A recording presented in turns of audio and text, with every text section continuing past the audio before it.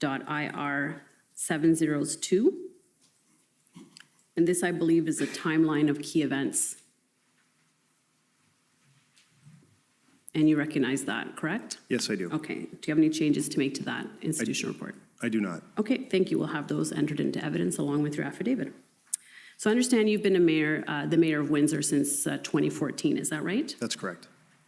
And my understanding is you've also been the chair of the Windsor Police Services Board since that time as well. That's correct. And as mayor, you are also part of the Community Control Group, is that right? That's right. And can you explain what the Community Control Group is? The Community Control Group is effectively the members of our corporate leadership team, so the commissioners and the appropriate people needed to deal with certain events. And basically the idea is if we have a significant event, we give information once to the whole group and then provide a response where everyone is on the same page and understands what needs to be done before we adjourn a meeting. And when you say commissioners, those are the kind of leads of the different departments in the city? Yes, it's would be analogous in a corporate setting to the vice president. Right. So it's the senior city leadership team, the city manager, and all of the different department heads for each department. Okay, great. And that includes EMS and the heads of, well, I assume also members of the WPS, or at least one member of the WPS would be there as well? If required, yes. Yes, okay, thank you. And my understanding is the CCG was activated during the blockade in Windsor of this year, is that right? That's correct. And what kind of decisions would be made at the CCG level? Any sort of operational decision that is required from a city perspective, and it could be traffic control measures, it could be the acquisition of public works items, perhaps jersey barriers, it could be procuring any sort of legal resource that is needed. It really runs the gamut depending on what's required in each situation. And what's an example of the kind of decision that was made for this particular event, which was the blockade? Well, with respect to the blockade, everyone got together. It was very quickly determined that the right incident command for this event was a police response. And so on the back end, we were providing operational support to police. And that was procurement of jersey barriers, traffic signal control, signage, a whole host of different inputs that would be required to manage what police needed to deal with the event. And was there also an aspect that dealt with maintaining city services and ensuring the impacts to the residents and businesses was as little as possible? That's true. So from a transit perspective, we want to make sure that the transit routes that would have crossed the area in question, that they can continue to be maintained in some order, that people could continue to move throughout the city. And so all of those people were around the table making sure that we were deploying the right response to support police in this endeavor. Okay, thank you. And so you wore three hats in a sense during the event. You were the mayor of the city, you were the chair of the Windsor Police Services Board, and you were a member of the CCG, correct? Correct. And so in your role as CCG, who would have been briefing you? Would that have been Chief Laforet? Yeah, Chief Steve Laforet is our fire chief, and so he took control of the CCG and was sort of the I would say like the emergency coordinator, making sure that all of the people were around the table and that the facilities were available, and he acted as the person in charge for that group. And as mayor, would it have been the CAO who briefed you? Well, I mean, I received briefings from the chief of police at the time, from the deputy chief, Belair, from the CAO, from city legal. I mean, there were a number of inputs coming into me throughout the day. And certainly at CCG, it was during the CCG meetings, it was a chance for us to share information broadly so that everyone was on the same page and that we knew what was required and we were, for lack of a better term, locked and loaded moving forward. So in many ways, your three hats were kind of together at the same time. There wasn't really a distinction between the three roles that you were playing? Almost none. Okay. So I want to familiarize the commissioner and others with Windsor and the geography of Windsor and the Ambassador Bridge, which is the bridge in question, because I think it provides some context to what we're going to be talking about in the next couple of hours. So I wanted to bring up the map that was circulated earlier. And so this is a map of Windsor, correct? A portion of it, yep. Portion of it. Okay, thank you. And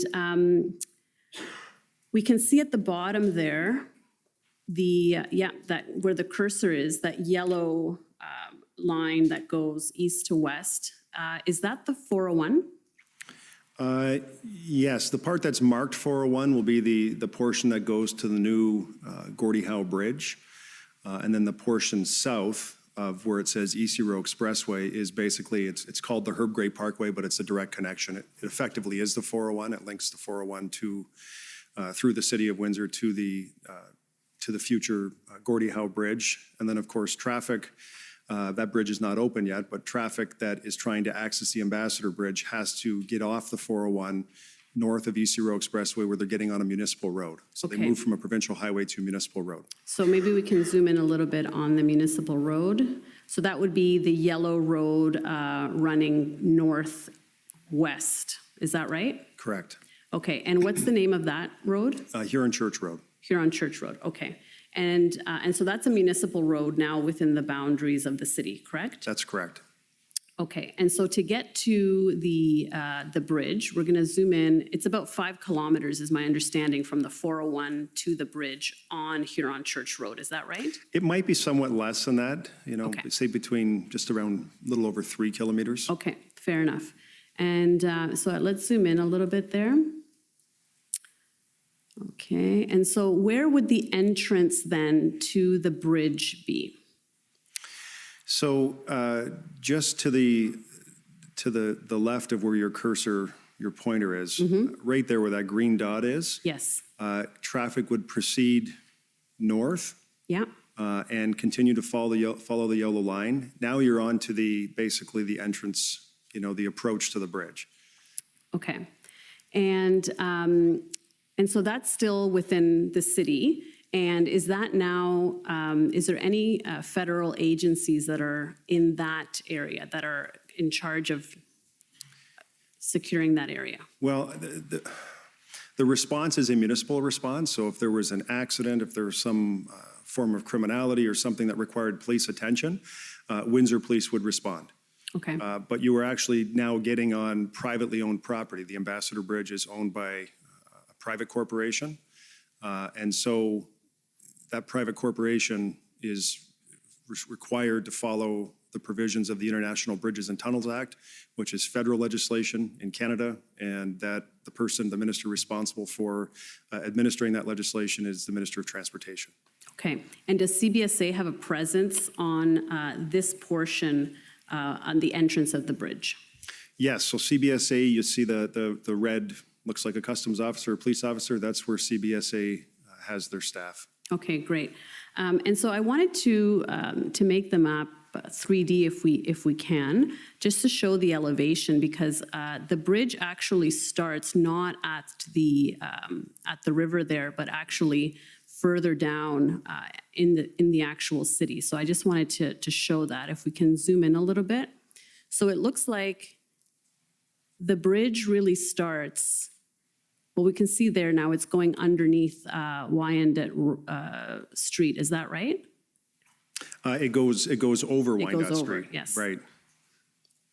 And so it looks like part of the bridge is actually going through the city itself, not over water. Is that right? Correct. And So the bridge itself, I mean, people would refer to the bridge as the portion of the structure between the two largest pillars. Everything else is the approach. And so the approach you can see the large pillar coming out of the water there. Everything leading up to that pillar is the approach, and you can see the rise in elevation as vehicles get on the bridge. And just north of where the pointer is now, that's the University of Windsor campus. It's directly adjacent to the Ambassador Bridge, and they have about 17,500 students that attend that campus. and the other side looks to be quite residential. Is that right? That's correct. Okay, so if we can zoom back a little bit, yeah, and just move back.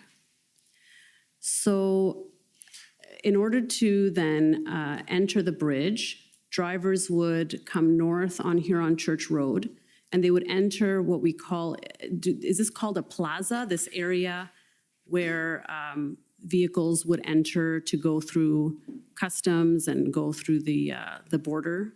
So where the pointer is now, you can see if you stayed to the left on that roadway, that would be into the plaza area, past the duty free, and then onto the bridge. And where that pointer was, where the number 3 is, again, if you stayed to the left, you're going to the bridge. To stay to the right, that's how people, a majority of people I would submit, get to the University of Windsor each and every day. So that is one way to get on the Ambassador Bridge. There is a second entrance to the Ambassador Bridge, and that is sort of in the middle of the screen where the yellow dot is, right there. There is an entrance point just down, 20 meters or 30 meters. You can turn in and access the bridge that way as well. Okay, thank you. And my understanding is that the blockade occurred at the intersection of Huron Church Road and College Street. Is that correct? That's correct. Okay, so let's go to that area. I believe that's where the green cursor is. Is that right? The Yes. green dot. Okay, thank you. So, so now with that in mind, we can talk a little bit about the blockade and how it occurred, having a better understanding of the layout of the city and where the bridge is in relation to the rest of the city. So thank you for that.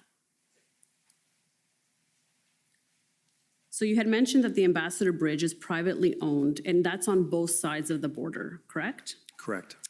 And the southern end, the Canadian port of entry, is, as we saw, within the city of Windsor. That's right.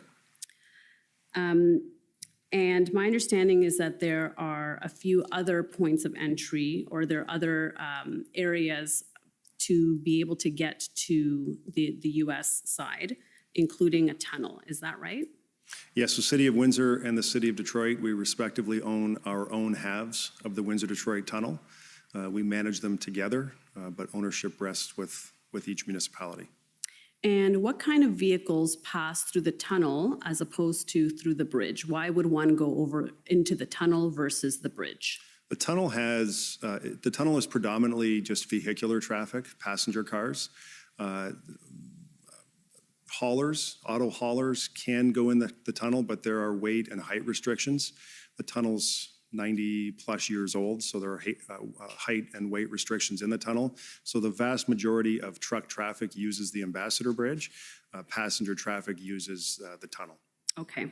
And my understanding is there's also a ferry between Windsor and Detroit. Is that right? That's correct, and the ferry is used for hazardous goods. They cannot cross over the Ambassador Bridge if they're carrying hazardous goods.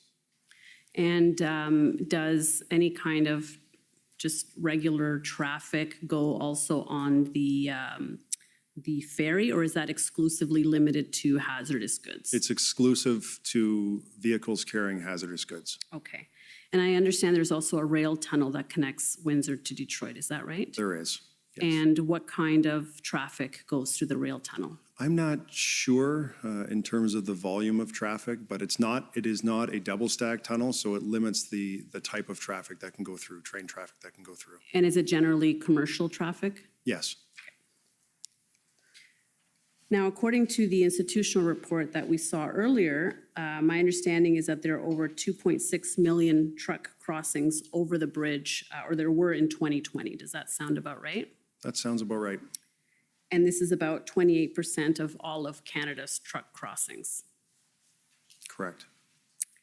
And my understanding also is that the bridge handles over $390 million of trade each day. Does that sound right? Yeah, so the numbers vary, and it really, the estimate is between 300 and 450 million, depending on the day, depending on the season.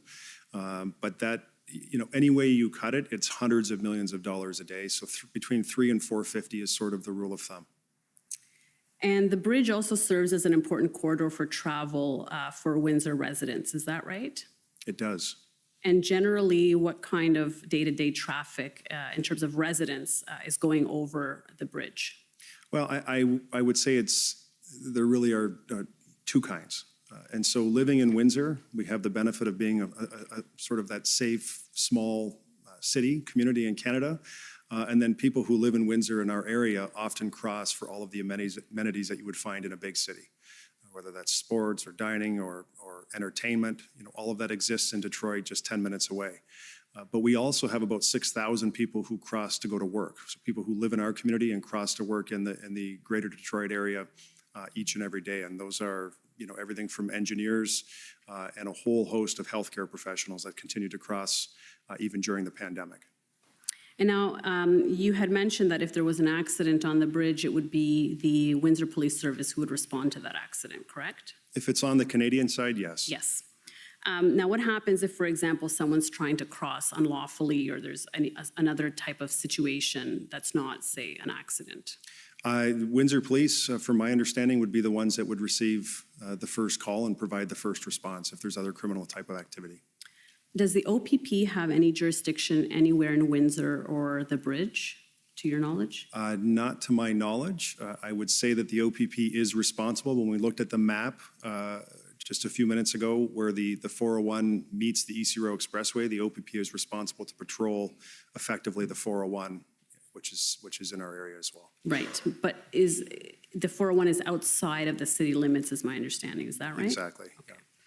And does the RCMP have any jurisdiction anywhere in Windsor or on the bridge? Not to my knowledge. They have a presence in Windsor. There's a detachment, but I'm not aware that they have any sort of operational dealings with the Ambassador Bridge per se. Okay. Now, just going back to the arrival of the convoy that caused the blockade, and to even go further before that time, my understanding is that there were slow roll protests that happened at the end of January. Is that correct? Correct. And were you aware of those at the time? I really wasn't aware of them at the time. They really had no impact, and the chief of the day hadn't mentioned that to me, and so I wasn't aware at the time. And these were convoys of trucks going up and down Huron Church Road kind of slowly, in a slow manner. Is that your understanding of what that was? Correct. And as I came to find out, they weren't blocking traffic, so traffic to and from the Ambassador Bridge was still able to move. Okay, thank you. Now, at the end of January, were you aware of the convoy protest that was happening in Ottawa? Yes. And did you have at that time any information to suggest that those protests might impact Windsor? I had no information myself, and nothing was passed to me at the end of January. Okay. So when were you first advised that there was potentially a risk of a blockade to the bridge, or that there was maybe a plan to blockade the bridge? February the 4th. Okay. So I'm going to take you to WIN 6010. And this is an email dated February 4th.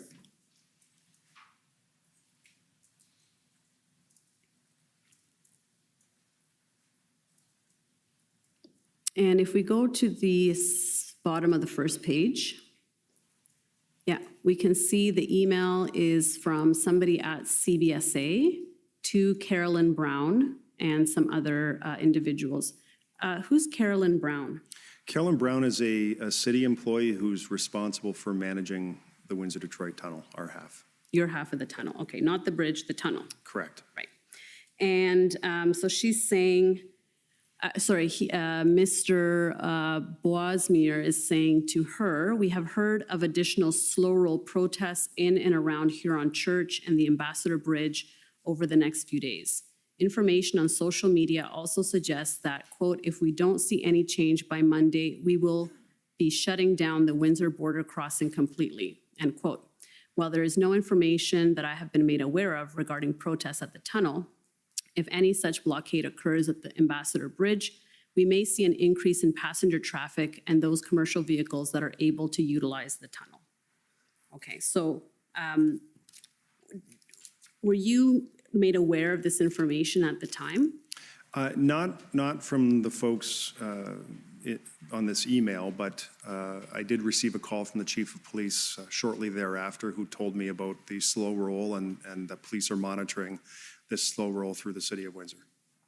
And at that time, was there any discussion about potentially trying to prevent a blockade from occurring? No, what the chief told me, Chief Mizuno had said that That's when I found out that it was already happening in the days prior to February the 4th, and that everyone had been peaceful, that there had been no blockage of traffic to and from the Ambassador Bridge. And so what the chief told me is that they were monitoring the situation, and she just wanted to let me know. Okay. And did the city do anything in response to this information? On this particular time, I wouldn't say on February the 4th, not right away. I mean, what I did when I found out, I sent a text to Minister Mendicino just to let him know that I had received this information so that he was aware, because we were watching, of course, what was happening in Ottawa and elsewhere around the country, and I just passed that up to the minister for his attention. Okay, so we'll go to those text messages since you've mentioned it. WIN 402295.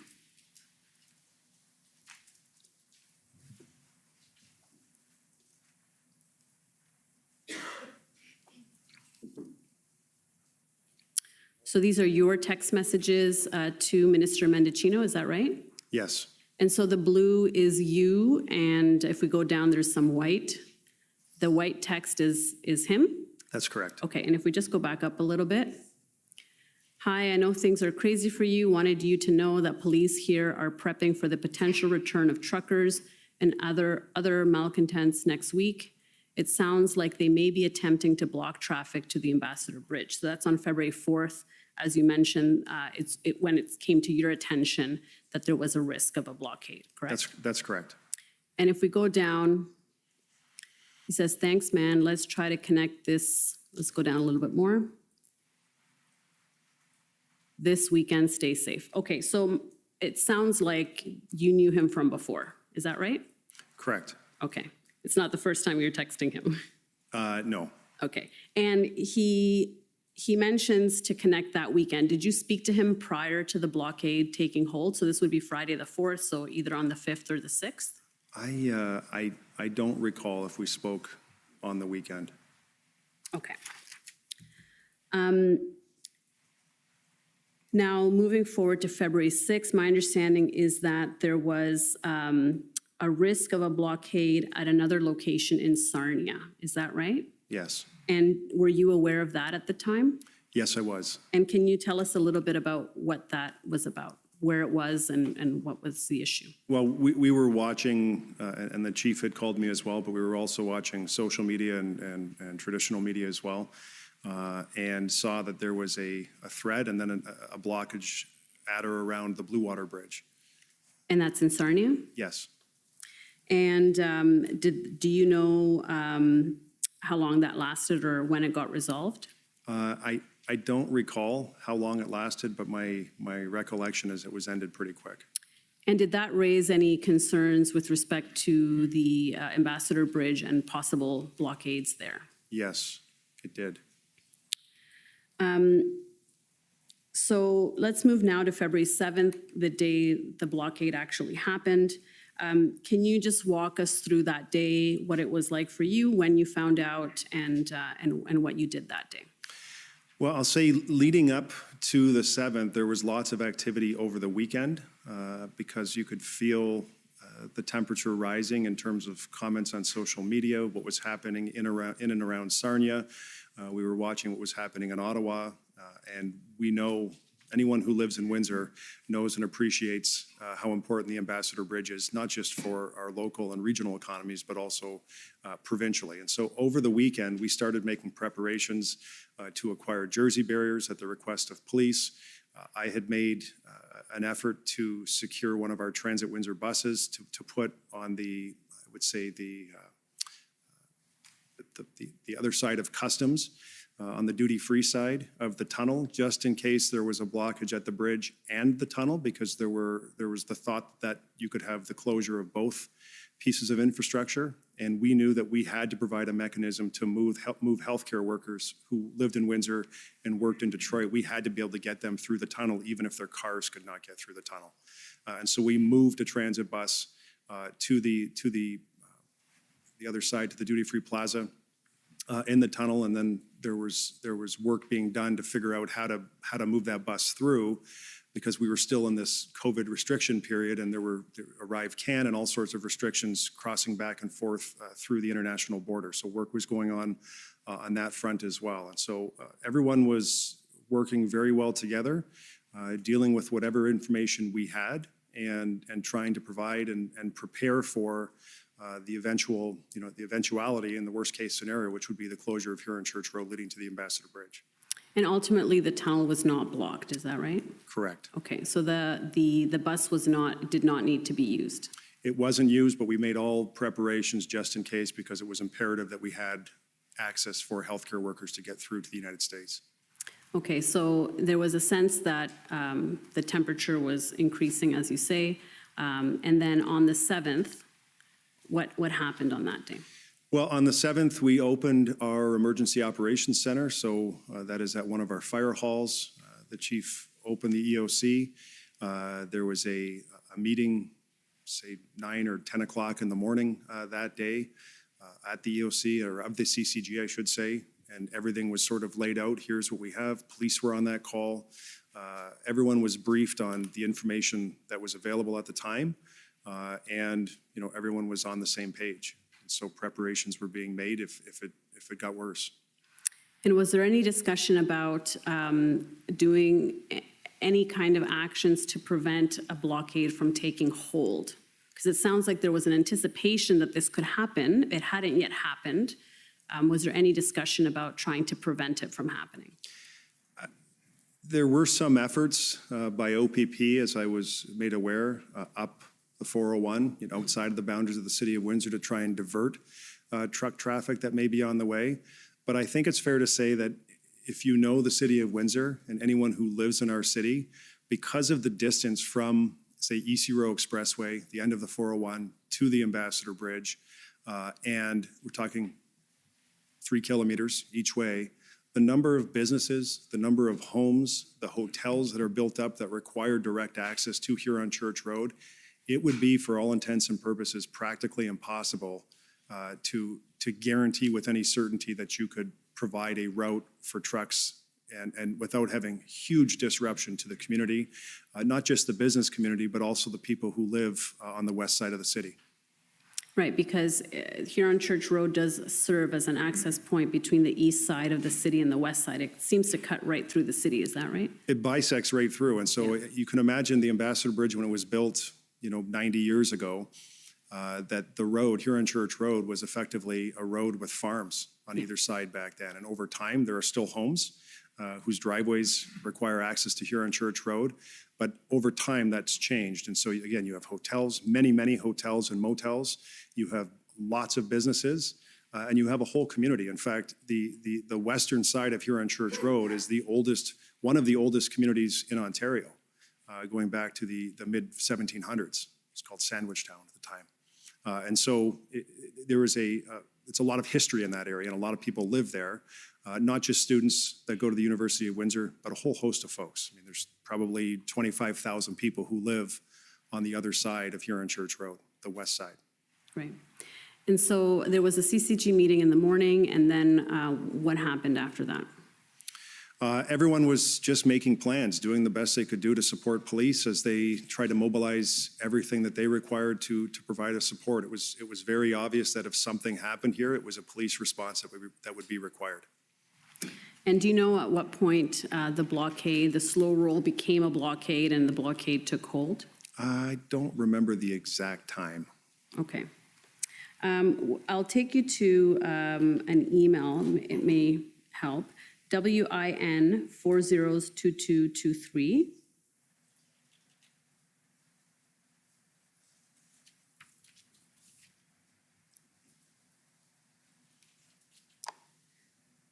So this is another email, if we go down, from CBSA to Ms. Brown.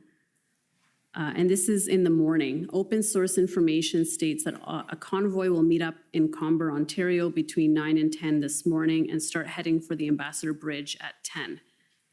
Info also states that they will only be going to the bridge and the tunnel will be left open for emergencies and emergency vehicles.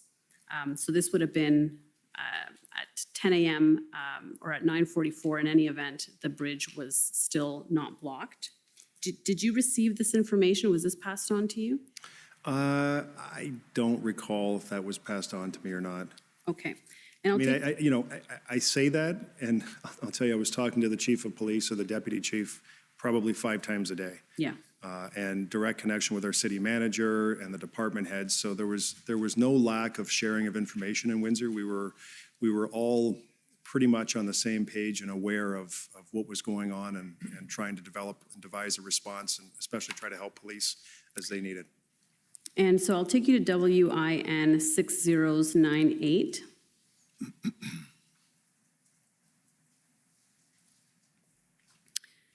And this is another update from CBSA to Ms. Brown.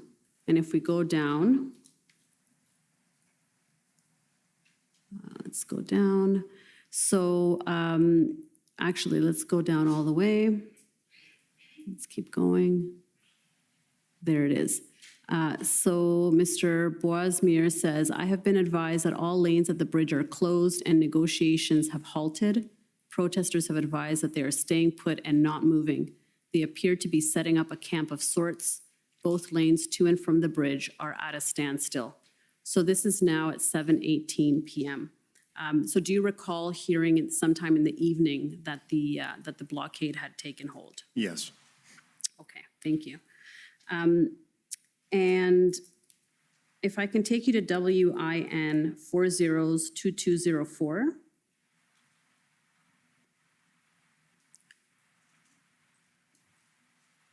Now, this is the CCG meeting that you had mentioned that had happened on February 7th in the morning. Looks like this was the first kind of blockade-specific or convoy-specific CCG meeting that took place. Is that right? That's correct.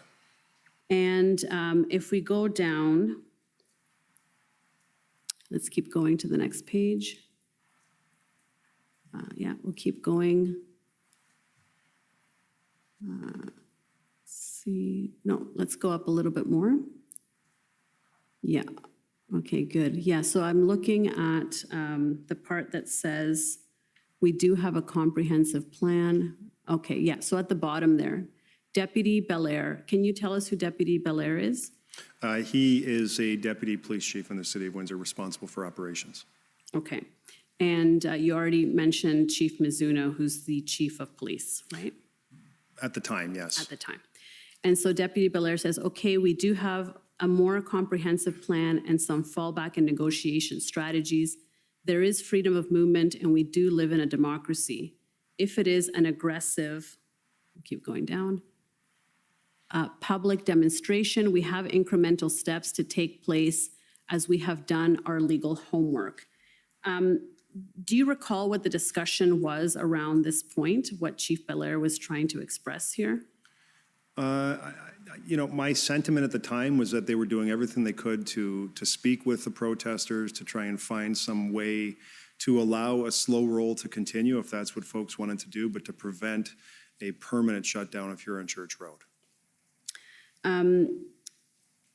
And my understanding is that in this meeting, the police service explained it had a plan in place if the protests worsened, and that in the meeting, preparations were discussed, such as jersey barriers and mobilizing towing resources. Is that right? That's correct. And can you explain a little bit the city's role in securing jersey barriers?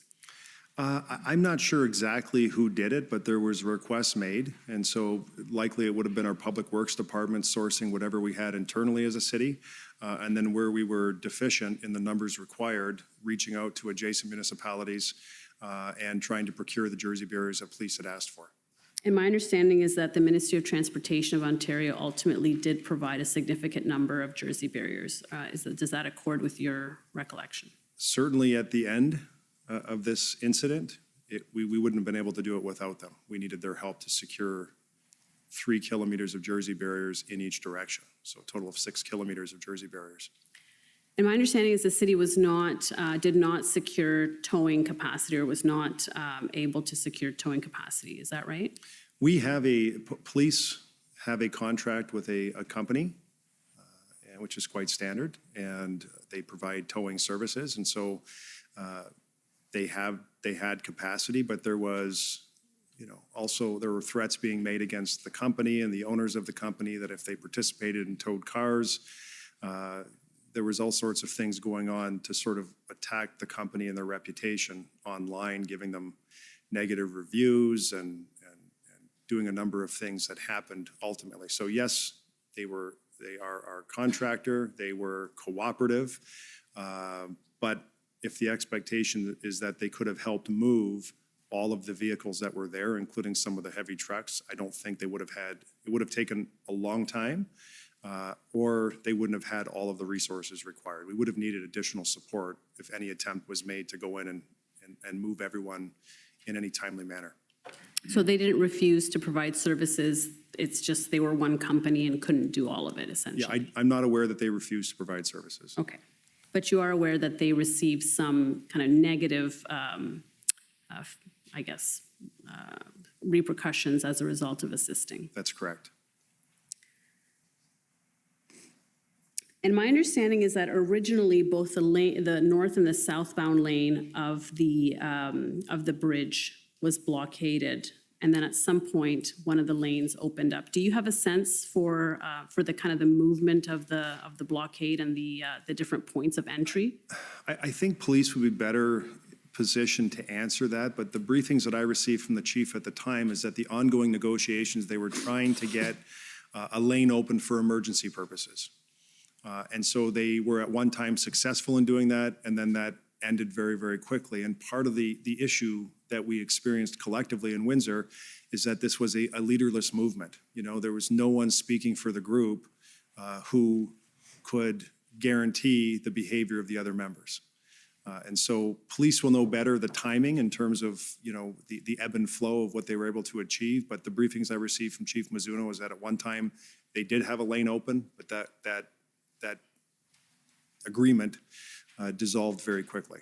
And my understanding too is that the access from Wyandotte Road was open at one time, and then that also became blockaded over time. Correct.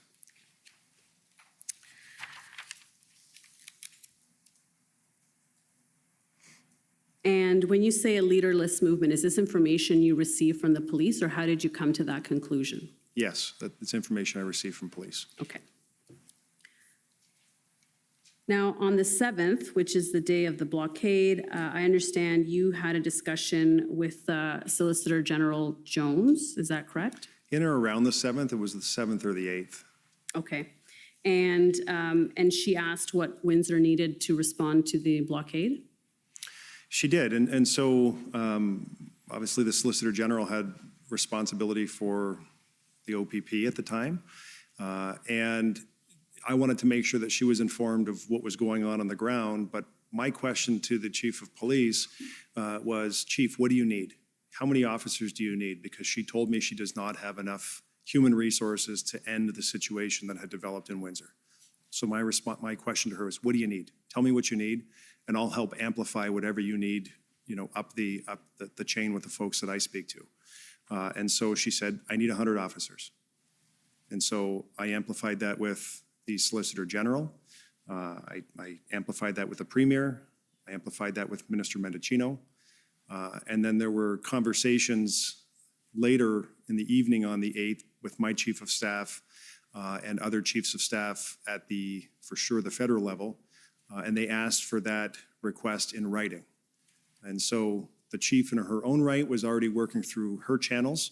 And so I asked her, I told her that we're getting the request to put this in writing. Can you please do that? And she did that the next day. And so we received the letter on the 9th. And she sent that letter to asking for 100 officers to the commissioner of the OPP and the commissioner of the RCMP. And then we forwarded those letters as well to the folks that we were talking to. Okay, so if I understand correctly, it started with a discussion between you and the chief. You asked her what she needed. She told you 100. You then went to Solicitor General Jones and to Minister Mendicino and said, we need 100 officers. And they came back and said, please put that in writing. And then you went back to the chief and told her put it in writing, and on the 9th, these letters went out. Is that a fair summary? Correct. Okay. So when you spoke to the Solicitor General on the 7th, that would have been to tell her the request for 100, and is that when she told you I need it in writing? No. She never told me she needed it in writing, and so I spoke with the Solicitor General just because I wanted her to be aware of what was happening on the ground and make sure that she was informed of what was going on down here. And the same with Minister Mendicino, just here's the temperature and the tenor on the ground, here's what we're seeing, just so they had a sort of situational awareness, I would call it. And so they didn't ask for it in writing. It was through their staff, really at the federal level, through staff at the federal level who said, can you please put the request in writing? And that was on the evening of the 8th. And then I sent a message to the chief saying, they're asking for this in writing. And she had one of her deputies or superintendents put that in writing, and she sent it off in letter form to the commissioner of the RCMP and the commissioner of the OPP. And on February 8th, that was your chief of staff that participated in that staff meeting, is that right? That's correct. Okay. And do you recall anything else noteworthy from that discussion with the Solicitor General at that time on the 7th? No, she was obviously very concerned, very interested, very much wanting to help. And, we agreed just to stay in touch and make sure that we were informing one another of important things related to the matter. And in terms of your discussion with Minister Mendicino that same day, was it similar kind of tenor? Is that essentially the same type of discussion? Exactly. Okay.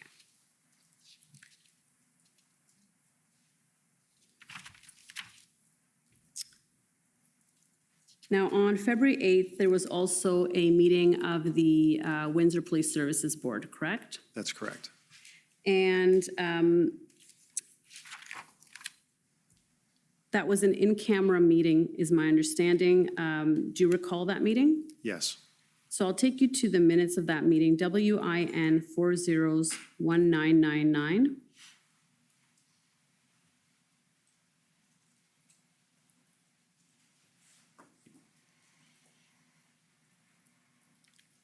Okay, and if we go down.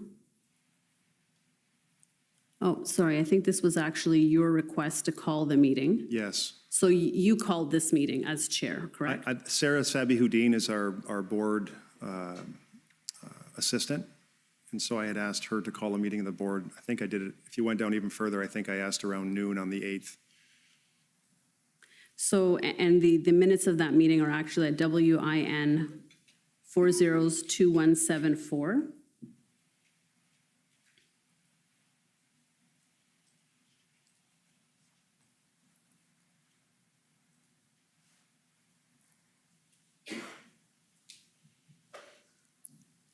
Okay, yeah, there we go. So it was on February 8 at 7 p.m. And we can see the chief was there, 2 deputy chiefs, you were there as well, some councillors were there, and others. And if we go down to, I believe it's, there we go. Chief Mizuno provided an update to the WPS board on the recent situation regarding the Ambassador Bridge blockade. WPS was notified last week of the potential for this protest to take place in Windsor.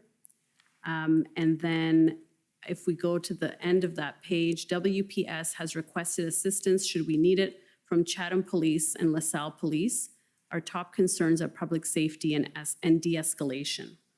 What was the board's role with respect to securing resources from other local police forces? The board took no role in that directly. The board, and I think you see in the minutes, was Chief, do you have the resources required to deal with the situation? What do you need from us? If you don't have the resources, what do you need us to authorize in terms of budget or whatever was in our purview to assist with the chief providing the response that was required? And did the WPS request any assistance from the board at this meeting? No. Okay. And if we go down, keep going. Chief Mizuno there in the middle says, WPS officers are doing a fantastic job. Lessons have been learned from Ottawa and from our own past experiences, and external assistance has been requested. Do you know what the chief meant from when she says lessons have been learned from Ottawa? Do you know what those lessons are? In my conversations with the chief, the largest lesson learned was not to let this grow. Don't let bouncy castles and hot tubs and sort of those types of amenities come to the streets on Huron Church Road and allow this to grow. So make sure that we're dealing with this, as quickly and swiftly and professionally in a way that, as she said, provides for public safety and de-escalates. But don't, lessons from Ottawa, don't allow this to grow. There may have been others that were on her mind, but that's one that she mentioned to me. And are you aware whether there were actions taken to contain it so that it wouldn't grow? Police did take action with respect to Jersey barriers, and so they cordoned off certain streets, and they had control of certain areas that I think, made their life a little easier and was able to prevent the situation from getting larger. And in terms of the request for 100 officers, do you have a sense, or did the board have a sense for how that number was conceived? No idea. It was simply a request of the chief. What do you need? Recognizing that they had already on the weekend, say of the 4th, 5th, 6th, leading up to this, already put a request in for some public liaison officers from the OPP. And so she was already doing what was required to ask for resources that we may not have had that would have helped provide for what she's saying here, de-escalation, public safety. It was only when it was finally cemented, the situation finally cemented itself and it became a permanent blockade, she had told me, I don't have everything I need. We won't be able to resolve this with the human resources that we have inside the Windsor Police Service. We're going to need additional help, to which my question was, what do you need? How many officers do you need? You tell me, and I will help amplify that, at the political level so that they are aware of what our request is. And of course, the expectation is that she was going to do what she needed to do through the OPP and the proper channels operationally on her side. Right. And in terms of an operational plan, did the board ever see how those officers were going to be used? No. Okay. Did the board ever request to see an operational plan? No, and I think that would be somewhat unusual for at least for our board. We wouldn't get into that level of detail. And none was presented and none was asked for. Okay. And are you aware whether those resources requested were ultimately provided? I think it's fair to say more than what was requested was actually provided. And so my understanding, at the sort of in the final analysis is that we asked for 100. One may look at the fact that the chief wrote one letter to the RCMP and one letter to the OPP and may say, well, in fact, you asked for 200. Even if you look at 200 as, if you look at it from that perspective and you say we asked for 200, it's my understanding that we had at least 500 officers attend to deal with the situation. And when you say you were amplifying the request politically, what was the response that you were getting from the federal government and from the provincial government?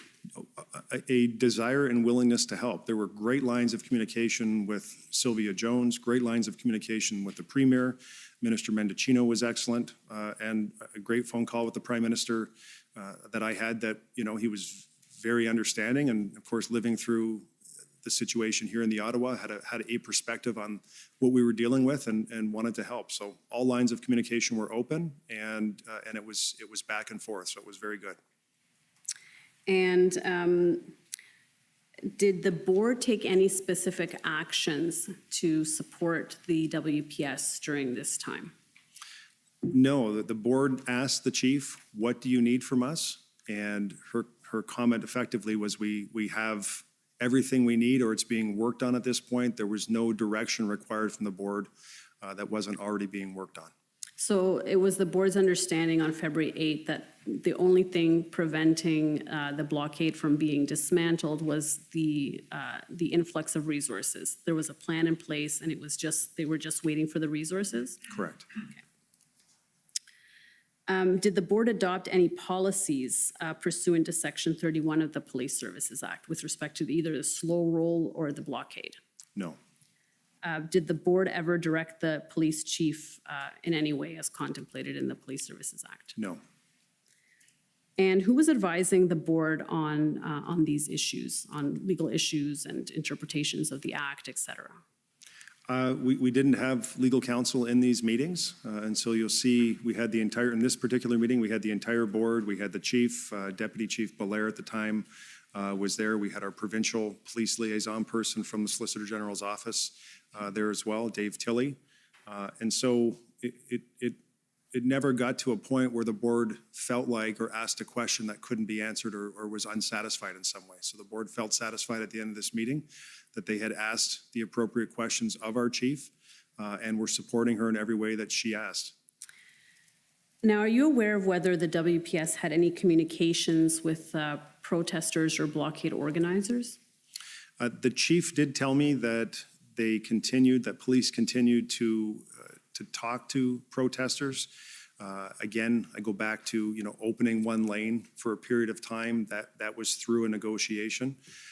And every day, the chief told me that they continue to talk, they continue to have discussion and dialogue. It just, ultimately didn't change much. Did you have any discussions with protesters or organizers? No. Okay.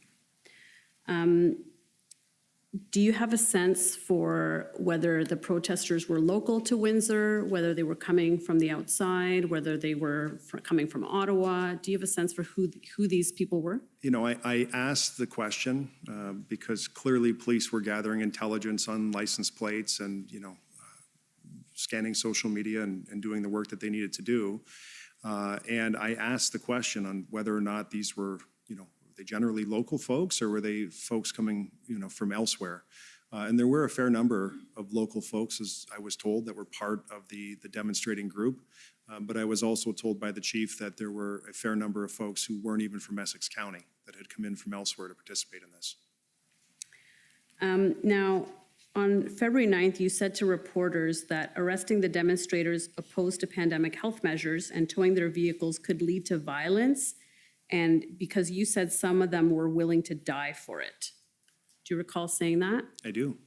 And how did you reach that assessment that they were willing to die for it? Well, there was a TV report that was also reported on the front page of the Windsor Star, and this was very early on in the protests, that one of the protesters had said outright that this is a cause that they were willing to die for.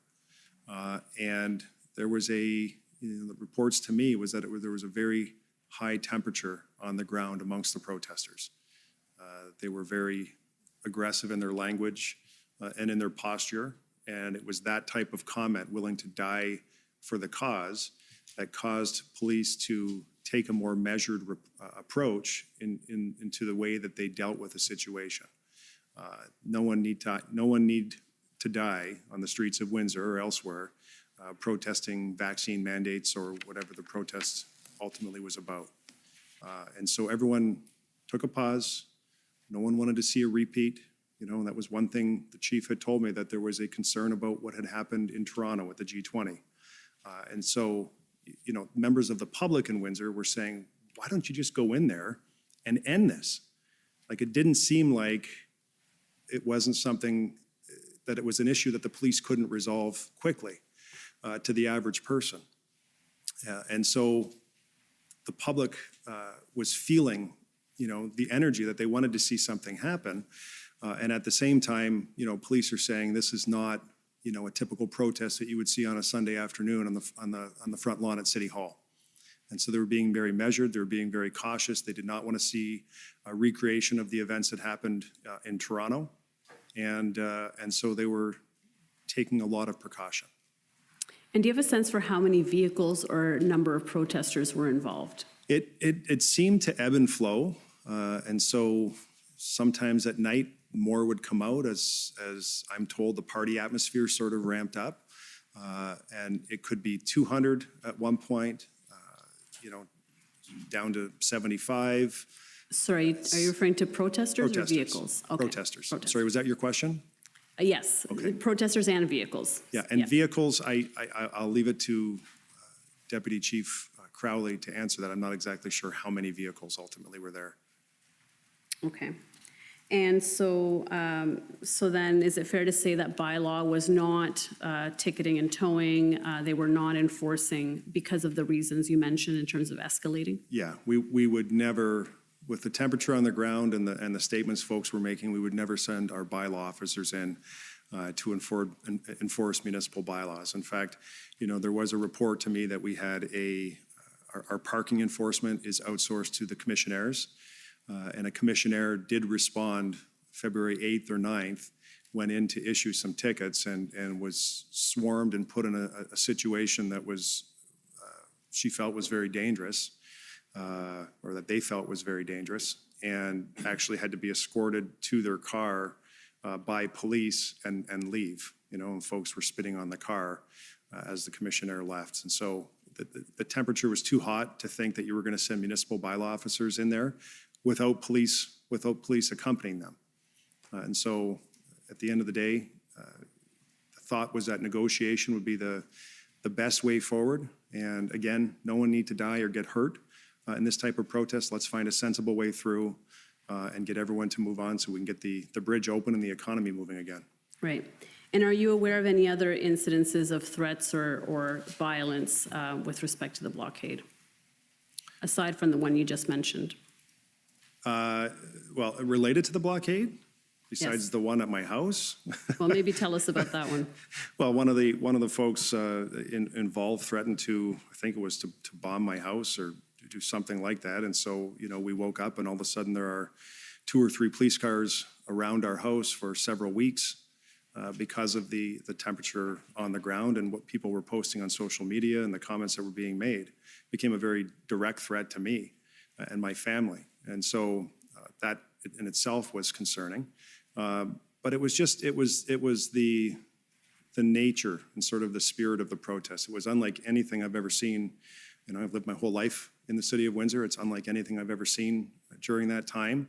And the posture and the language was, you know, it was almost as if folks wanted some sort of brawl on the streets.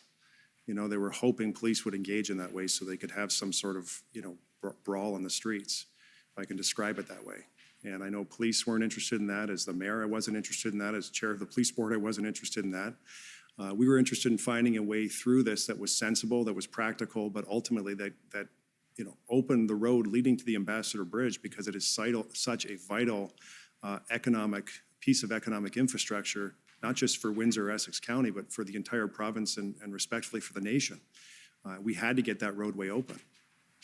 And are you aware of any other individuals who received threats? Anyone within City Council, anyone within, in any other kind of prominent position? I know Councillor Fabio Costante, who represents the west side of the city, on both sides, frankly, of Huron Church Road.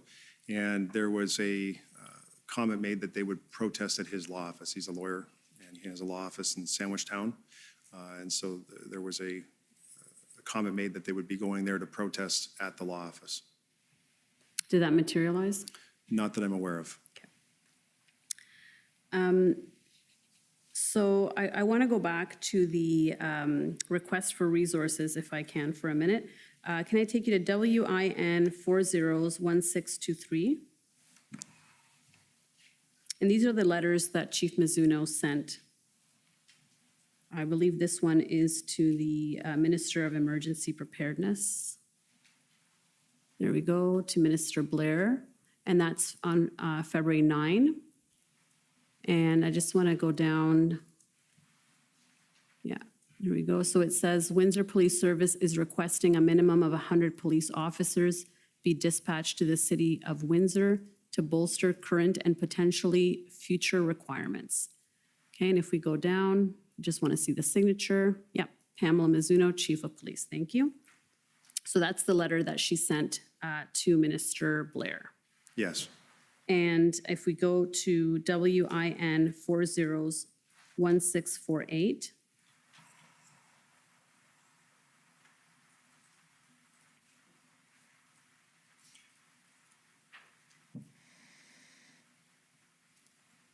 So this is now also dated February 9, addressed to the Honorable Sylvia Jones, Solicitor General. And if we go down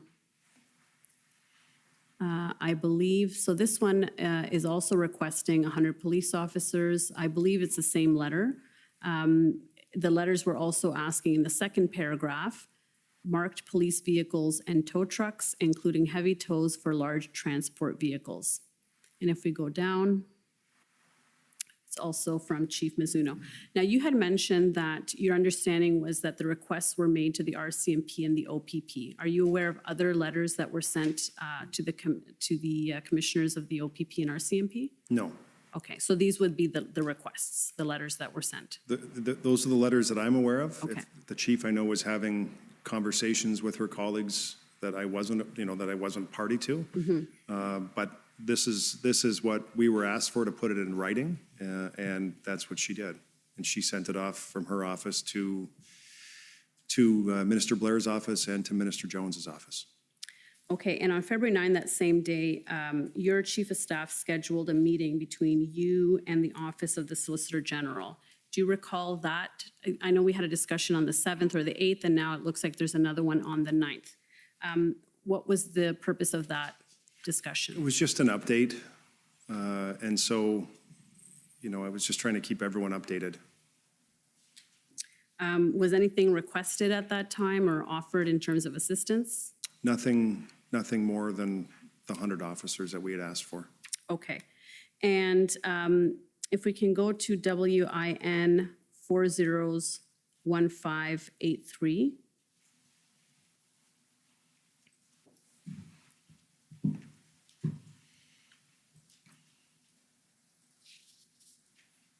So this is now text messages between you and Premier Doug Ford, is that right? Correct. And so the dark is you speaking, and then the light colored text is Premier Ford, is that right? That's correct. Okay. And it looks like he is asking you to call him on February 9. Did you have a call with him on February 9? I did. And what was the discussion on that call?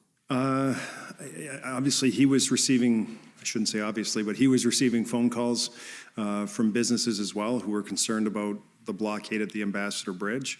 I gave him sort of a situational briefing on what we had going on down here, and, that we had asked for 100 officers. So it was, I think, a fairly quick phone call, just a couple of minutes. And, he was stressing to me the importance of the Ambassador Bridge, and that we have to find a way to get this open. And I certainly agreed with him and understood that as well. Did he make any offers of assistance or anything of that nature?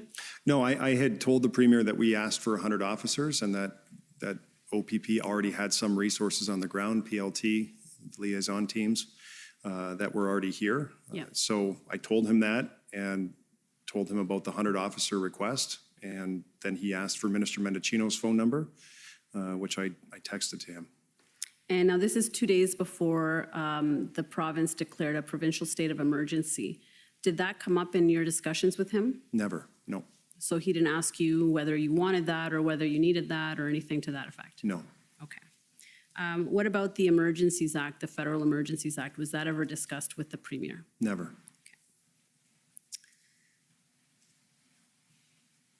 Now, the next day on February 10, you spoke to the media and said that additional resources were being deployed by the OPP and that the Premier and Solicitor General were responding rapidly to your call for support.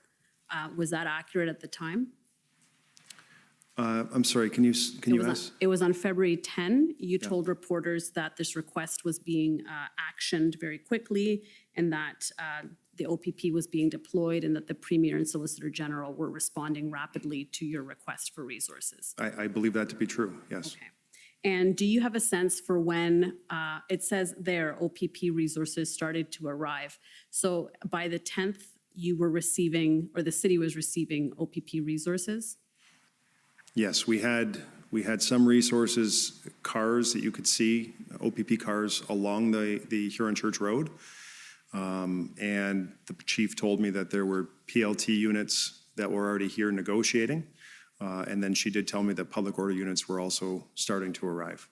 Because my understanding is that the Windsor Police Service did not have at the time a PLT unit or a POU unit. Is that correct? That's correct. So they were coming in from other, the OPP was providing those, is that right? Yes, OPP, RCMP. Okay. Do you have a sense for when our RCMP officers arrived in Windsor? I don't exactly know. Did the board have any role in swearing RCMP officers in? No. Do you know how that was done or who did that? I just was aware that that was an issue, and I'm not sure the mechanics behind the scenes on how that was resolved.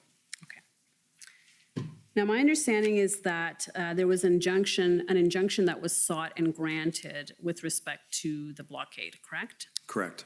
And how did this idea come about? Who was the initiator of this?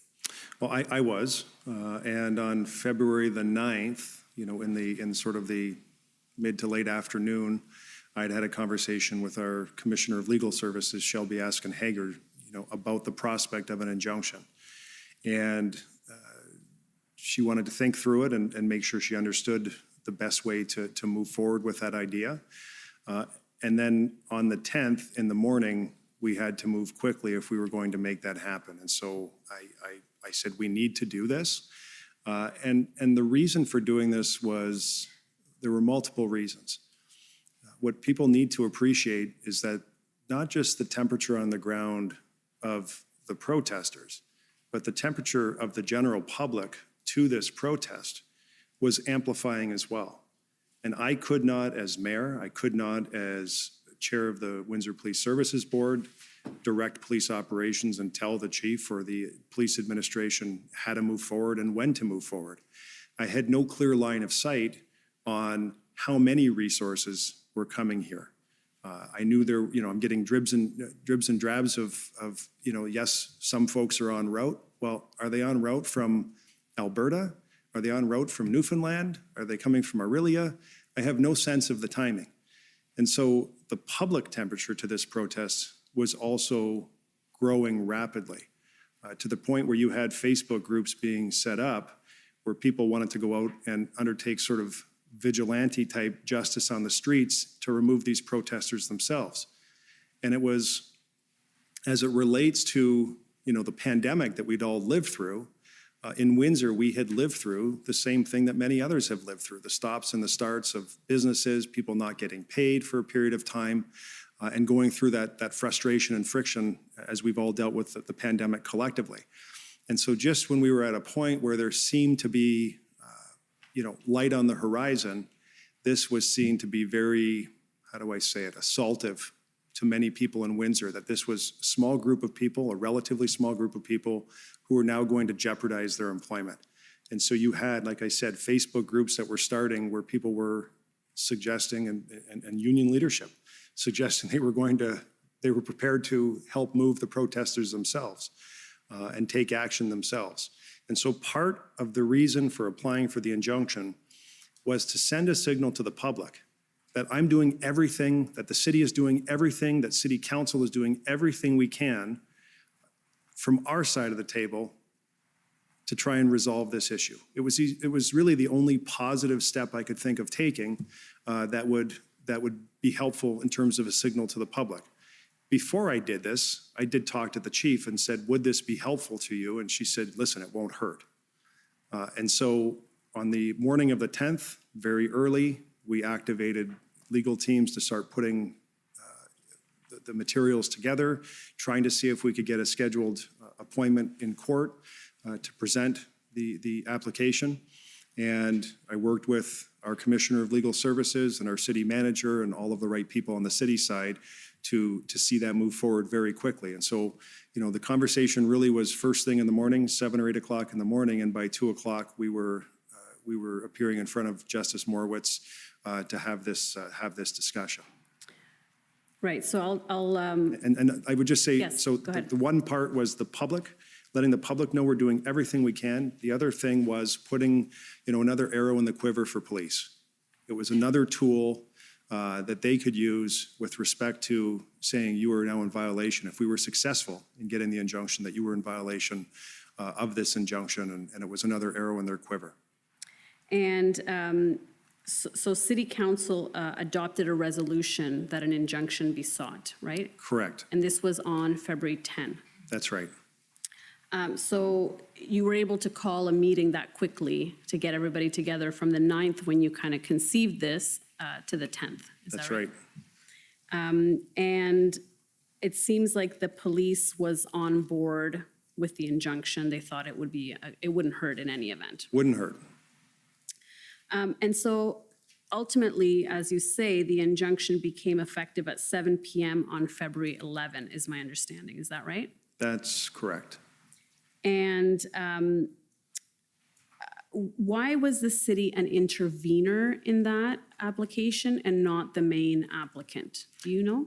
I think through our discussions before we proceeded, we talked about who was most impacted, you know, and how could we tell the story here about who was impacted. And it was clear in the first 60 minutes of Huron Church Road being blocked, our phone rang at the mayor's office from our largest employer, Chrysler, or now Stellantis, to say, what's going on at the Ambassador Bridge?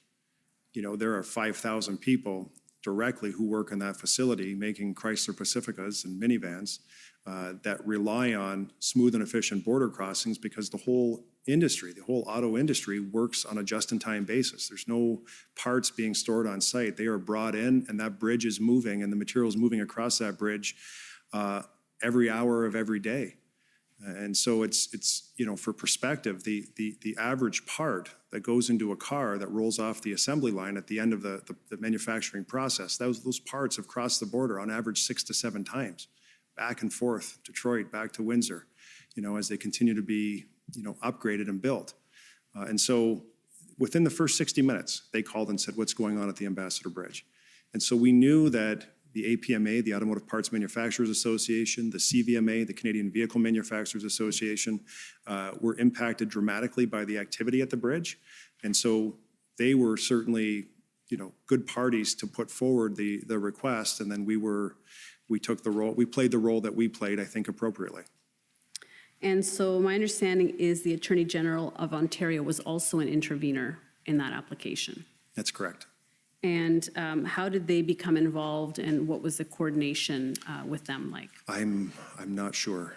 Okay, who took the lead on the injunction from the city's side? Shelby Askenhager, who's our Commissioner of Legal Services. Okay, so she would have had the coordination with the Attorney General, is that right? She would be the one in the best position to answer your question. Okay, fair enough. So as we said, on February 11 at 7 p.m., the injunction came into effect. It was extended then on February 18, is that right? That's correct. And what, if anything, did it change on the ground? What impact did it have, if any? Well, I think that once the injunction became effective, that it sent a signal to the public that this has now, from the public watching from the outside, that we have done all that we can do. And again, it gave another tool to police to go in, and they did. When the police went in and actually had to arrest people, those folks were charged with violating the terms of the injunction. And so it sent a signal, but I think, you know, I would like to think that from a protester's perspective, it also meant that the protesters had their day in court, had the opportunity to present their position to Justice Morowitz, Chief Justice Morowitz, and have a conversation in court through the established legal structures that we have in place. All parties had a chance to do that.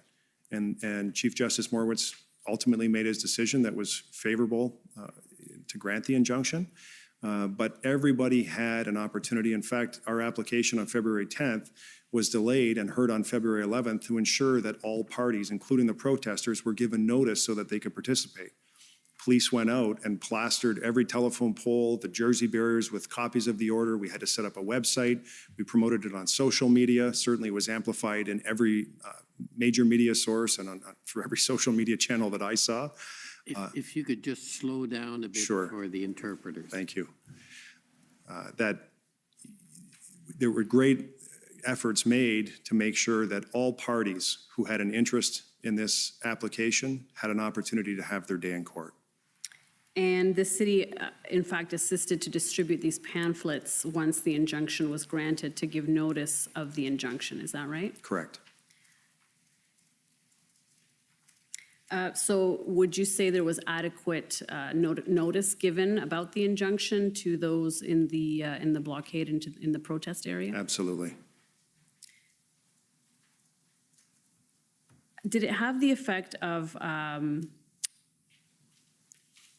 having people leave? Did anybody leave as a result of the injunction, or was it simply that then they were charged with violating the injunction once the arrest took place?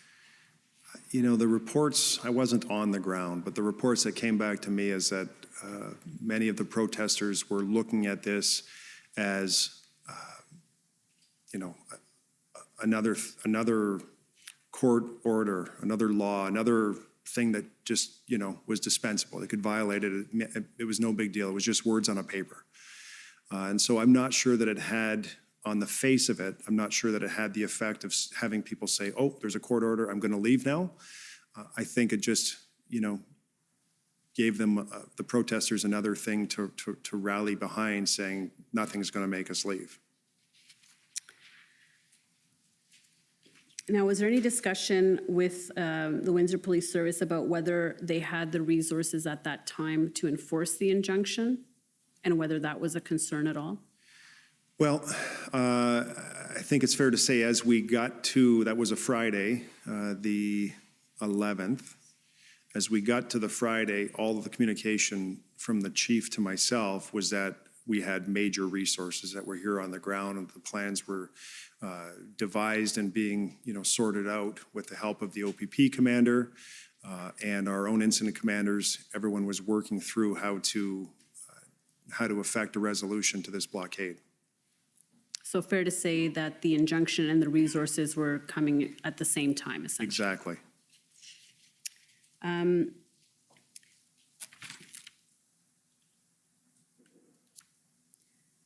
So there was also a board meeting, a special in-camera board meeting on February 11th.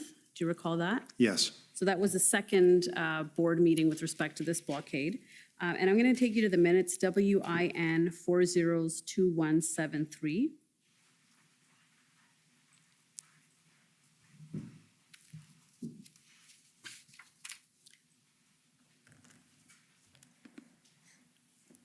Yeah, and if we go down,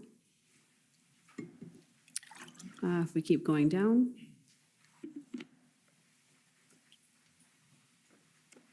Okay, and yeah, keep going down a little bit. There's a part where you ask a question. I'm just trying to find that. Keep going down.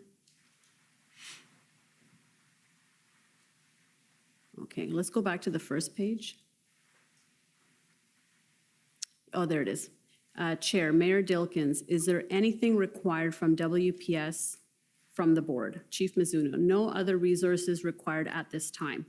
We initiated OPP resources Wednesday. Additional resources are flowing in.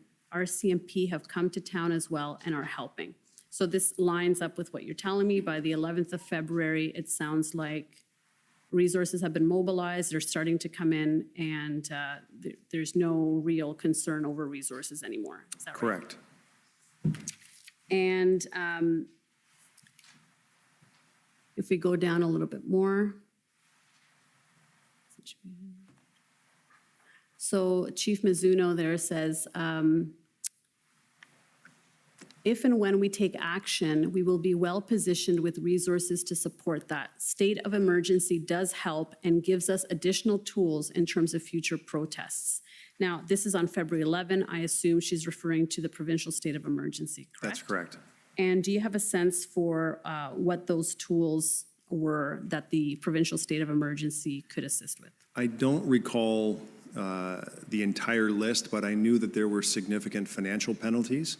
And the province, through their emergency action, also sent a very strong signal that if you continue to participate in these protests, that at these locations or border crossings, that you could lose, if you were a truck driver, your commercial vehicle operating license.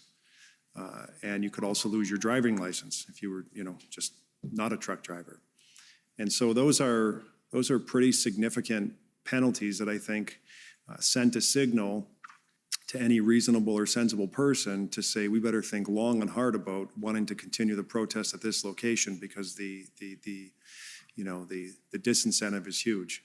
Right, and do you have any sense for whether that provincial state of emergency encouraged protesters to leave the site?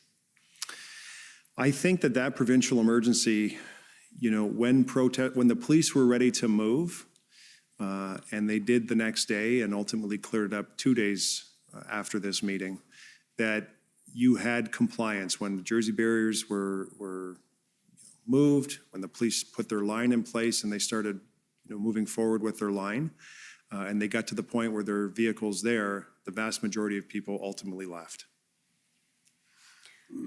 Now, I want to go back to your discussions with the Minister of Public Safety, Minister Mendicino, at WIN 402295.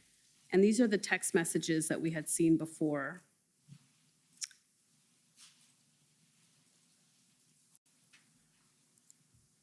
And if we can go to page 3. So you say, I told Premier I spoke to you and he asked for your number. I get the sense he is going to follow Alberta and Saskatchewan. What did you mean by that? The Premier, I think, appropriately was feeling the temperature across the province, was seeing these protests probably in Ottawa, but certainly in Windsor as an outlet for some who wanted some of the restrictions to be lifted. And, Alberta and Saskatchewan had moved to start lifting some of the restrictions. And my sense from the Premier is that he wanted to find a pathway to get back to normal, as soon as it made sense as well. And did you have a sense that that was because of the protests across Ontario? No, not necessarily. I think my sense from the conversation is that, again, he had his finger on the pulse of the people in Ontario and was watching, of course, what was happening across the country as well, and was feeling, some of the frustration that we were all feeling with respect to the lockdowns, recognizing that, it was January of 2022 where we were in a lockdown as well, right. Provincial lockdown. So the Premier sensibly was echoing some of the sentiments and looking at this as, a percentage of the population who was protesting because they felt most aggrieved by this. And if we go to page 9,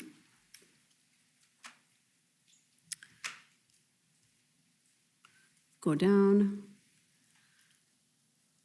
You say, I'm told our police support is going to be good. I think protesters are looking to make show of things. So in terms of the police support going to be good, was that from your discussions with Chief Mizuno? Yes. Okay. Well, I should say Chief Mizuno and Deputy Chief at the time, Belair. Belair, okay, thank you. And my understanding is you texted, once the injunction was granted, you texted the minister as well as Deputy Premier Jones and the Premier to let them know that the injunction had been granted. Correct. Right, okay.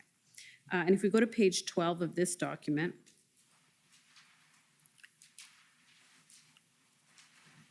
okay, and he says, do you think it will end today? And you're saying, I'm thinking it will. So what was your sense on February 12th of where things were at in terms of resources and a plan to move forward to clear the blockade?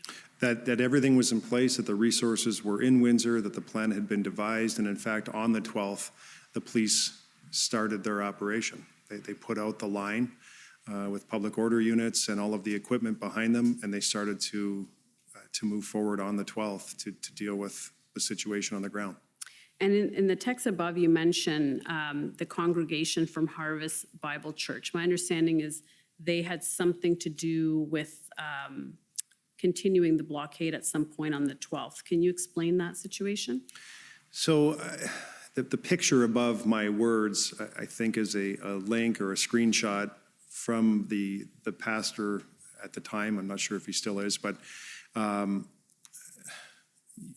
as the police started to move forward and, make advances on the 12th, there was a call put out by the pastor at this church to ask for folks to come down and support the protesters.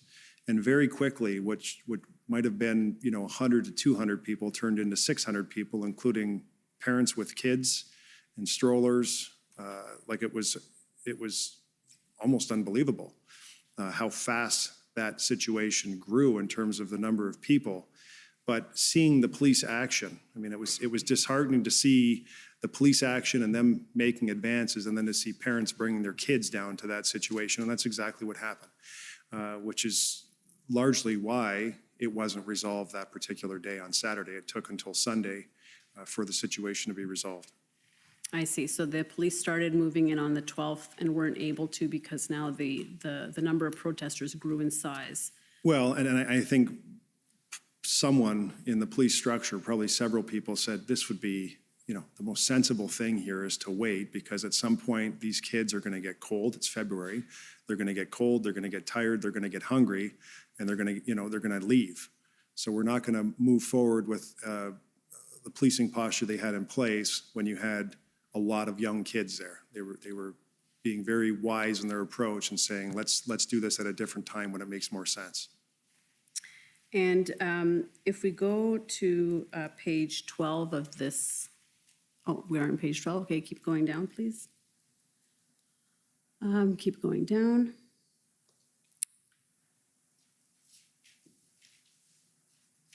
Okay, so you say, it will end today, fingers crossed. Police have full control of the area now, and this is now on the 13th, correct? Yes.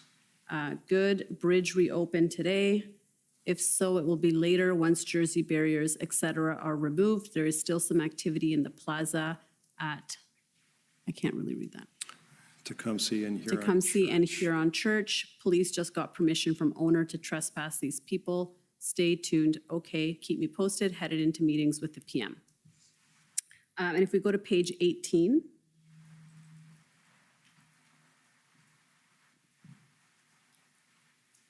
So this is now 3:40 PM on the 13th, and he says, about to head into meeting with PM. Any critical updates?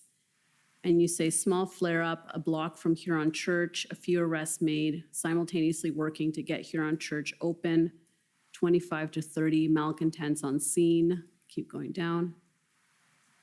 Update, about 25 arrests now. Police hoping to reopen bridge tonight, trying to secure 1,100 Jersey barriers, failing which one side of Huron Church will reopen and operate for two-way traffic like a construction zone.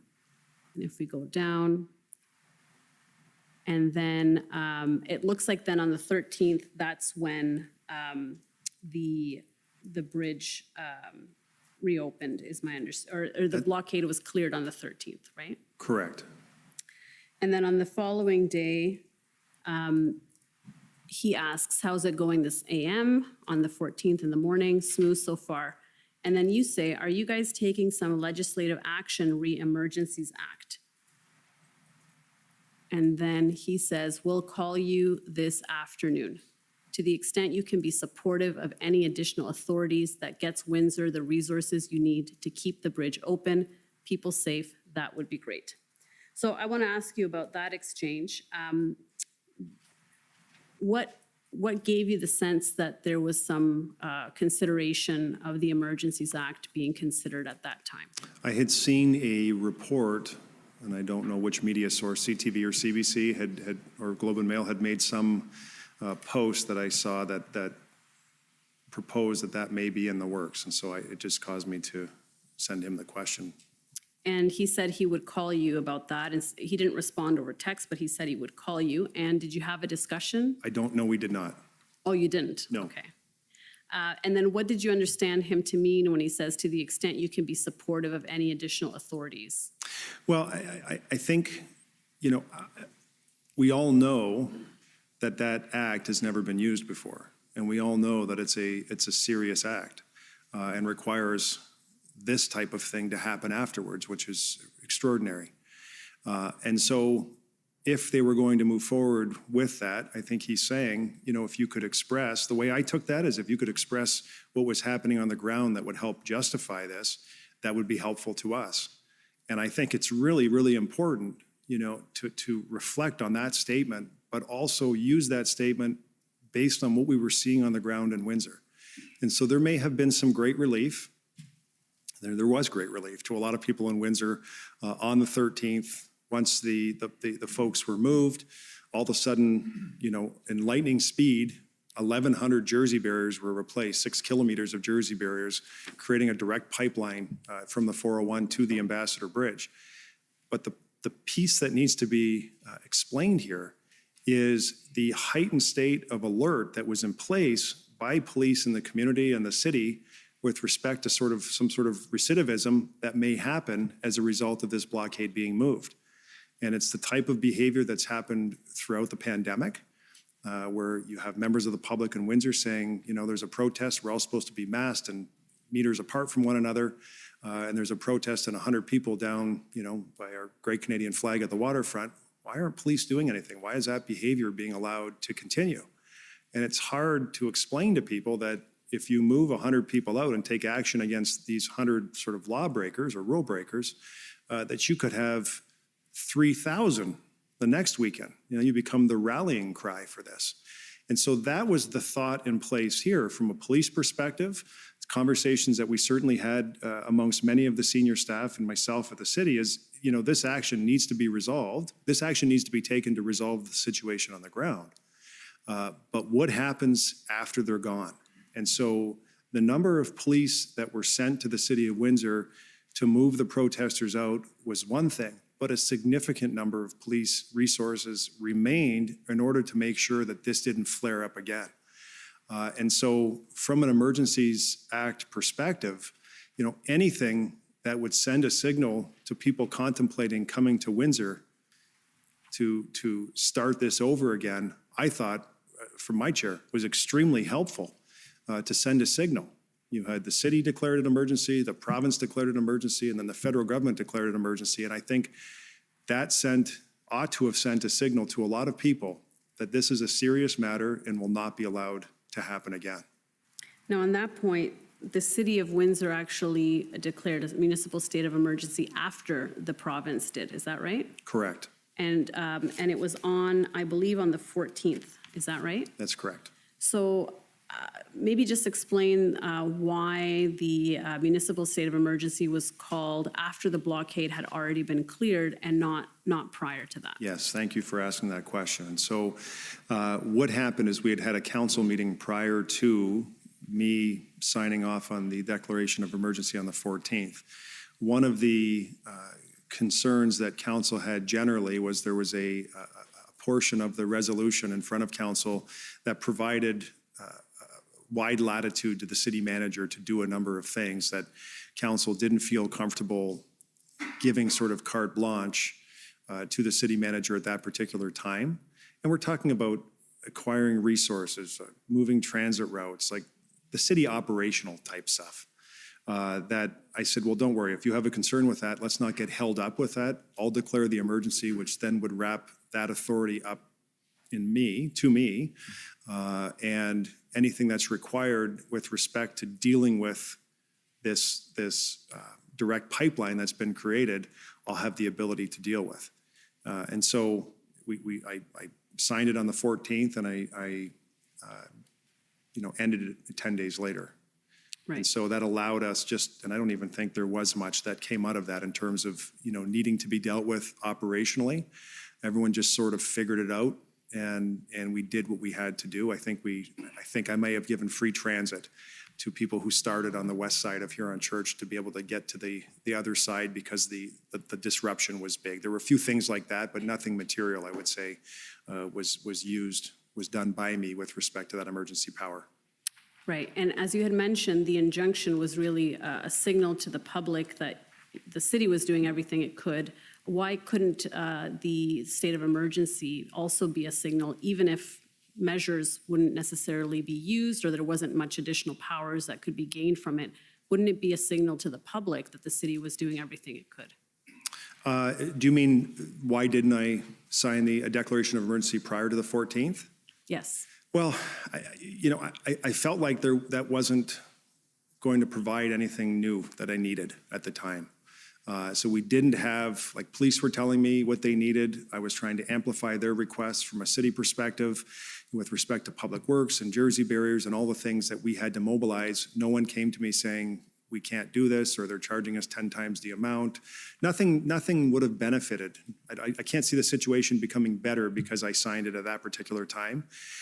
what happened on the 14th, though, when everyone woke up and they saw this tunnel from the 401 to the Ambassador Bridge in both directions, if you live in Windsor, you know that that was like a major, major thing. All cross traffic was blocked. Bus routes were rerouted. There were going to be impacts on business. Many businesses, over 200 businesses that were, impacted as a result of that particular action. And again, that wasn't something that was my decision. That was a police decision to put these Jersey barriers in place and create a safe pipeline to and from the bridge. And so I anticipated that there would be some requirement to deal very, very quickly on the municipal side with the stuff that we deal with operationally, that tool would have given me the benefit of acting quickly. And so that's why I did it on the 14th as opposed to doing it earlier, because I didn't see the need to do it earlier. And so the purpose then was to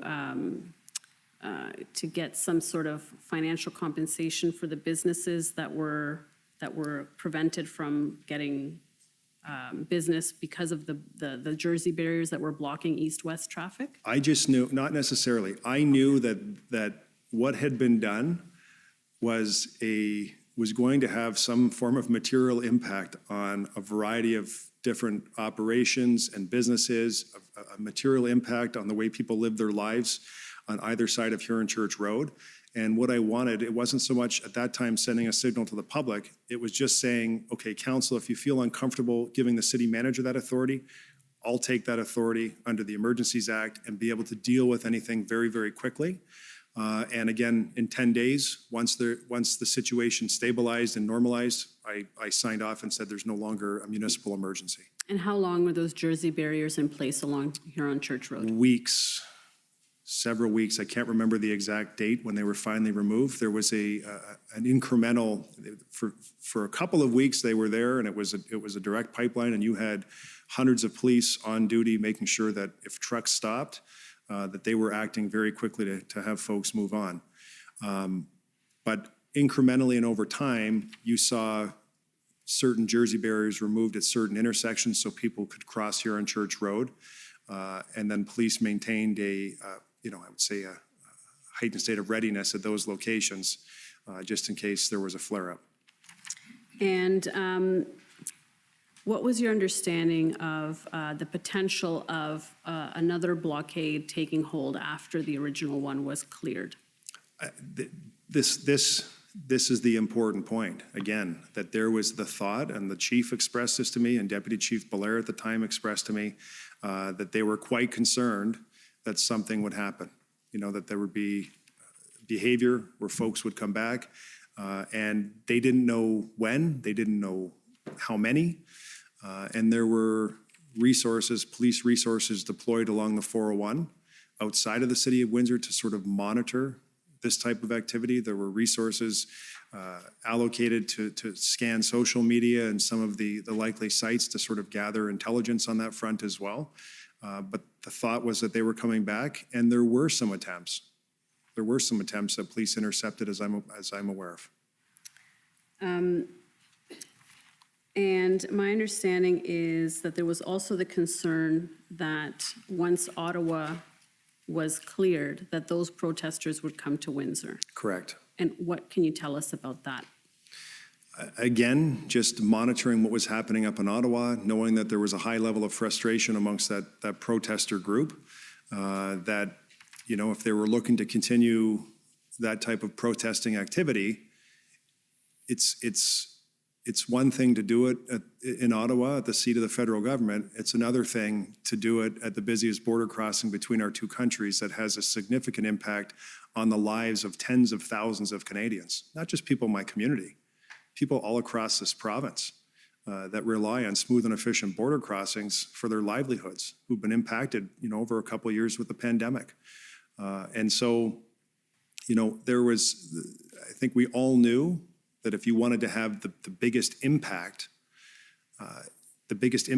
economically would be in Windsor, leading up to the Ambassador Bridge. And if I can take you to WIN 50972.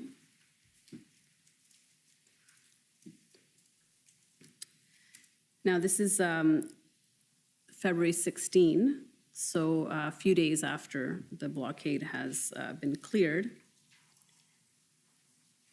And this is a briefing. I believe these were some remarks that you gave. Is that correct? That's correct. And if you go down, keep going. So there, the bolded section there, you say, let me be clear, this remains a national security situation that prevents us from simply reopening Huron Church Road to regular traffic at this time. What did you mean by national security situation? Well, I would add even national, economic security situation. The amount of trade that crosses at the Ambassador Bridge is material. It's material for our province, material for our nation. And so every day that bridge is closed, it has a huge impact on the lives of tens of thousands of Canadians who rely on smooth and efficient border crossings for their livelihoods. And so national security situation, we had the deployment of 3 kilometers of Jersey barriers in each direction. I didn't make that decision. That was a police decision using the intelligence that they had and all the tools and information they had at their disposal in order to find a way, the best way forward to get access to the Ambassador Bridge from the 401 so that this bridge was open, that the economy was moving once again, and that they could maintain control of what I would argue is a piece of infrastructure that is in our national economic interest. It is a very material, critical piece of national infrastructure that just happens to be owned by a private interest. Did you have any discussions with Minister Mendicino or anybody else at the federal government about the risk of another blockade after the one on the 14th was cleared? I probably did. There were check-ins. Minister Mendicino was very good at checking in, saying, how are things going today? He did that many days in a row. And to the extent I had information from police where there was something worth reporting, I sent that back to him so that he had situational awareness of what we were dealing with on the ground. Minister Mendicino is someone who he lived in Windsor. He went to law school at the University of Windsor, so he also knows the area. And once you have a perspective of what it's like on the ground, it's easier to have a conversation. He knows the impact of what happened on Huron Church Road without me even having to discuss it with him. He just intuitively knows that because he had experience in the area. And so, yeah, we went back and forth, and he was very good at checking in, just asking for an update and trying to gather information for his perspective. So in terms of continuing threats to the Ambassador Bridge, you're getting that information from the Chief of Police or the Deputy Chief of Police. You're not getting any information from any federal entities giving you kind of intelligence or information. That's correct. Okay. And to your knowledge, were any of the federal emergency powers ever used to prevent further blockades? I'm not aware.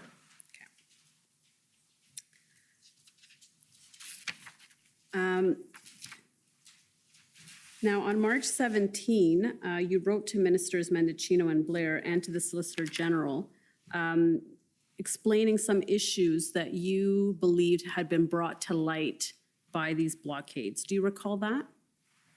Was this the letter asking to have a sit down and try and figure out the path forward? Yes. Yes. And so what were some of those concerns that you had at the time? Well, the Ambassador Bridge in the city of Windsor is a unique circumstance. So you have, as I said, the Ambassador Bridge, the busiest commercial border crossing between the United States and Canada, which is privately owned, that sits at one end of a municipal roadway, and 3 kilometers on the other end is a provincial highway. And so, the 401 is a roadway where there are no traffic lights. It's sort of barrier-free. But as soon as you get off onto Huron Church Road, you're on that municipal road, which falls under the responsibility and authority of the City of Windsor and the Windsor Police Service. You have 6 or 7 traffic lights, so trucks, as they make their way from the 401 to the Ambassador Bridge, have to go through those series of municipal traffic lights. And it is a unique situation that you have, a provincial highway at one end, a municipal roadway linking what I would suggest is sort of important federal infrastructure. And so my request to them, to the other levels of government, was we need to sit down and figure this out. We need to figure out, in the event that something like this were to happen again, how do we respond and sort of pull the template off the shelf, that the response is seamless, that it's not a day or two here trying to figure out how many folks we need and who's going to do what and who should take the lead, and then ultimately who's paying for it. So the city of Windsor has carried all of the water. We're paying all of the bills, $5.3 million for the execution of this particular police action, which was absolutely necessary, but I would submit is completely unfair that the city of Windsor is shouldering those costs. It was not a typical municipal policing matter. In fact, it was a national economic emergency. And we responded appropriately. The Windsor Police did a great job. The OPP did a great job. The RCMP, they all worked very well together. But we need to figure this out moving forward because the Ambassador Bridge is not going away, our municipal road's not going away, and the 401 is not going away. So what does this look like in the future? And that was my request to them, is to sit down and try and figure out how we do this together in the future to eliminate any sort of delays that might be inherent in the way we moved in February. And have you had any response back? No. So can you give us a sense for the impact of the blockade, specifically on the auto sector in Windsor? Well, it was, almost immediate. Again, within the first hour, our largest employer called saying, what's going on?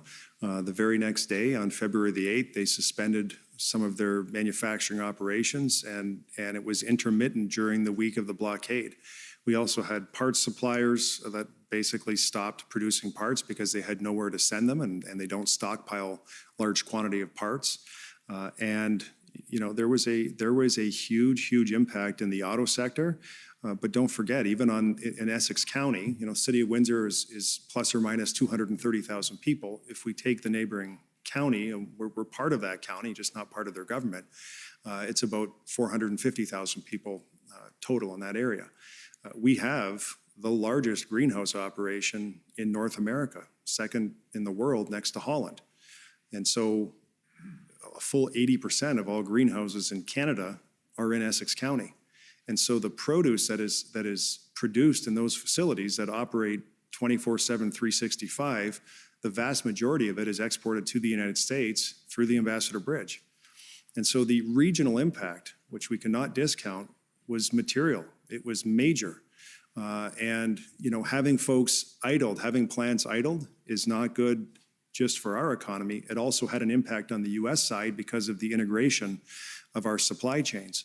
And so that's why we had folks from the United States, senior leaders in the United States calling for an end to this as well and trying to push for a resolution because it was impacting their economy too. And what discussions did you have then with counterparts or others in the U.S.? I spoke with folks at Homeland Security, but more from an operational perspective at the bridge, so the port director at the bridge. And I spoke with the mayor of Detroit, once during the blockade, just to sort of, touch base because I was getting a lot of media questions about whether I'd spoken to the mayor of Detroit, and I knew there really wasn't a whole lot that he could do, but I wanted to touch base with him. So, we were trying to resolve this situation. There wasn't a lot that I think could be provided from the U.S. At one point, we did have an overture from the governor of Michigan's office to provide tow trucks. I think she made a comment to the media, and then folks brought that to our attention. And when we reached out and had a conversation with her chief of staff, it really wasn't that the state of Michigan had tow trucks. They just offered to facilitate an introduction to tow truck companies that may be able to provide the support. I see. Any other discussions with U.S. folks? No. Okay. So I want to take you to WIN 401628.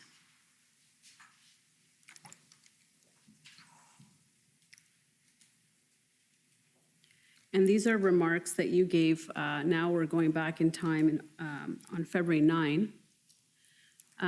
But you said at the bottom of, the top of page 2, you said, if Canada becomes known as a difficult jurisdiction to do business with, to move goods in and out, for example, then supply chains will evolve and reconfigure to remove this element of risk and avoid Windsor, Essex. What were you basing that information on? Well, I think everyone is aware now, so I can contextualize this a little differently than I could at the time. Everyone is aware now that the City of Windsor was successful in landing a $5 billion investment from LG, a joint venture from LG and Stellantis. And so they're building the first Canadian electric vehicle battery manufacturing facility in the City of Windsor. All of that discussion, all of that work, and the pre-planning was well underway during the protest in February. It just hadn't been announced publicly. And so, in fact, the CEO of Stellantis Global went to Canada during this time to have a meeting with senior officials. And so this was me sending a signal to the extent that any of those folks were watching that we understand that this has to end, that we understand that you have a choice in terms of where you locate these facilities, and that we're doing all we can to try and move folks on. And that sort of plays into the whole injunction piece as well, that it's the public-facing part of it that was important, as was it important to make sure police had another tool that they could use. But I wanted to make sure that with respect to the folks, early on here, we're in the very early part of sort of rolling out all of the pieces back in February for this major, major investment. I wanted to make sure that they knew very clearly that we were taking this situation very seriously and applying all resources that we could from a municipal perspective to get this situation resolved, reflecting on the fact that, did I think that the first Ford factory in Canada, 1904, I didn't think a 100-year, 120-year relationship was going to be eviscerated because of a 7-day event. But at this particular time, it was critical that I sent that signal and had them have me acknowledge that this is an important issue that needs to be resolved because they were asking. Right. And so were you concerned to some extent that the image or the viability of Windsor as a city to invest in might be compromised by this? 100%, because this investment that I'm talking about, we are fortunate and we worked very hard to get this investment. But there were options up the 401 in Ontario, and there were lots of options across the border in the state of Michigan, Ohio, Indiana, and Kentucky. And so I was determined on behalf of the city to make sure that that landed here. And we were at a very fragile point in the process that this could have been derailed. This, if they had looked at this and taken a perspective that we don't want this hassle, it's just easier to do business in the United States, this is the type of event that could have derailed this major investment for Canada, for Ontario, and certainly for the City of Windsor. And in terms of impacts on residents, what impacts did the blockade have on the city, on city services, social services, medical services, transportation? What can you give us a sense? Well, major, and so let me mention several. When this all started, EMS had to move an ambulance to the other side of Huron Church. They had to make sure that they could cover that part of the city. Our fire chief moved and deployed fire resources. There's a fire station literally 100 meters from where the protesters were protesting, but it's on the east side of Huron Church. They moved a truck to the west side to make sure that they could get there and provide service to the west side of the city. The transit routes were disrupted.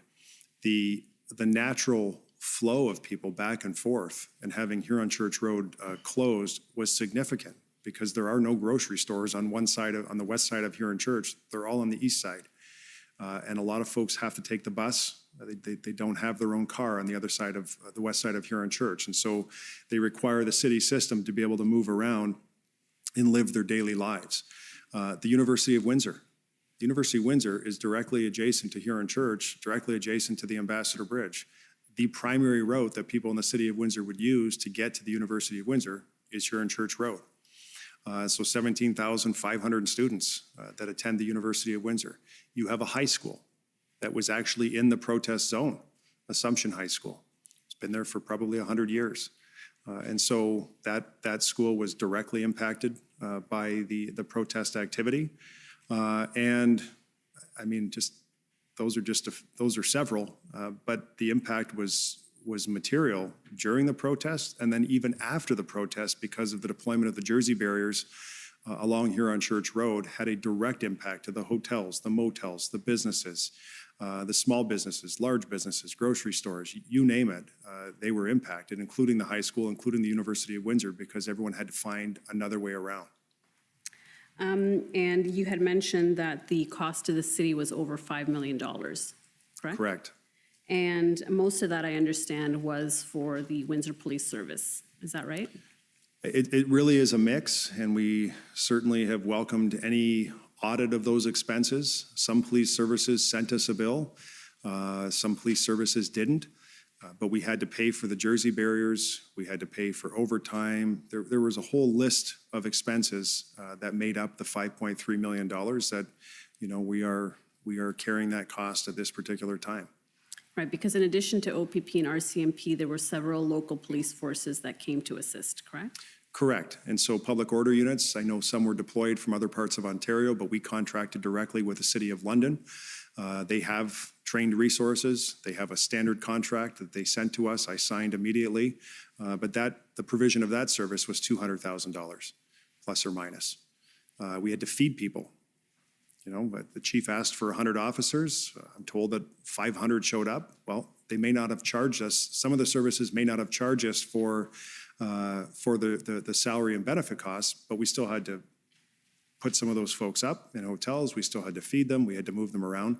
There were direct costs, which we would welcome any other level of government to audit. But at the end of the day, it's the residents in the city of Windsor who have carried the full share of those costs to date. And just to be clear, the blockade was cleared and the bridge reopened before the Emergencies Act was invoked. Is that right?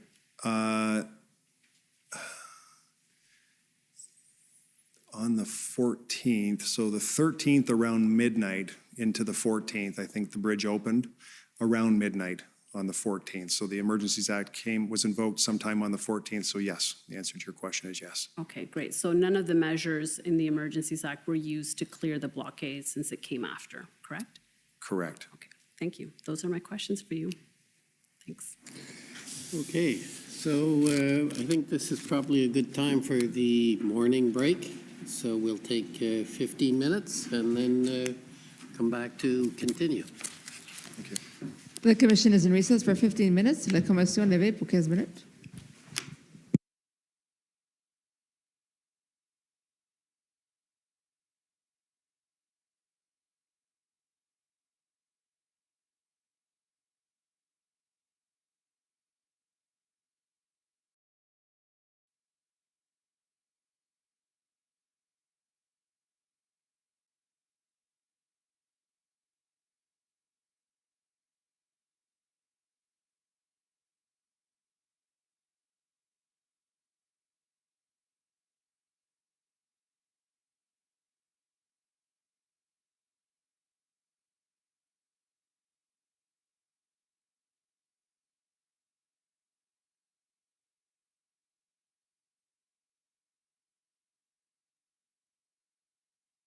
Needed to make sure that when we did get to a place where we said we can no longer negotiate, they're over. It was done on our part in good faith, and we provided every opportunity for those people to leave on their own and not escalate the situation further. So I give you that example as a reason that I know everybody's looking to Confederation Park saying, why don't you just go in there with bulldozers and take it down? There were children, there were women, there were a number of things in there. We assessed the safety. We went to make sure that we did not have any flammable situation. We brought in the fire department. All of these things take time and a lot of dialogue in order to be able to manage it in a way that we are not going to be putting anybody at undue risk or harm. And it's difficult when you've got a number of counselors and everybody saying get in there and do it. And obviously the public is fed up with the situation, and we totally understand that, but we cannot then throw all of the other things that we have learned from past demonstrations out the window. So I share that with you just as a small story of what I think is happening on many street corners in this city during the last 8 days, because it's a very complicated, layered municipal, provincial, and federal statutes that we need to keep in mind. I will turn it over to Steve now. Thank you very much, and good afternoon, everyone. So in terms of intelligence, we continue to gather and gain intelligence about what the situation is. Our intelligence to date has been improving and growing. Our partners have been increasingly helping us to bring a more clear picture of what's occurring. We were fairly accurate in our estimates today, which is not a good thing because it's not who we want in our city, but it's a good thing from a planning and response perspective. In terms of our investigations, to date, we've had over 400 calls for service directly related to the protest. And from that, we've initiated over 50 criminal investigations, including 11 hate crime related investigations that to date have resulted in the charges of 4 people, relaying of 7 different charges. That number continues to grow on a daily basis. We have dedicated investigative teams who are aligned to the protest and responsive to everything that is being brought in. And we're starting to see an increase with the increased presence in Centertown, the market, and Lower Town. We're beginning to see an increase in criminal interactions and an increase in arrests to come in. So that's where we are right now in terms of intelligence and investigations. Sorry, Steve, can you lay out any additional resources, legislative change that we would need in short, medium, or long term? For sure, Chief. Thank you very much. So I believe that we're going to need an investment in all 3 areas that I'm responsible for. First one would be investigative resources. The chief spoke at a high level of an approach that we would be starting to entertain. That will take investigative resources to both support whatever sort of investigation we launch into, as well as prepare whatever sort of ultimate criminal prosecution that we would enter into. What I will say is we've had amazing cooperation from the Crown Attorney's Office, who continue to work with us on a daily basis in terms of how we attack this from a criminal code perspective. So we would need to see an augmentation of investigators, probably in the 30 to 40 range, to be able to help manage and take on this type of investigation in the very short term. We will need increased intelligence resources, particularly as it would relate to cybercrime capacity and social media scanning. We know that the groups that we have are interfacing with have amazing social media capacities and skills and have the ability to widely spread a message and a narrative that needs to continually be followed up and investigated. So we would need to seek out increased cybercrime abilities and increased intelligence resources, particularly around social media. From an information perspective, we know we are taxing all of our frontline members, and in our frontline members, I include our police communicators. They are the brunt of the beginning of many calls of dissatisfaction, understandably, and they are extremely taxed in trying to manage the operations that we have established within the core, as well as maintain a presence and the ability for our service to respond to the rest of the city. We would need to see an increase and augmentation of our communications staff. Beyond that, as we start to progress through the next steps of the dismantling, the demobilization of the protest, we know that we're going to have evidence management, evidence gathering, and evidence storage challenges. So we would need actual resources, physical buildings to be able to establish, to maintain, catalog, and store the vast amount of evidence that we could be stealing, which could be sourcing or taking in, as well as processing the people who may be criminally charged as a result of this. Beyond that, the only other area I would actually highlight would be around legal resources. We are extremely taxing our legal team to provide up-to-date, adequate, and forward-thinking and innovative legal services and legal perspectives on how we can look at taking old legislation that doesn't fit the problem we have in front of us and utilizing it to be able to allow us to have success in finalizing this. So I do believe that we would need increase in our legal resources, as well as the ability to have advocacy for immediate, possibly short-term, but immediate legislative changes that would allow us increased powers in terms of enforcement, fining, ticketing. So that would be my immediate list. Thank you, Steve. And Blair, any thoughts from your end? I would just say, I think at this point, I'm getting what I need, and that I need quick access to the board and quick approvals on items such as the one on the agenda around the special constable. So that's terrific. And if I can think of anything else, I will certainly let you know. Thank you. And thank you, Blair. And again, we want to just recognize the efforts of Chair yourself, the Mayor, Steve Kanellakis, in leveraging relationships with the federal government. While we haven't got an absolute promise for full cost recovery, we've had good indications there. This is going to be an expensive enterprise that will put significant pressure on the budget without a federal relief at the end of this. And my final words, this is a siege. It is something that is different in our democracy than I've ever experienced in my life.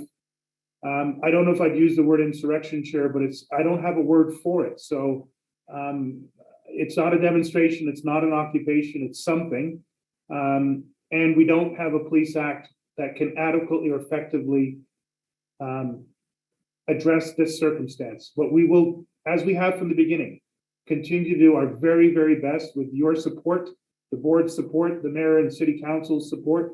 And as we're seeing increasingly the other two levels of government coming in to support what we're doing here. So hopefully that begins to answer your important question. I'll turn things back over to you. Thank you. Thank you very much, Chief, and to the two deputy chiefs for your answer. And I appreciate the fulsome nature of the answer and the necessity for that.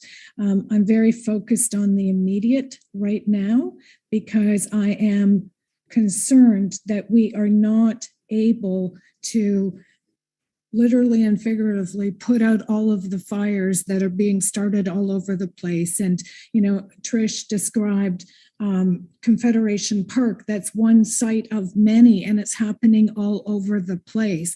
And so, you know, as much as it's interesting to talk about all the legal resources and everything down the road, right now, what we need to know is, what do you need right now? And it sounds very much like the answer to my question is, we do not have the resources locally that we need to get this thing under control. So what I'm really looking to hear from you is, what do you need from us? Do you want us to request the assistance of the province, the federal government?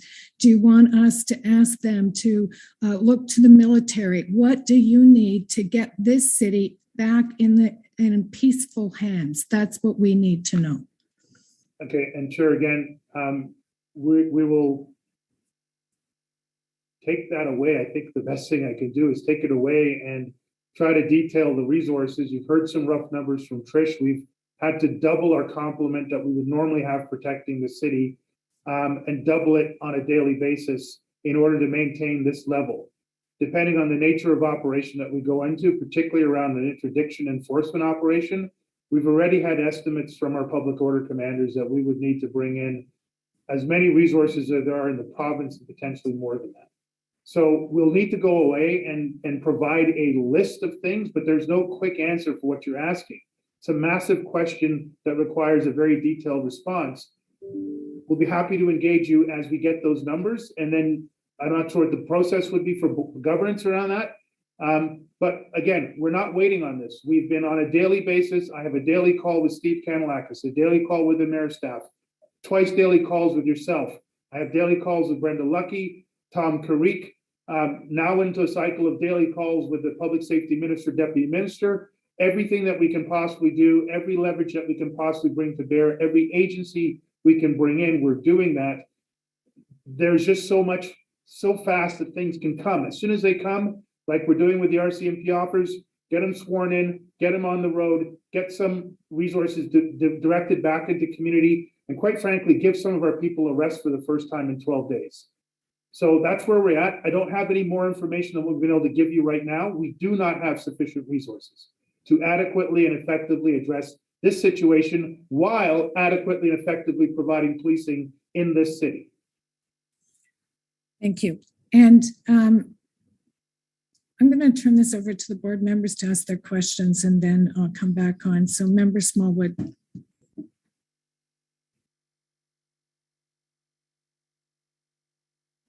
Thank you very much. Can you hear me okay? Yes, go ahead. Okay, great. Thanks very much. I apologize. My computer froze, so I've gone onto a handheld, so I'm not sure if I if this question was answered. But first of all, I just wanted to say thank you very much, Chief. Deputy Bell, Deputy Ferguson, or Acting Deputy Ferguson, Krista and Hannah. I mean, this has been a really challenging time for everybody, and I really appreciate just how challenging this has been, and all of the board members as well. It's just something that's keeping us very concerned, and we want to see a resolution. One of the things that when I was hearing the reports from the various people, two things came to mind. One was there had earlier been a comment about there was some charter right concern about stopping the movement of large vehicles, of trucks, or stopping them from entering the city. I'm getting the sense that that isn't the case, that there isn't a charter protection against the movement of vehicles, and hopefully that is the case. And that being the case, I'm wondering what resources do you need to stop these large vehicles from entering the core of the city, the downtown residential areas? I'm not concerned about the parliamentary street, but the residential areas.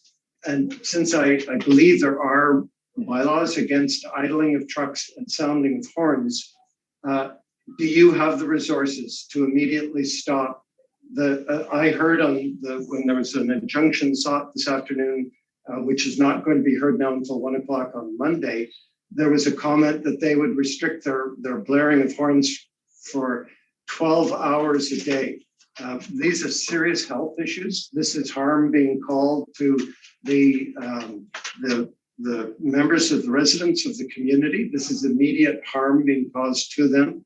And I want to know if there's something that can be done immediately, not waiting for an injunction on Monday, to stop the idling of trucks, the pollution and the noise and air pollution that's causing. And what resources do you need to go in and do that now? And is there something further the city can be doing? Is there something that we should be asking the city to do to help make sure that this gets stopped now, not next week? Thanks very much. Yeah, thank you very much, Vice Chair. And I will leave it. I'm not sure that you fully understood or we've effectively explained the charter issues, but I would invite you to get a response from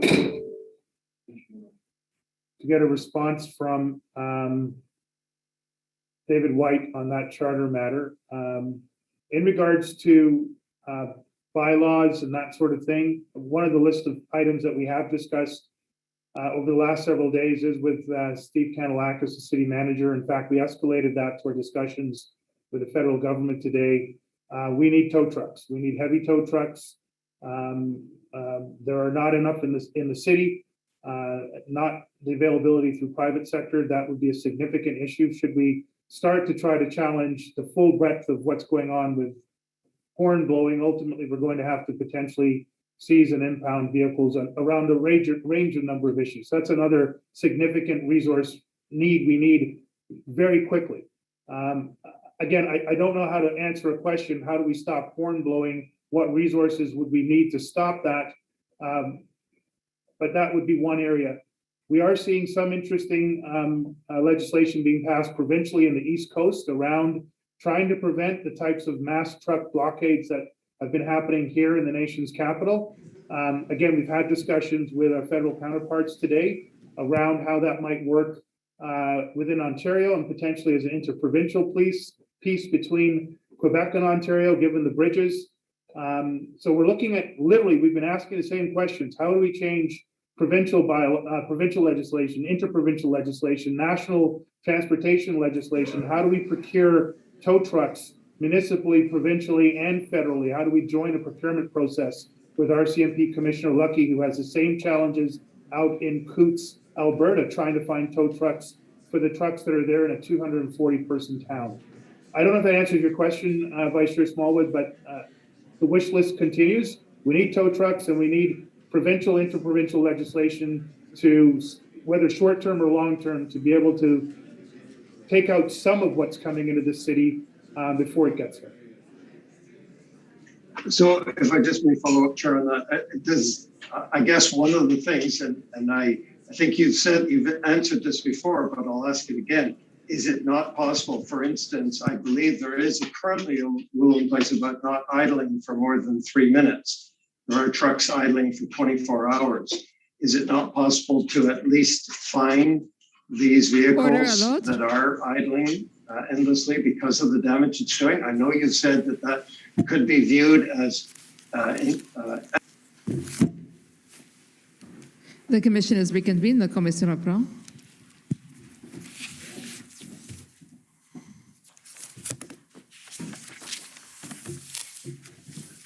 Ready to go? Yes, sir. Okay, so now if I could call on the Democracy Fund to go first.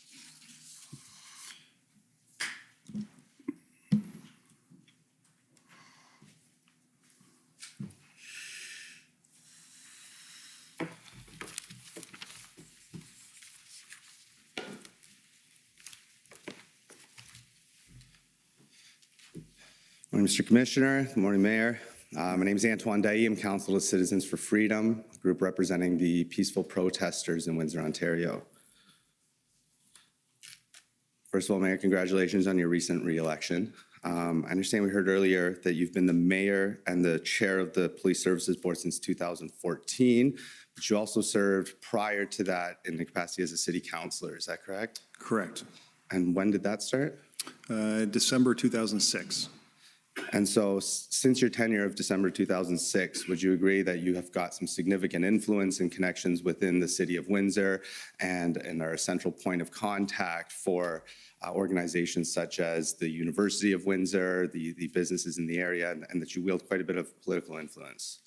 I would say that as mayor, certainly you're in touch with a lot of different people in the community, businesses, residents, and institutions as well. And so in terms of the division of the powers, because I understand you do wear several hats, one being, again, the chair of the Police Services Board. In your capacity as chair, you said that it is not the board's responsibility to direct the activities of the police. Is that correct? Correct. We don't direct police operations. Would you say that you influence what tactics and methods they may use? No.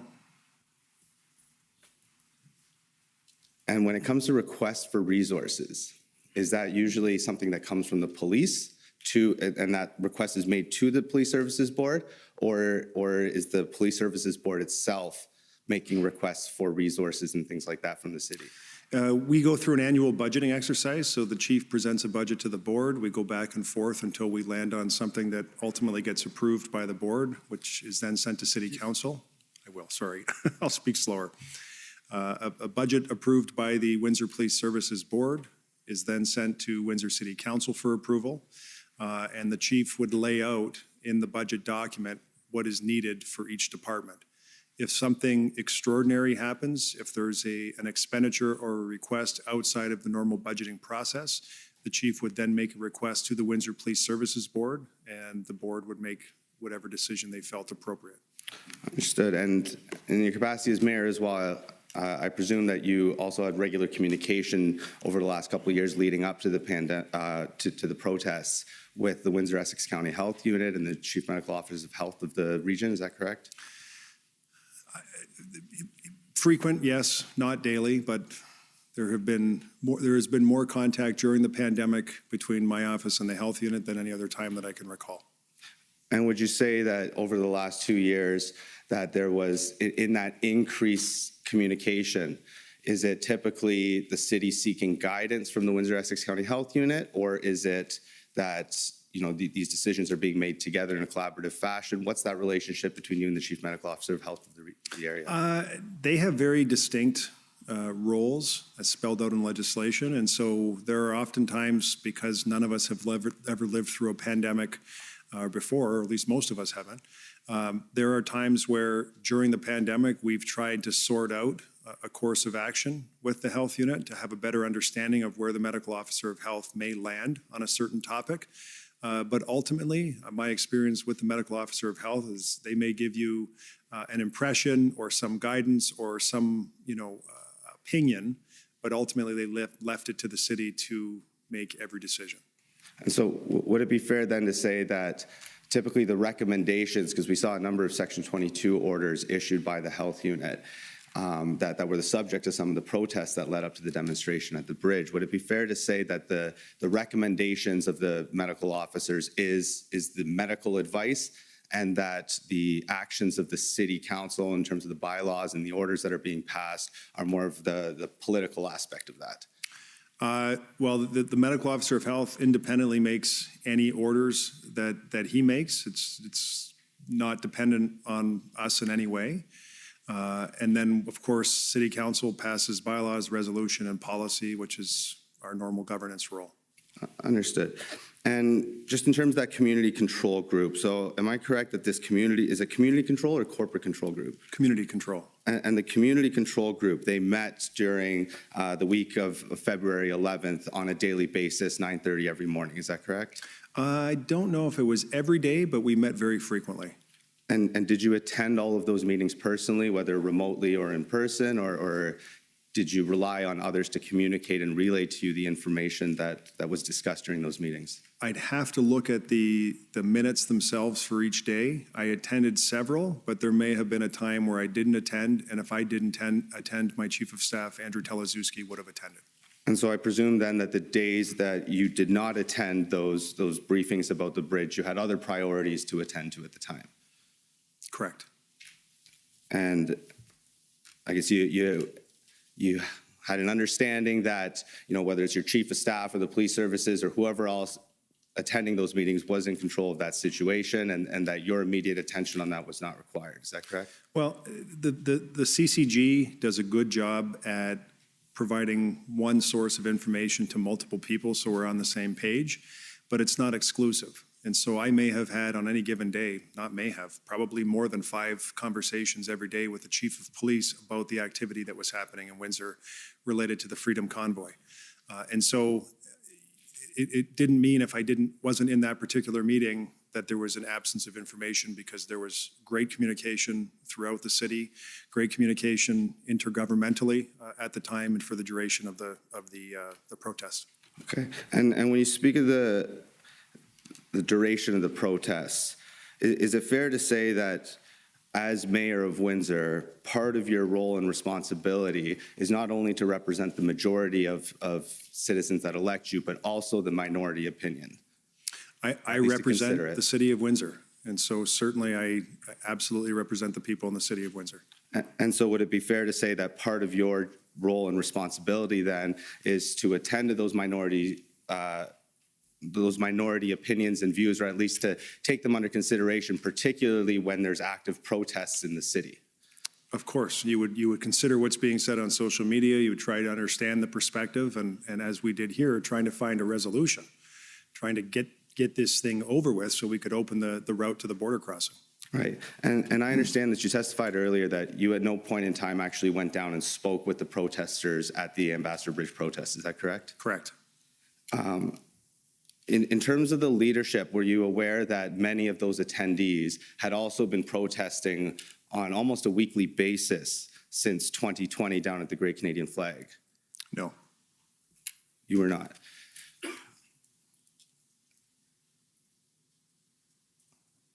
As mayor, are you typically informed by somebody within the city's apparatus of the protests that are happening? Only if it was exceptional. So for example, if there was a protest on the lawn of City Hall today between 4 and 5, I may never be given notice of that. I may walk out and see the protest, but it's not normal that for sort of a general protest, which probably happens every week in some form, that the mayor's office would get notice of that. Okay. So you say that you didn't receive notice of, the anywhere between 25 to 50 people that gathered almost on a regular basis every weekend down at the flag. You say you were not aware of those. Oh, I was notified of frequent protests at the flag, but I think your question was I aware that people who were at the protest at the flag were also part of the protest of the Freedom Convoy? I can't create that connection. Okay. And in the information that you received about those weekly protests leading up to the Ambassador Bridge, were you able to identify any of the organizers or the leaders of those protests? Yes. And did you at any point communicate the names or identities of those leaders to the Windsor Police Service or anybody else within the city? I didn't have to because the police were attending those functions independently.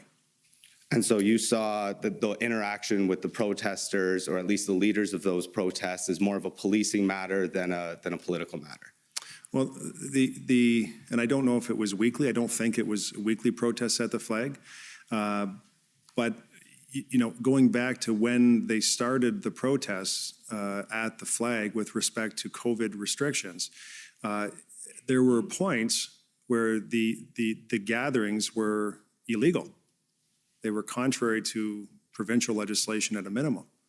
And so police were there because you, again, had illegal activity, but you also had members of the public who were saying, why aren't you guys doing anything about that? Why are you letting this illegal activity happen when we have to follow the rules?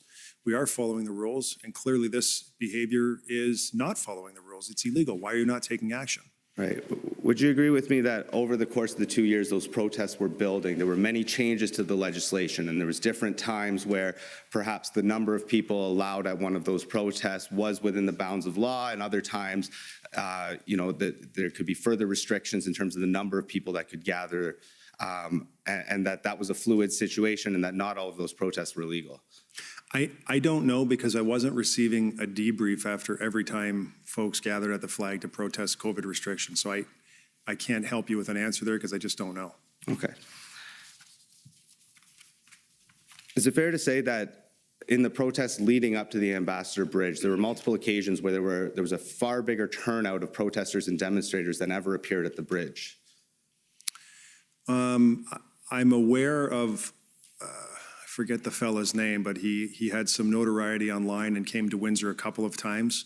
And that seemed to generate more activity at the flag when he came. Chris somebody, I think, but I can't remember his full name. But anyway, this person, when he came to Windsor, and there was at least two occasions that I'm aware of, more people seemed to gather on those 2 occasions over 2 years.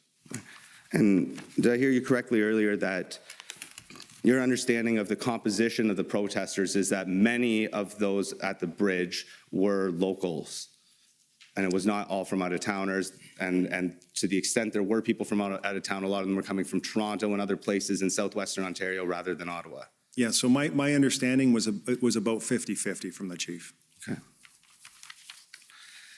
And so then, as your role as part of the CCG, would you say that part of your responsibility was communicating with the other branches of government, whether it was, I think we saw some text messages earlier with Minister Mendicino, with the Solicitor General in the province. So one of your key responsibilities was being that spoke on the wheel to these other government agencies. Is that correct? And our local members as well, members of provincial parliament and parliament.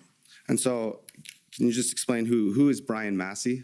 He's the NDP member of parliament for Windsor West, which is the area where Huron Church Road and the Ambassador Bridge is located. And did you have much correspondence or communications with him during the ambassador, during the time leading up to the ambassador protest? Leading up, I mean, I'm in frequent contact with him about that particular issue. I don't recall any conversations specifically about the protests that were going on. But when it happened, I did have communication with him once it set hold in Windsor. Okay. Can we just pull up a document here, WIN 401659?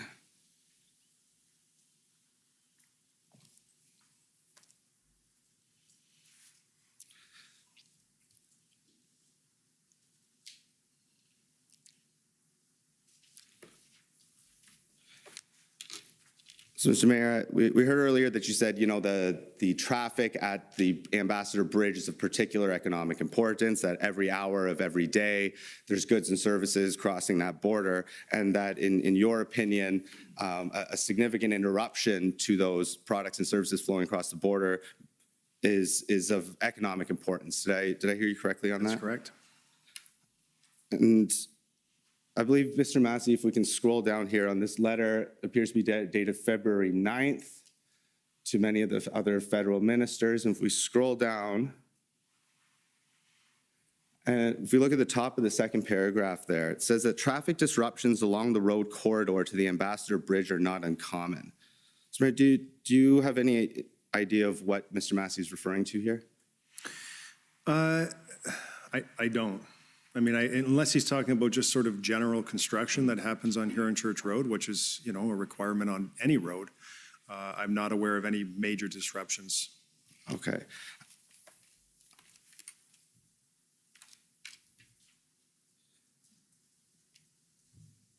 So I understand that in your capacity as mayor, you may not hear about every protest that's going on in Windsor, but do you recall a protest in March 20th of 2019, I think this was during your tenure, where a gentleman named Eddie Haddad, is that name familiar to you? Yes? And who is Eddie? Eddie is a Windsor resident, recently ran for city council and has run several times in the past. And do you share my understanding that he's also currently the chair of the Liberal Party of Canada in the Southwest Division? I don't know if he holds that position. And did you ever receive any indication that he was also the chair of the Essex Federal Liberal Riding Association? I have no idea if he is or not.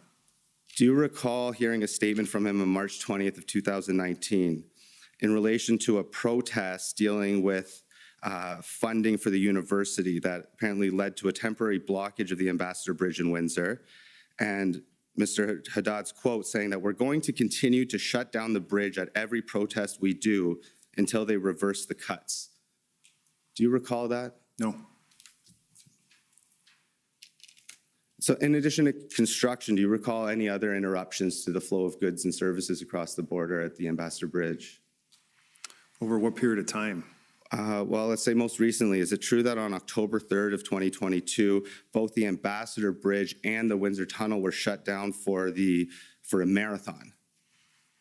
Yep, that happens every year. That happens every year. Yep. And is it your understanding that as part of that planning, both the bridge and the tunnel were completely shut down to commercial and pedestrian traffic for a period of time? Correct.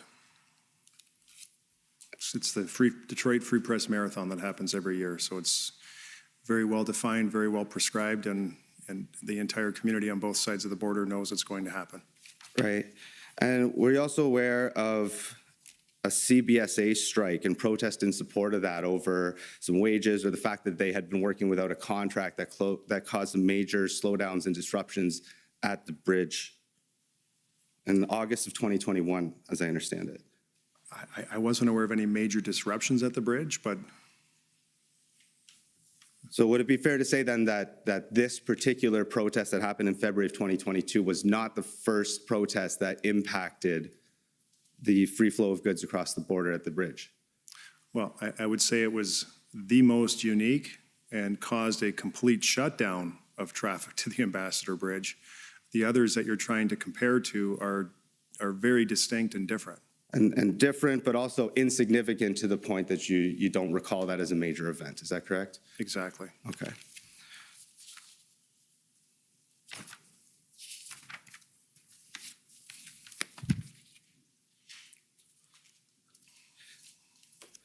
Now, you'd indicated that, for example, the Detroit Marathon that happens every year, it's well planned, it's well thought out, so all parties kind of have noticed that this is happening. Would you agree with me that the primary concern, perhaps from the city's perspective as to this particular protest in February of 2022 was the uncertainty in terms of how long it might last and, whether or not the city or the province or even the federal government had the resources to handle that type of demonstration? Yeah, we didn't know whether the slow roll was ever going to become permanent. We weren't certain on that. And how long was it going to last? It was a complete closure. The other ones were very time limited for very discrete events. And this was something that, there was no known end date. And when you say it was a complete closure, are you aware of briefings through that CCG group where at various times there was certainly at least one lane open or two lane open to allow traffic and at least emergency vehicle access?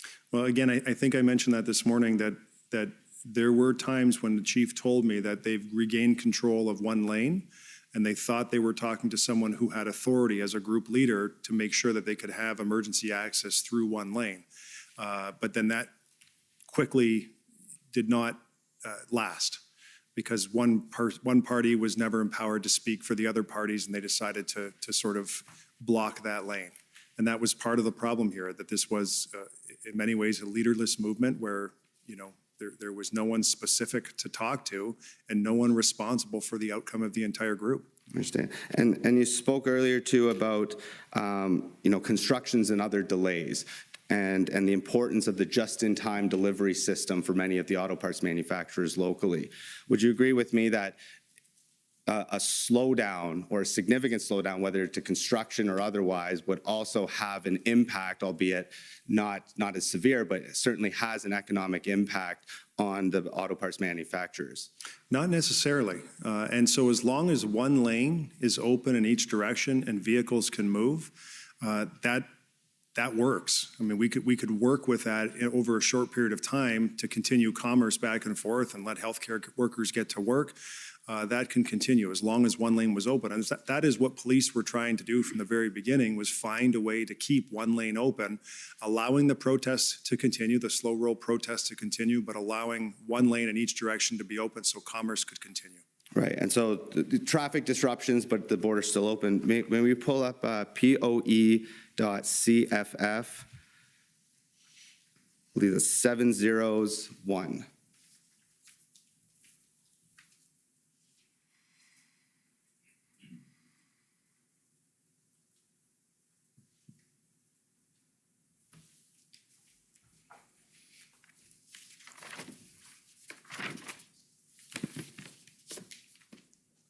Just scroll down here, just notice the date that it's May 13th, 2019.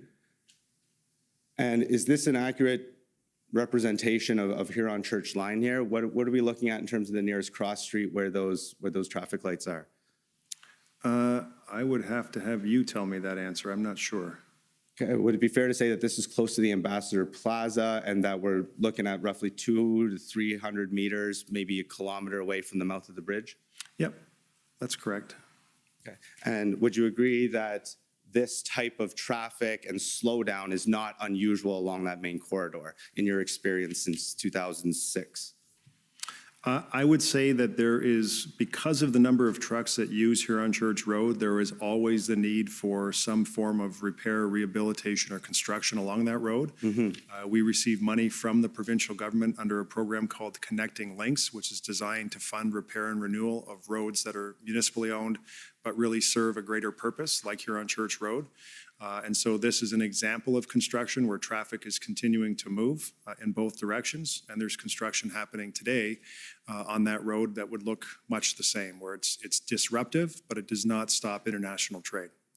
And so you would agree with me then that this picture here in terms of the delays in the traffic is also emblematic and similar to the current state of the bridge since, let's say, the beginning of this summer? Yeah, there is ongoing construction on another portion of Huron Church Road, which would look similar to this as well. Okay, understood. I'd like to briefly touch on sort of who knew what when within the CCG. You had indicated earlier that you were made aware of some demonstrations in Sarnia and that there were the slow rolls happening in Windsor. But am I correct in saying that Chief Mizuno was not terribly worried about the slow rolls that were happening at the end of January? That was no particular cause for concern. Yeah, she expressed to me that those were peaceful, that the vehicles continued to move, and international trade continued to move as well. All right, and were you also made aware that the OPP had shut down the highway junction at Highway 402 in an attempt to block either the west or eastbound traffic and to control that situation on or about February 6th? I don't recall. Can we put up document Win 6041?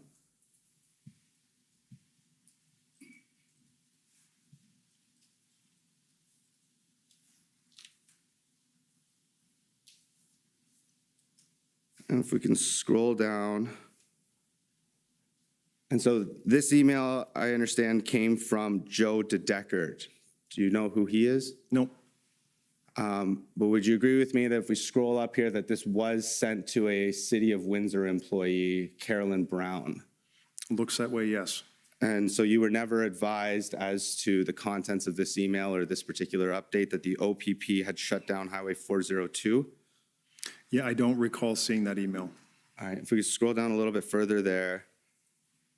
that the OPP in fact shut down the highway and that no traffic was able to go westbound to the US through Sarnia due to police action. Is that a fair assessment of the content of this email? I think it speaks for itself. Understood. And so if we could pull up Windsor document 00060 and 39.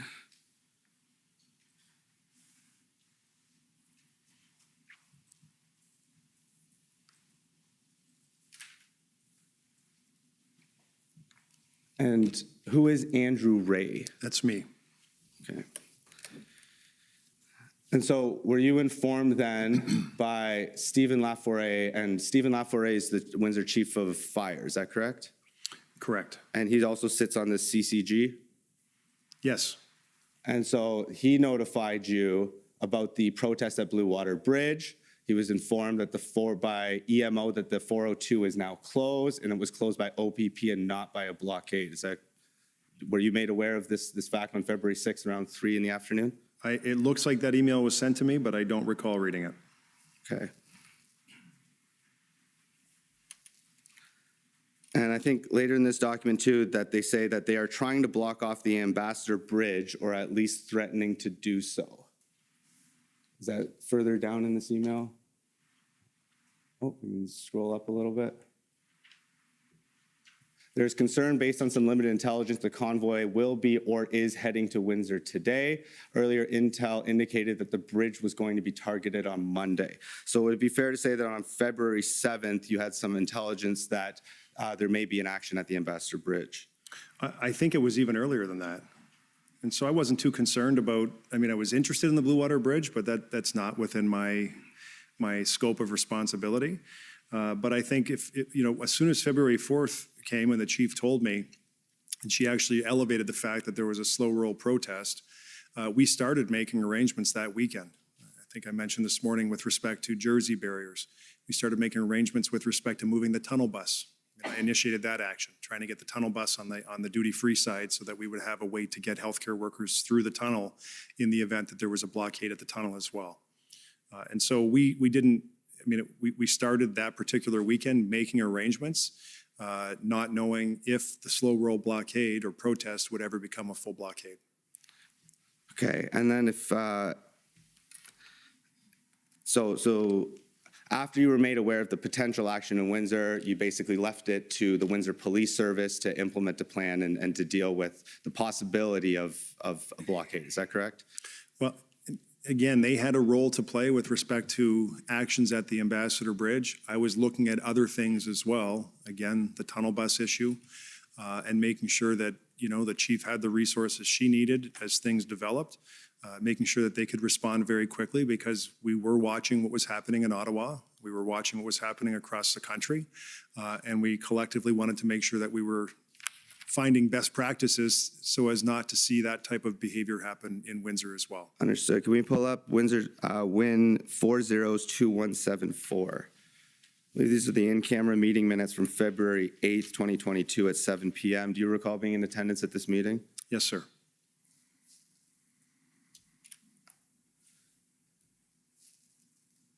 And if we scroll down here, I believe it's on page 2.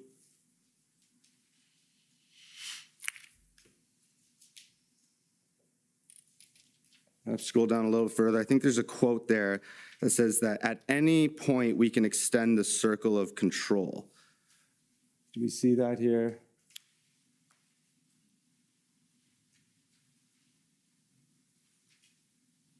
Perhaps closer to the bottom of the page. Perfect. So that's Deputy Belair saying that at any point we can extend the circle of control. What did you understand that to mean? That if this escalated, they could expand the area in which they were going to provide enforcement. And did you have any understanding in terms of what was within the circle of control on February 8th at 7 p.m.? No. I just assumed it would have been Huron Church Road, but I was never given a plan that delineated the boundary. Okay. And I believe somewhere in here, Chief Mizuno says as well that we are ready to ask should we need assistance, and that the amount of assistance will be dictated by what happens in the coming days. Do you recall hearing Ms. Mizuno or Chief Mizuno saying that?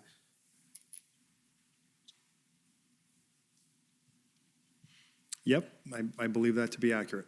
Perfect. And if we could just pull up your witness statement. You said earlier no changes needed to be made. I believe this is WTS 5019.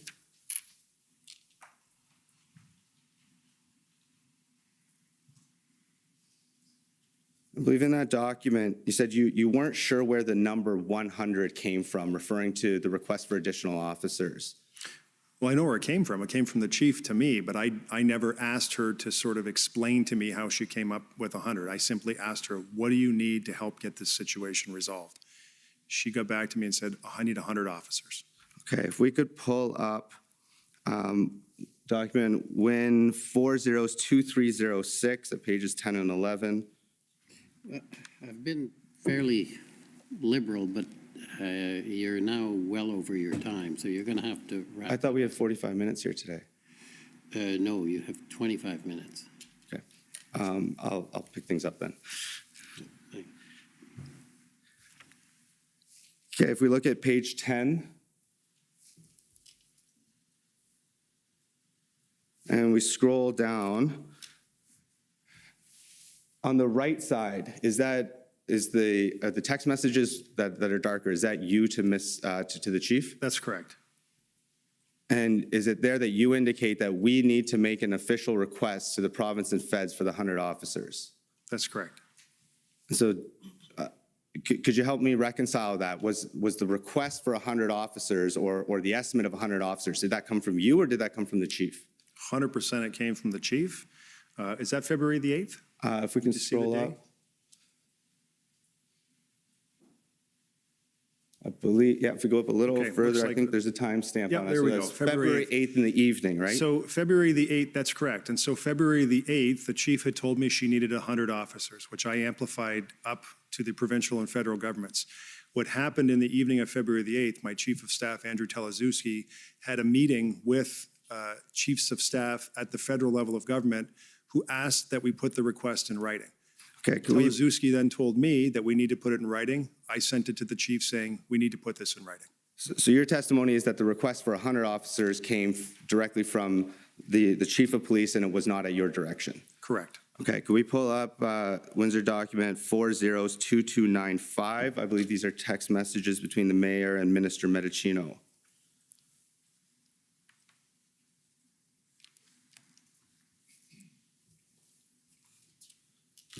So if I've got the timeline correct here, so February 8th at 7 p.m. during the in-camera meeting, Chief Mizuno says, we are ready to ask for assistance should we need it.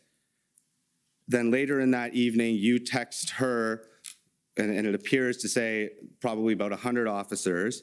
If we're looking at here, page 4. So on Wednesday, the following evening then, it appears that Minister Medicino is under the assumption that the police chiefs, that would be Chief Mizuno, told the OPP commissioner that they're not requesting additional enforcement resources. And you said that that was inaccurate? I said wrong, because that's completely contrary to the conversation that I had had with the chief and that we had discussed with the board. And if we scroll down a little further here,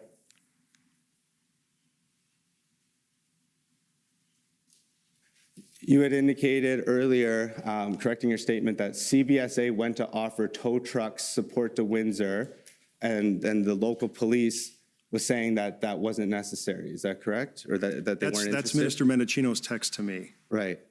And so what I said was that we were offered tow truck support, but it was, and what CBSA offered to do is to find the pathway to allow tow trucks and tow truck drivers into Canada, which may not normally be admissible, sort of as a matter of right. They agreed to work with us if we needed to bring in US-based tow trucks to find the pathway to get them through the border so that they could be of assistance. Okay. And so would it be fair to say then that the two parts of this conversation we saw you having with Minister Medicino, Minister Medicino was incorrect about whether or not the Chief Mizuno had requested resources and was also incorrect as to the type of assistance that was offered by CBSA? I think what happened, when I received that message from Minister Mendocino and my response was wrong, I called the chief immediately to make sure I understood what was going on. The chief explained to me that in a conversation that she had had with Commissioner Carrique, that at that precise moment in time, they weren't asking for any more because officers were coming in and she didn't know how many officers were coming in. Understood, okay. And it was also your understanding then that there was a plan in place as early as February 10th to dismantle this protest, is that correct? Well, I knew that officers were coming in. I did not know. The chief could not tell me how many officers were coming in, nor was I aware of how long it would take to resolve the issue. Okay, can we pull up WPS? I believe that's. I'm going to have to stop you. You're now well over your time. So if you could wrap up, please. Okay.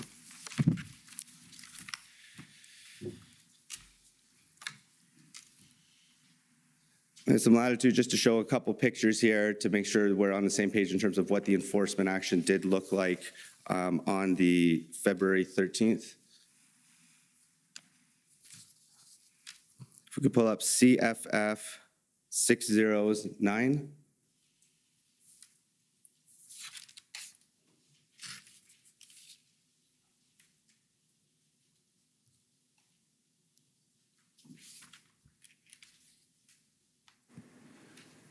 Sorry, Council, is that, is there another digit after the 9?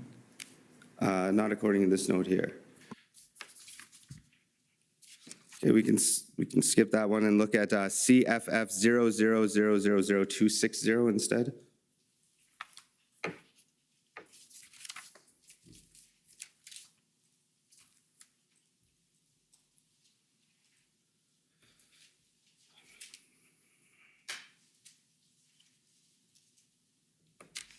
And so those officers there, is that you're saying those are Windsor police officers or are those OPP? I can't tell from the flash on their arm. It does not look like a Windsor flash, though.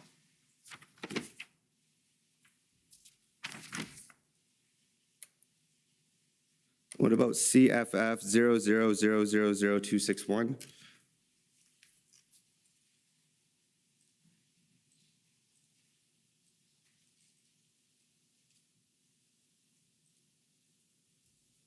Those appear to be officers on the roof. Do you know if those are Windsor police or is that OPP? I can't tell. Okay. And you indicate that you weren't sure exactly what time on either the 13th or the 14th that the bridge had been cleared completely. Do you recall reading a report from, again, I believe this is Chief of Fire Stephen Laforet, that the blockade is clear and that all needs have been met? It's at 9:52 p.m. on February 13th. Yeah, I do recall the bridge had been, the roadway had been cleared earlier than the bridge opened. And so they had to get the barriers in place once the people were moved out and the vehicles were moved out. They had to get the barriers in place before they could open the bridge. And then, of course, they had to make sure. But the area was notify secure. Everybody. As secure as it could be, but there was a heightened state of alert on that particular day and for weeks afterwards. Understood. And just in terms of the intentions of some of those protesters there, I understand that you referred to what happened at the Ambassador Bridge almost as a last of the Mohicans moment, and that when asked to clarify, you indicated that some people there were willing to die for that cause. Would you agree, based on some of your observations, that in the evenings, at least, it was a party atmosphere, that the vast majority of protesters there were not willing to be shot in the streets to maintain that protest, and that it was, by and large, absolutely peaceful? Well,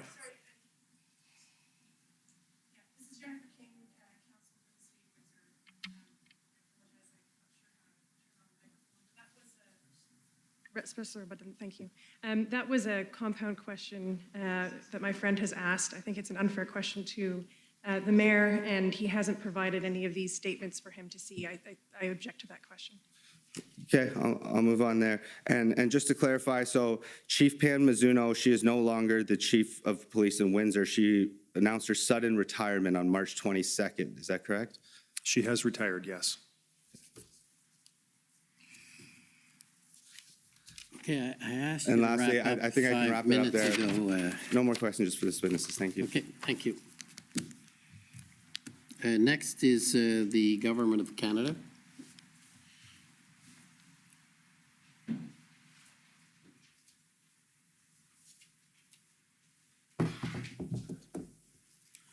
Good morning, Mayor Dilkins, Commissioner. David Shiroki for the Government of Canada. So in your evidence in chief through the Commission Council, you'd indicated the city had supported an interim injunction that was granted on the 11th of February. I'd like to pull up the reasons for that interim injunction, which I think can be found in a number of places, but at OTT 407333. And as that's being pulled up, you'd indicated in your evidence in chief that there were concerns about vigilantism leading up to enforcement, and that was a factor that went into seeking the injunction. Is that correct? Absolutely. Where were these concerns coming from?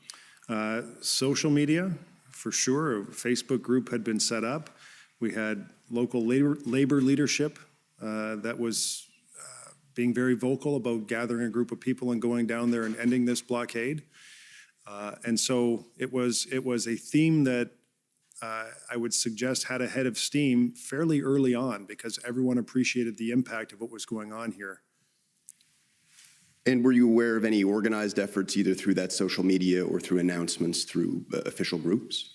Well, I'm aware that there was a discussion with police that had people lower the temperature. People who were purporting to want to do that, to lower the temperature and just let us resolve this in a peaceful way. And so we have the document open, which are the reasons that were for the injunction granted on the 11th of February. And specifically, I'd like to go to page 9, and in particular, paragraph 46 of the decision. And so, paraphrasing a bit, the court finds that there's no question that the blockade had caused and would continue to cause irreparable harm to Windsor. Would you agree that the harm that's being discussed here by the court, and in fact the harm that the city of Windsor was talking about in supporting this injunction, was the harm caused by a continuous blockade and not temporary increases in traffic? 100%. The harm was economic harm to a lot of people in the community. And is it your understanding that roughly around midnight, either the night of the 13th or the 14th, the blockade was cleared and the bridge reopened to traffic? Correct. And with respect to the timing of that enforcement, in your evidence in chief, you indicated that there was a delay in enforcement due to the arrival of children at the protest. Correct. What were you hearing from police about the impact of the presence of children at the protest? What I heard from the chief is they were going to stand down on the Saturday night, resume enforcement on Sunday. There were people live streaming on social media from the area, so I watched some of that as well, and media was there reporting. And you saw the numbers of protesters swell dramatically. And it was, all of a sudden you saw kids in strollers, you saw young kids, and it was, I would submit, in direct relation to the sort of call to support by the pastor in that one particular church. All right, and sort of in a similar vein, I'd like to take the witness to WIN 402238, please. And while that's coming up, you'd indicated the city had asked for an extension of the interim injunction and that this was an indefinite extension. Is that correct? That's correct. And the document that we're pulling up, again, are the court's reasons for granting that indefinite extension to the injunction. If we could go to page 8, in specific paragraph 47. And at the bottom there, I think it's at Roman numeral 4, the court found that the city of Windsor had established a continued threat of a new blockade. And with respect to, again, the evidence and the submissions that were being brought to the court to extend this injunction, is that the concern? Was it either a continued blockade or a reemergence of the blockade? Yes, more a reemergence. I mean, at the time, obviously, it was to try and have everyone move on. But again, I think I've said this several times, the heightened state of alert that everyone was under, that police were under following the removal of the protesters in their vehicles, I've never seen that in my city in the past. And so there was a strong concern that this would happen again, which would put us on a cycle of having, another week of trying to move people out and mobilizing resources from across the province and across the country. And so the city provided a number of affidavits in support of this injunction extension, and I believe the application record from the city is at WIN 50925, and I won't ask that that be brought up. It's a very long document. I just would like to refer to it, that there was evidence provided that spoke to this continued risk of a blockade reemerging. And so a document that I would like pulled up is WIN 50803. I'll just wait for that to come up.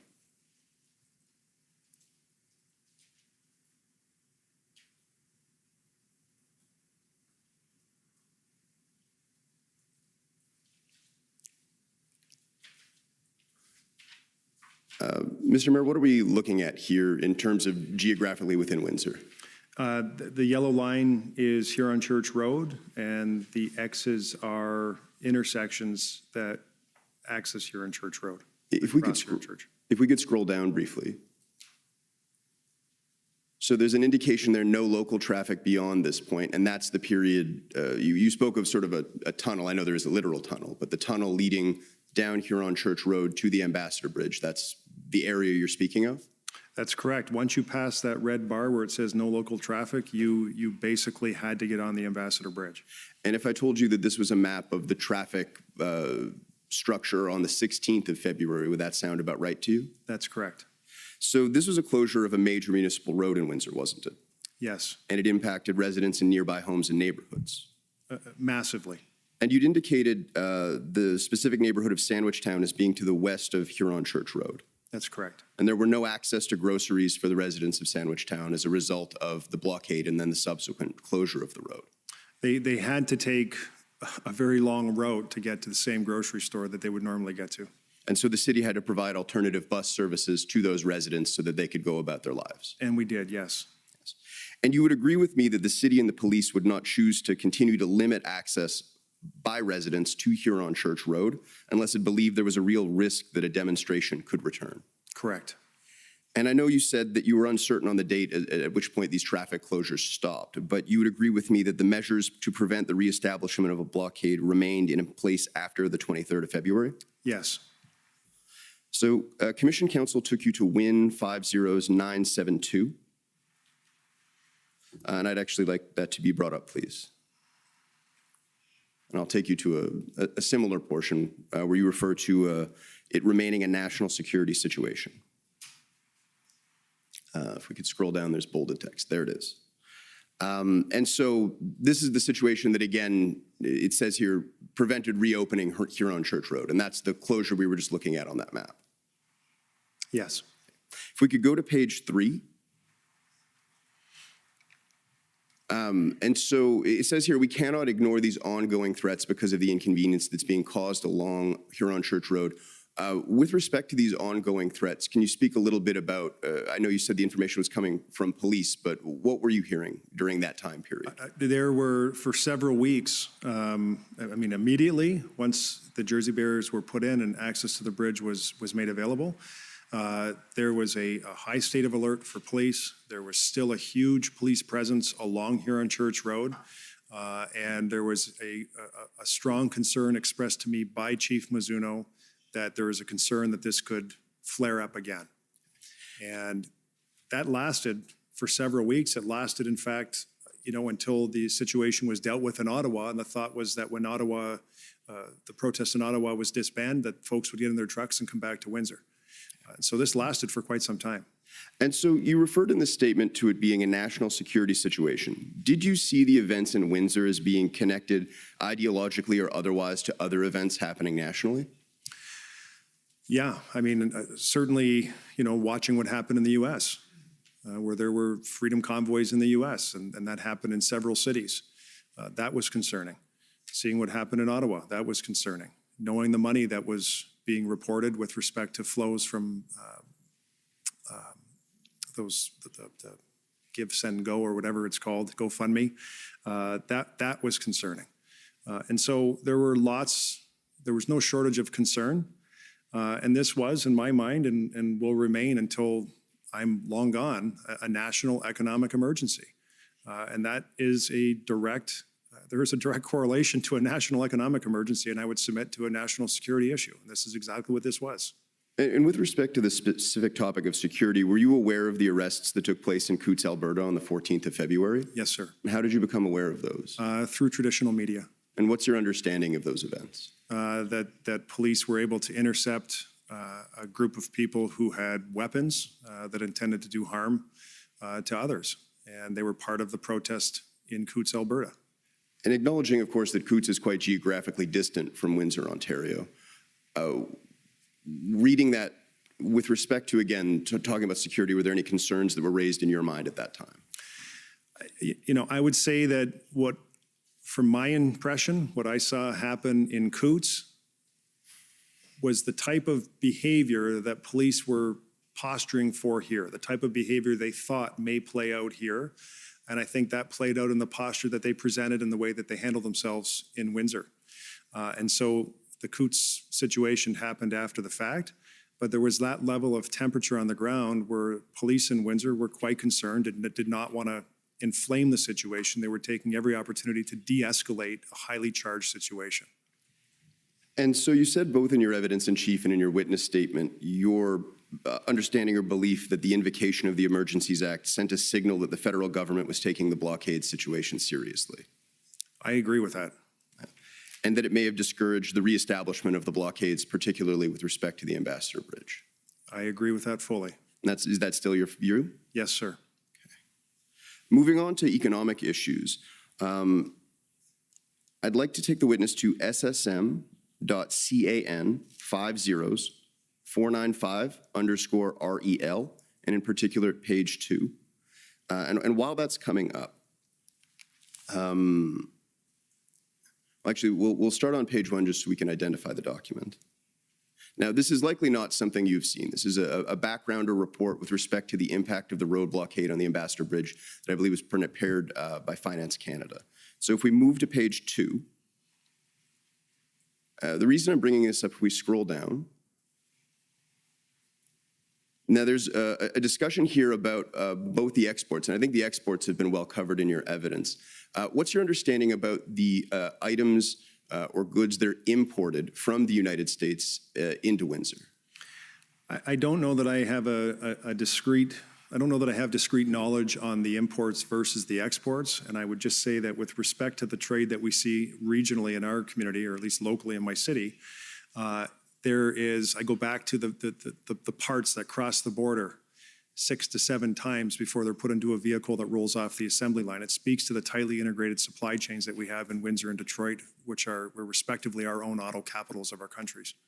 And so going back to the report in the last paragraph that's on the screen there, it speaks to Canada importing $4 billion worth of pharmaceutical products and $2.4 billion in medical equipment that go through the Ambassador Bridge, and that was in 2021. Is that a figure that would be surprising to you? No, I believe that. You also mentioned the bridge's impact regionally. Would you agree with me that the imports that come in through the bridge don't stay in Ontario in their entirety? In their entirety, no. And that it's part of a national supply chain? 100% agree with that statement. I'd like to now take the witness to WIN 401628.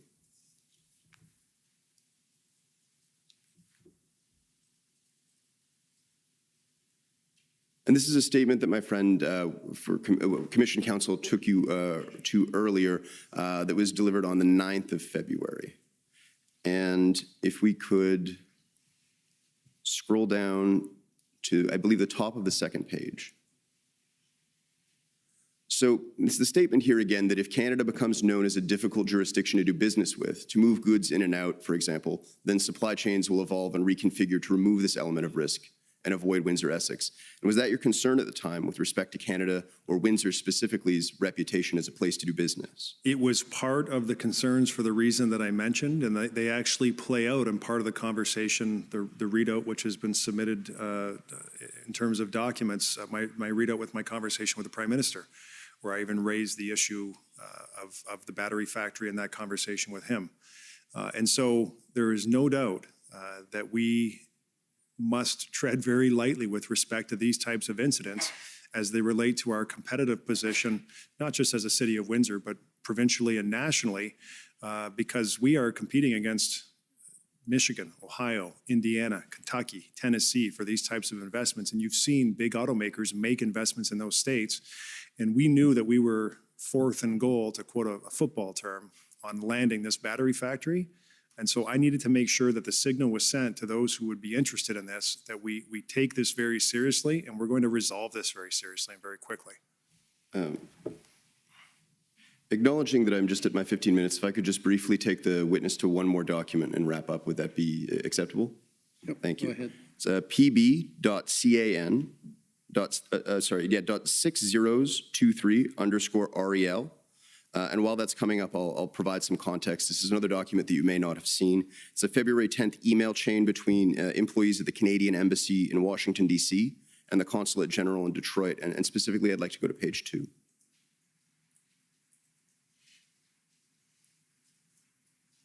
These are a series of tweets from a U.S. representative, Slotkin, who I understand is the 8th Congressional District Representative in Michigan. And if the Commissioner will allow, I'd like to give the witness some time to read. There's a series of tweets that go down the page, so if you could take a look and let the clerk know when you can scroll a bit further. You can keep scrolling. It's the upside of a tweet is at least they can be read quick. Yeah.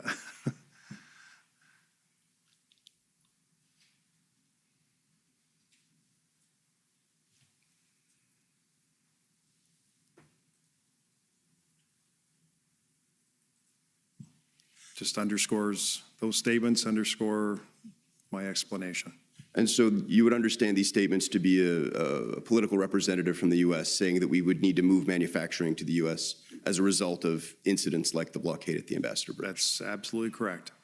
And my friend with Commission Counsel took you to some texts that you had with Premier Ford, and in the interest of time, I won't ask that they be brought up again.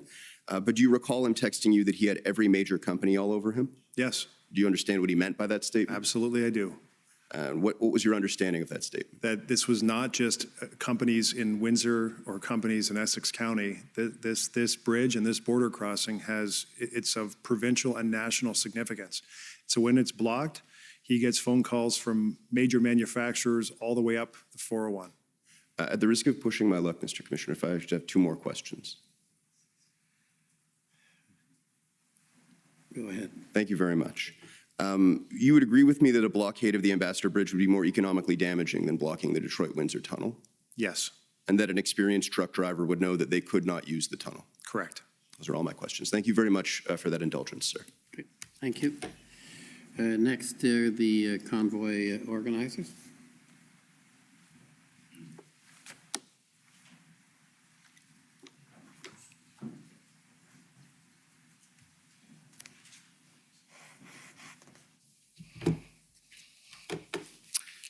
Good afternoon. Good afternoon. For the record, Brendan Miller, I appear as counsel for Freedom Corp, which represents the protesters that were in Ottawa in January and February of 2022. Good afternoon, sir, again, and thank you for appearing here today. My first question is prior to you taking on your current office or former office, what did you do as a job prior? I'm a lawyer as well. You're a lawyer as well? Yes, sir. And I take it you didn't ever work in national security law, did you? No, sir. All right. And so it's fair to say you're not a national security expert and you don't have background on what constitutes a national security emergency. Is that fair? I would say that I've never practiced national security law, but there are some things on the face of it that present themselves and I think would be obvious to everyone could be related to national security. Right. And when it comes to national security, I take it you rely a lot on law enforcement. Is that correct with respect to providing you information? Correct. Right. And in your capacity, of course, municipally, that's primarily going to be your municipal police force and the OPP? Mostly municipal police. Mostly municipal police, Yep. right. And can you agree, if you said you have some of an understanding of national security, so you're familiar with the Canadian Security Intelligence Service? Yes, sir. And what's your understanding of what they do? Well, they have their own act, and certainly I'm sure it's well spelled out in the act that if you brought it up, we could go through it. But Yeah, but you agree with me that there's the Federal Intelligence Service, sort of the Canadian equivalent to the CIA, is that fair? Yes. Okay, and so the intelligence they gather with respects to threats to the security of Canada, can you agree with me that they would probably have the best information? I think they're certainly a good source. I think RCMP would also be a great source as well from a policing perspective. And Okay. Could we please bring up a document? I've sent an email about it arising from my friend's cross. ts.nsc.can.001.000000206 underscore rel underscore 0001.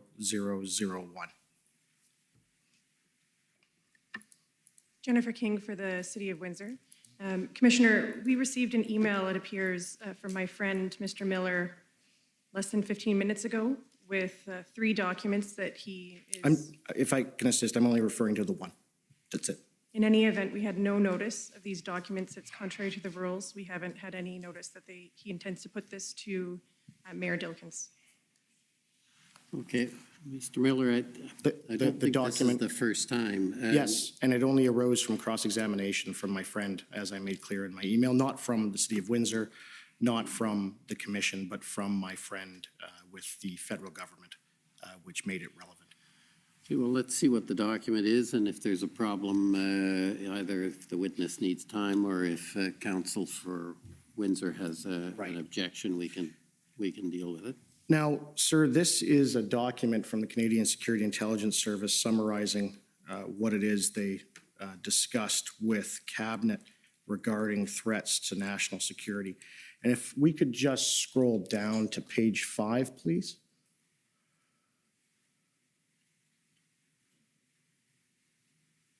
Okay, so I just want you to see that. So on that document there, on February 3rd, CSIS assessed there was no indicators that known IMVEs, and I take it you know what that is, actors were planning to engage in violence. And then if you scroll down to the other bullet points, it states on February 13th, CSIS advised that the implementation of the EA would likely galvanize the anti-government narrative within the convoy and further radicalize of some towards violence, referring to the increase in violent rhetoric following the declaration of the state of emergency in the province of Ontario. Furthermore, CSIS advised thank you. Furthermore, CSIS advised that the invocation of the EA by the federal government would likely lead to the dispersing of the convoy within Ottawa, but would likely increase the number of Canadians who hold extreme anti-government views and push some towards the belief that violence is the only solution to what they perceived as a broken system and government. Following the invocation of the EA, CSIS briefed Cabinet and reiterated the potential for the EA to increase anti-government views and violent ideologies, including in those not yet radicalized. Now, can you agree with me that you would never want to do anything that could create further radicalization of extremists within the City of Windsor? Is that fair? I'm going to object to this question on this document. Withdrawn. And object to this document being put to the mayor. Withdrawn, I'm done. Thank you, sir. Okay. Next is the City of Ottawa. You can get started if you'd like, and we'll. Seems to always happen at the City of Ottawa to be at lunchtime.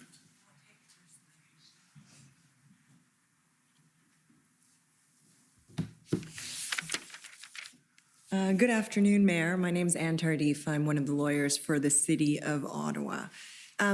You mentioned in your testimony, and I think in your witness summary, that you had calls with both the Solicitor General, Sylvia Jones for Ontario, and the Federal Minister of Public Safety, Minister Mendicino, correct? Correct.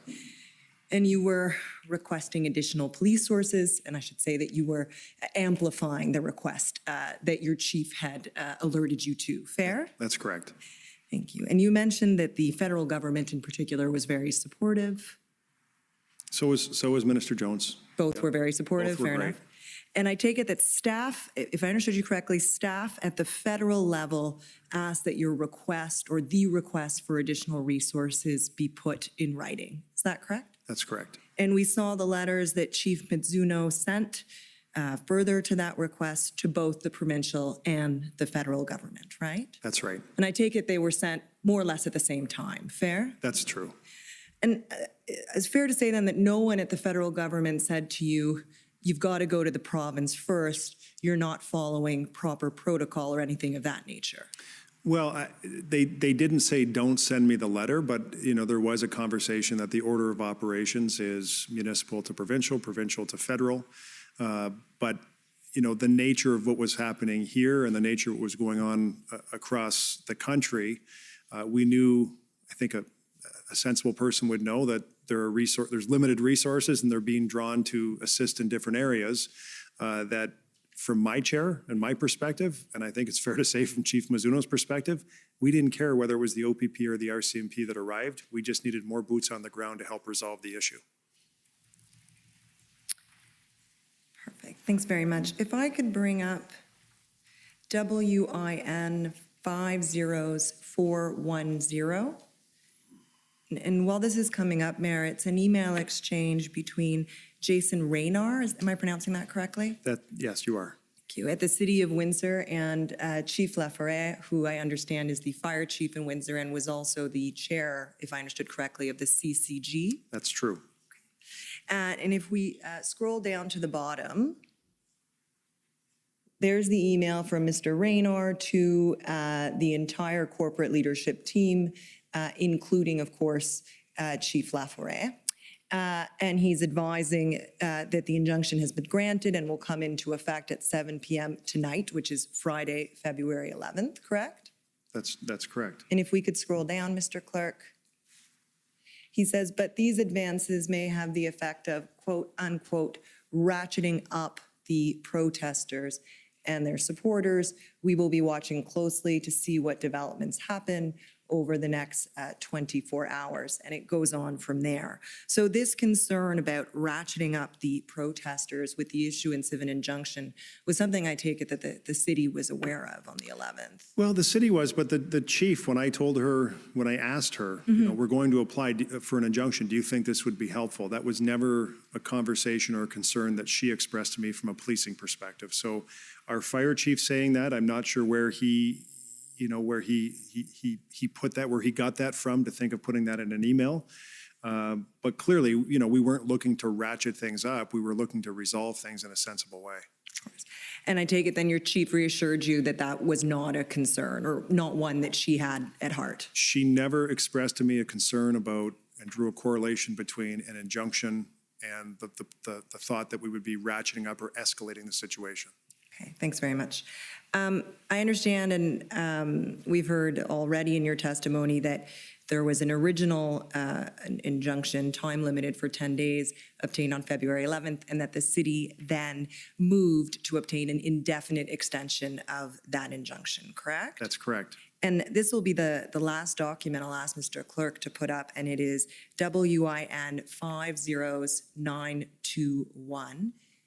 Mayor, this is the factum or the legal argument, well, you're a lawyer, the factum, I guess I can use that word, that the City of Ottawa, if we scroll down just a little bit, the City of Windsor, pardon me, filed in support of the order, seeking the order for an indefinite extension of the injunction. If we just scroll down, you'll see it there.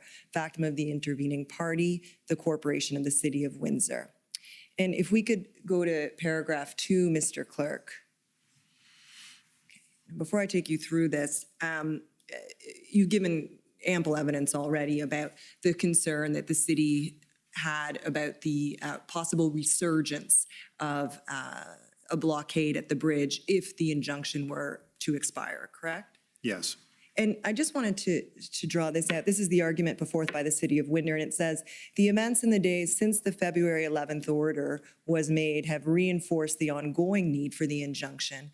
Since the February 11th order came into effect at 7 p.m. on February 11th, 2022, it's subparagraph A, protesters defied the February 11th order, with numbers increasing and peaking at between 600 and 800 individuals during the evening of Saturday, February 12th, 2022.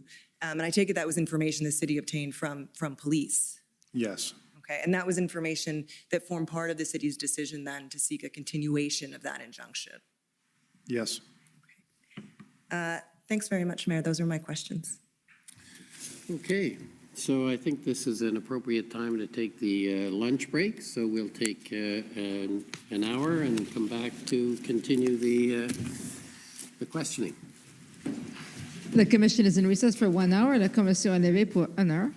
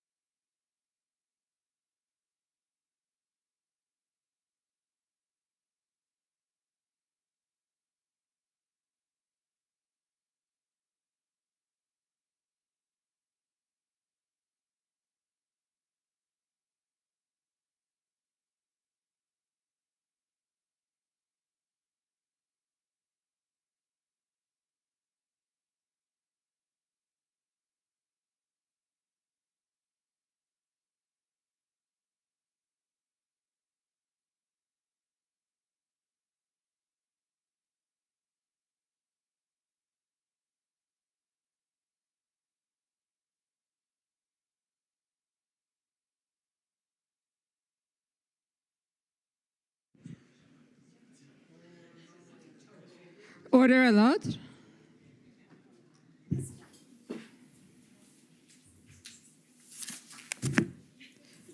The commission is reconvened. La commission reprend.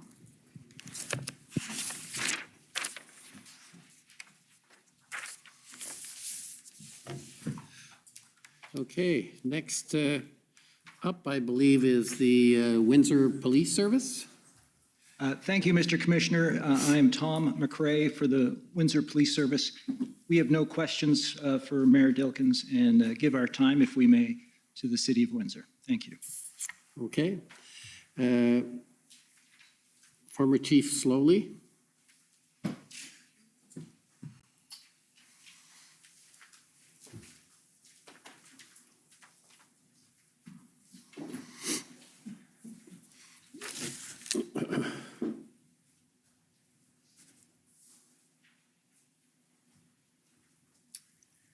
Thank you, Commissioner.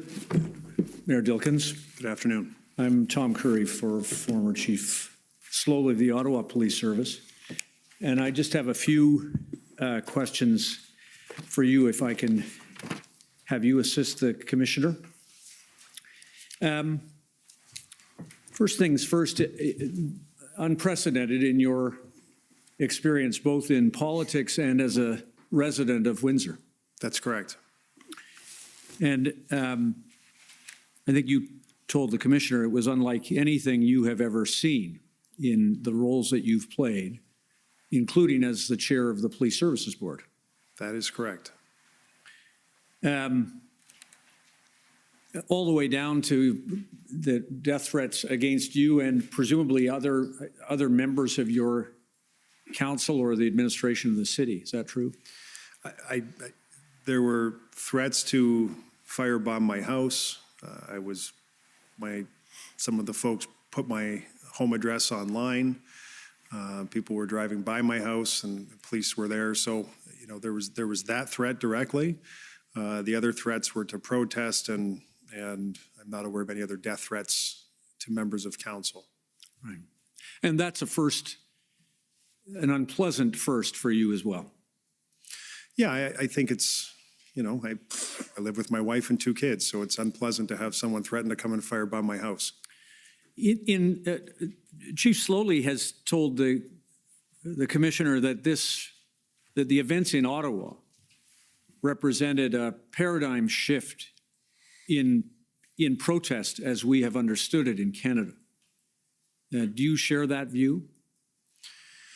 Well, I can speak just from my perspective in the city of Windsor, and again, I would reiterate that this was different than almost anything else I can recall seeing in my entire time in the city, certainly my entire time as an elected official in the city of Windsor, and it was the temperature and the tenor and the aggressive nature of the actors that certainly caused everyone to respond in a different way and be far more calculated and concerned about the approach. And I believe it's also true that this is the first time that the Ambassador Bridge or other critical infrastructure in Canada, I suppose, has been used by protesters. The first time it's ever been closed by protest, first of all. Is that true? That is not true. There was a protest back in the early 90s, but there was an injunction granted very, very quickly to reestablish the route to the Ambassador Bridge, so it did not last for a very long time. Okay, got it. Yeah, first time, I suppose, also as the chair of the Police Services Board, that you have seen the Windsor Police Service unable to mount a police response with their own resources. Correct. And that led you to, as you have told us, that led you to engage with your provincial and federal and municipal partners, along with Chief Mizuno, to get the resources that you needed, right? That's right. And I think you also told the Commissioner that there were no impediments raised by the provincial or federal, your provincial and federal counterparts at the political level to the obtaining of those resources. You put your hand up and said, we need help, and they came to your aid. Is that fair? Yeah, that's fair. I think they were responding to the best of their ability. Chief Mizuno did tell me that someone in the mechanism or in the group of folks she was working with, the mechanism of the police order, that they had to figure out how to allocate resources in Ontario because we were not the only place experiencing a protest like this. At the time of the protest in Windsor, the blockage on the 7th of February, of course, Ottawa had by then been, choose the word, but I'll use the occupy language. It had been occupied by protesters for several days by that time. You knew that. That's correct. And were you told, or do you recall being told by the minister, I'm now referring to the Solicitor General, or the federal minister, that Windsor was the provincial and federal priority for the OPP and RCMP? No. All right. You did not know that Windsor by the 7th or soon after the 7th was identified by those partners as their priority? No one said that to me, but because of the significant economic damage that was being caused, a reasonable person would say they need to fix this quick. Understood. And you told us, I think you told the commissioner, that these events in Windsor affected tens of thousands of Canadians. It would not be an exaggeration to say it affected many more than that, given the economics that you described. Is that fair? It's probably hundreds of thousands, if we're being completely honest. You, as the chair of the Police Services Board, just a couple of questions about that. Whether as the chair of the Police Services Board or as mayor, am I right that you made public statements to provide information to the residents in Windsor and to the wider audience about the need for resources that you had requested? Not specifically. We did not go out and say we need 100 officers, but we did amplify the police request for additional officers so that the public knew that the city, that police, that we were in harmony, working together, and we needed additional support. Right. Tell me if my memory is right, but I thought I saw that in one of no doubt many interviews that you were giving at the time, I think it was to a CTV reporter, that you did identify the number that had been requested at the earliest date, I think being 100. Is it possible you mentioned that? If I made that mistake, it was corrected very quickly and it was not made twice. Okay, understood. And as well, am I right from the record that you decided as the chair of the Police Services Board to maintain those meetings that you had with Chief Mizuno and her staff in camera? The police board meetings? Yes. That's correct. Okay. Now, can I just ask you, please, to look with us at one of those Police Services Board meetings that you showed my colleagues, and that is for the registrar, Windsor, WIN 2173. These are minutes, I think, Mayor, of the Police Services Board meeting. Just while that's coming up, can I just ask you also, it seemed, both listening to you and looking at the record, that you made a conscious effort to have your council and the Police Services Board speaking with one voice. Very early on, my Chief of Staff, Andrew Teleszewski, sent a message to City Council asking that any requests for media interviews, any public comments, any desire to post on social media, that we really speak with a unified voice so that there was clarity and no confusion. And I must give the City Council immense credit for doing that. We worked very well in harmony together. And am I right, and again, for the Commissioner's purposes as he considers recommendations, you faced enormous public pressure, didn't you? Yes. To act. And the police service experienced enormous public pressure to act. That's true. And do you agree with me that it was important, and it would be important in the future, for municipal leaders like you and Police Service Board chairs like you to be disciplined about speaking with one voice and to have matters dealt with in camera? That was extremely helpful. It was extremely helpful with communication to the public, that they had one source of contact, that we weren't stepping on each other in terms of messaging. And as a city councilor, there's a great desire to respond to every complaint that's coming in from residents, and we were all receiving them.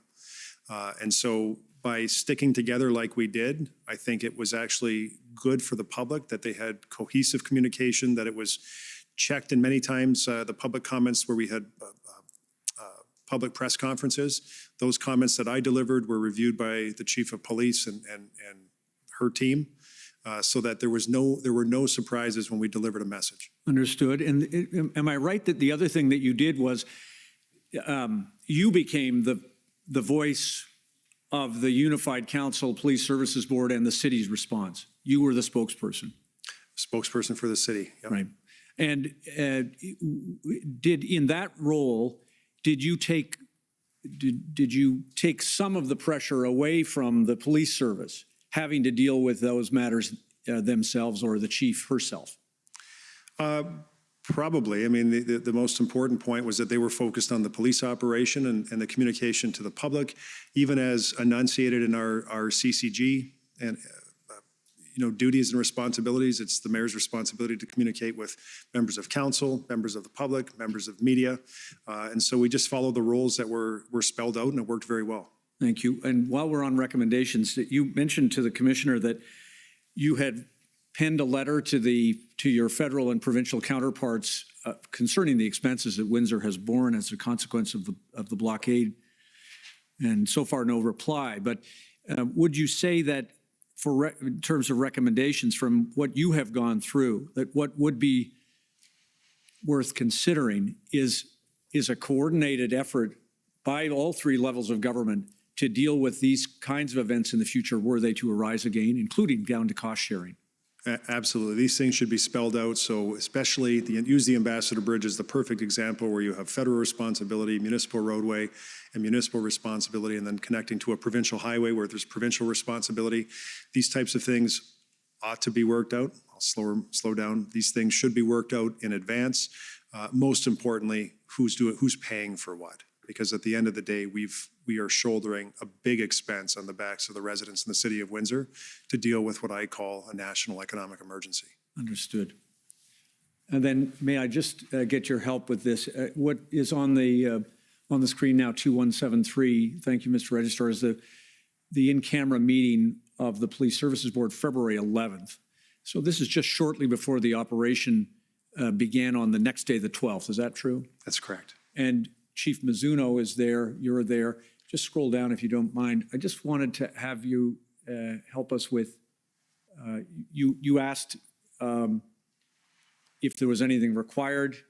Chief Mizuno said, no, resources are flowing.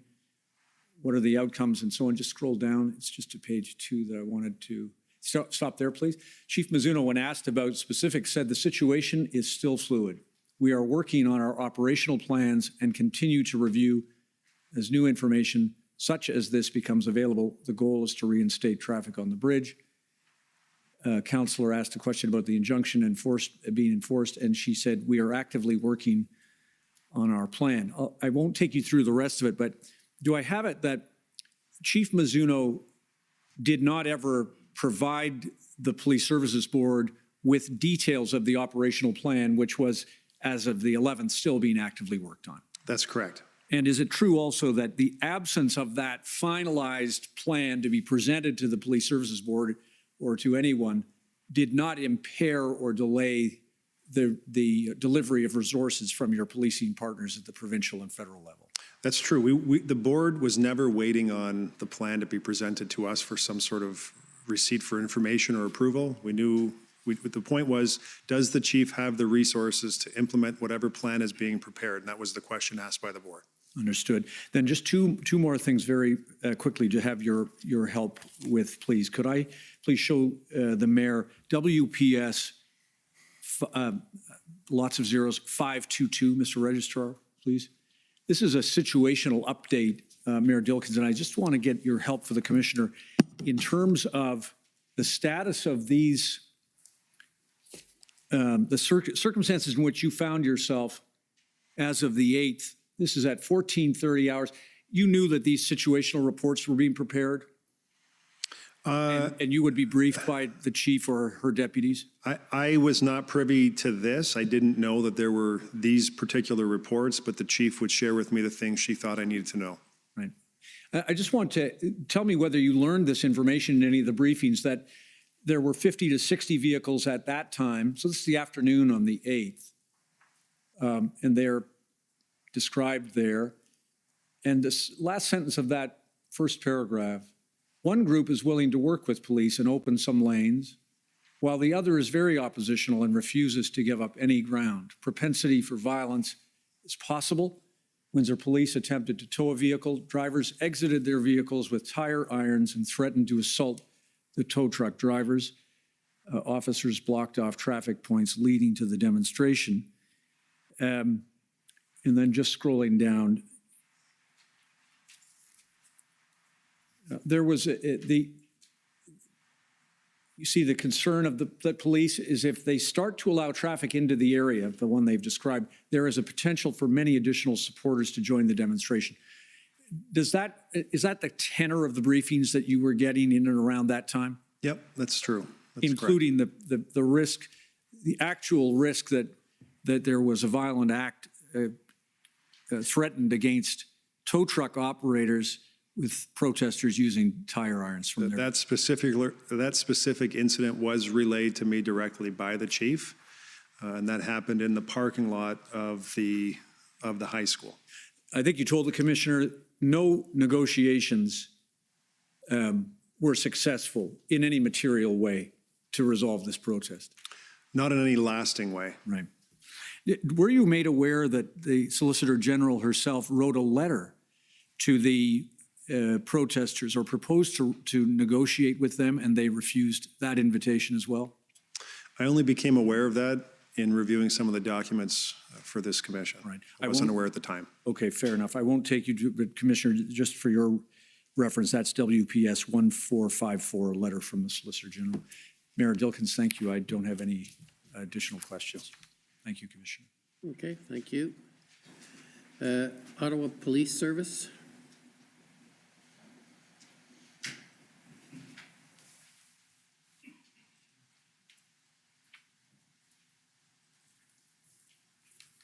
Good afternoon, Mayor Dilkens. My name is David Michikowski, and I'm counsel for the Ottawa Police Service. Good afternoon.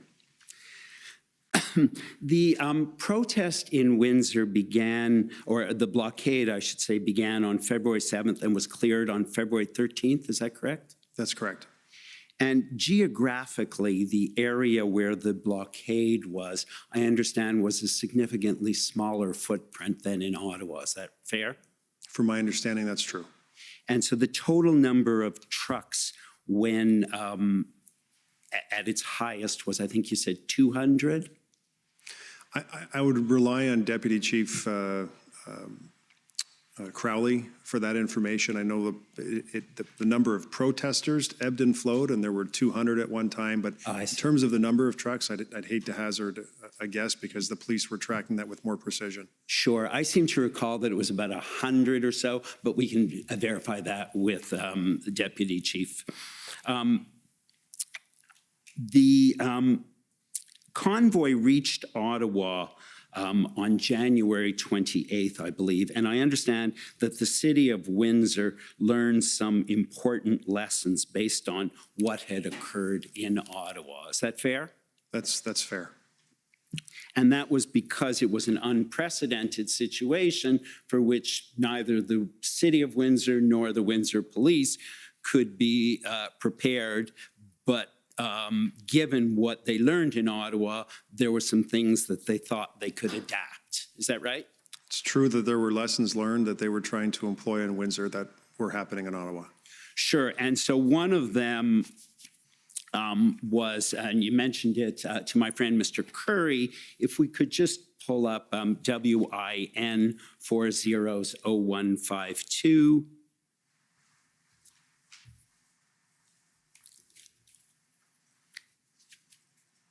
At page 2, please. There's an email from Andrew at 18, further down, please.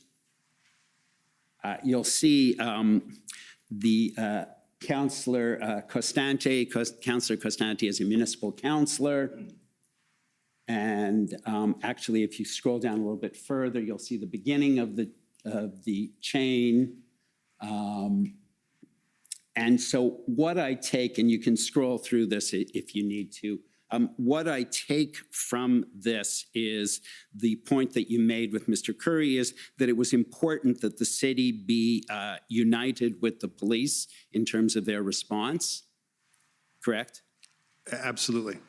And that everybody from the city speak with one voice, that the councillors not all be saying different things. That's correct. That's correct. And I see from that email chain that, in fact, Councillor Costante did comply with that request, correct? Yes, that's correct. And the concern was that that was not what had been occurred in Ottawa, correct? That's what Mr. Teleszewski put in the email, yes. And I believe the OPP also may have talked about the need for everybody to speak with one voice, correct? I believe that's true as well. There's another example. I'll just call it up. It's WIN 401091.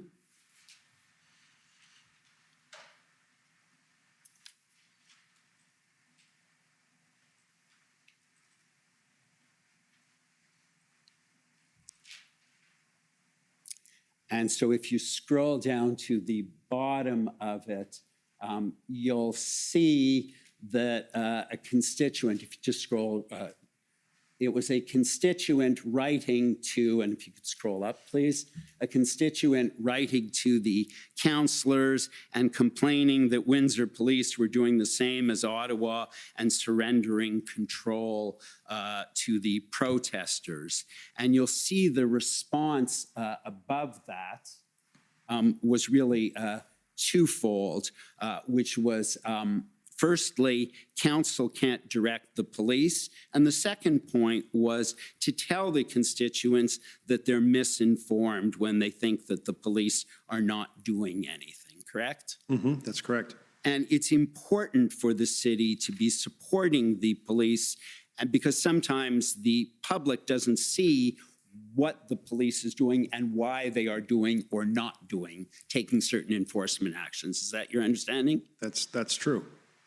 And another useful lesson you indicated you learned from Ottawa was not to publicly announce the number of officers requested. And I believe, as I understand it, had Ottawa not happened first, you might not have realized that. Is that fair? Well, I think that may have come out very quickly to the extent that it was mentioned to a member of the media. The course was corrected very quickly thereafter. And so we obviously don't want to, and certainly as the chair of the police board, did not want to do anything that would jeopardize the police operation or tip our hand in terms of what additional resources might be needed specifically. Right, and that was something I think the OPP conveyed to you as a result of lessons learned from Ottawa. Is that right? Yes. And another thing I know, and we don't need to turn it up unless you want to see it, is I think another message that was repeated by the city was for councillors not to go on social media, to be very careful what they put on social media, correct? Correct. And the blockade, just finishing off my last point, the blockade, I think we said, began on February 7th. And we know from your evidence this morning that on February 4th, I believe you wrote a you sent a text message to Minister Mendocino. Yes. So a couple days in advance. And at that time, you were not considering blocking all access to the bridge in advance, because that would involve many, many access points. It would have been such a dramatic action to take that step in advance of a full blockade that, I mean, no one would have understood that. Right, and it would require many more resources, obviously, than would be available. Absolutely true. And I guess finally, blocking all access would disrupt residents and businesses, obviously.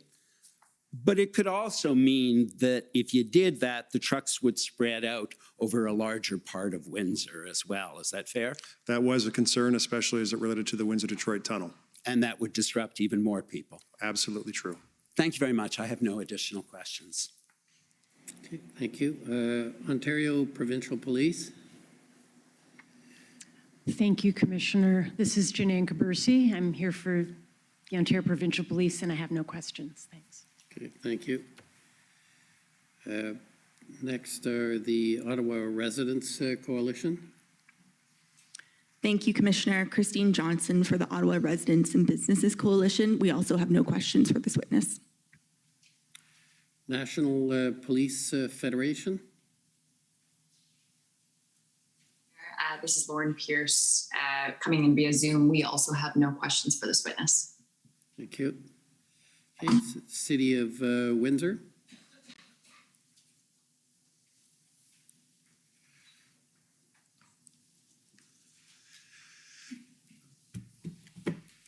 Good afternoon, Commissioner Mayor Dilkens. For the record, I am Jennifer King, Counsel to the City of Windsor.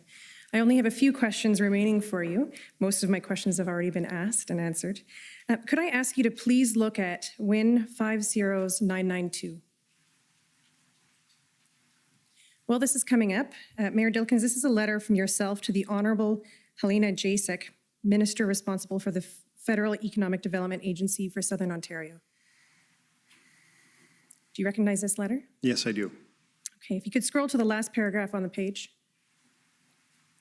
You'll see here you wrote, Windsor Police and their partners in law enforcement have done an exemplary job in quickly clearing the illegal occupation and maintaining the security of Huron Church Road for over 400 million in goods that travel this crossing each day. Unfortunately, the price of that economic security has meant a significant and sustained loss for small and medium-sized businesses who operate along Huron Church Road in Windsor. If you could keep scrolling down. And you'll see here that you ask or you urge the minister to show the same level of leadership and support the business community along Huron Church Road as was showed to Ottawa businesses who managed through the pandemic and now must cope with police barricades designed to protect our national economy from those who would seek to disrupt it because they oppose Canada's pandemic-related policies. Did you receive a response to this letter and request? Yes, I received a phone call from the minister, and then the federal government provided funding and business support for the businesses affected by the blockade. Okay, and just to confirm, was it the federal government or was the FedDev program? I'd have to double check, but through this federal minister, the funds flowed to our Invest Windsor Essex organization, who acted as the clearinghouse for businesses affected to make application and receive payment. Okay, and they received those funds? Yes. I just have a question. If you could pull up, please, the clerk, bring up WIN 402240. And while this is coming up, Mayor Dilkens, it'll take a moment.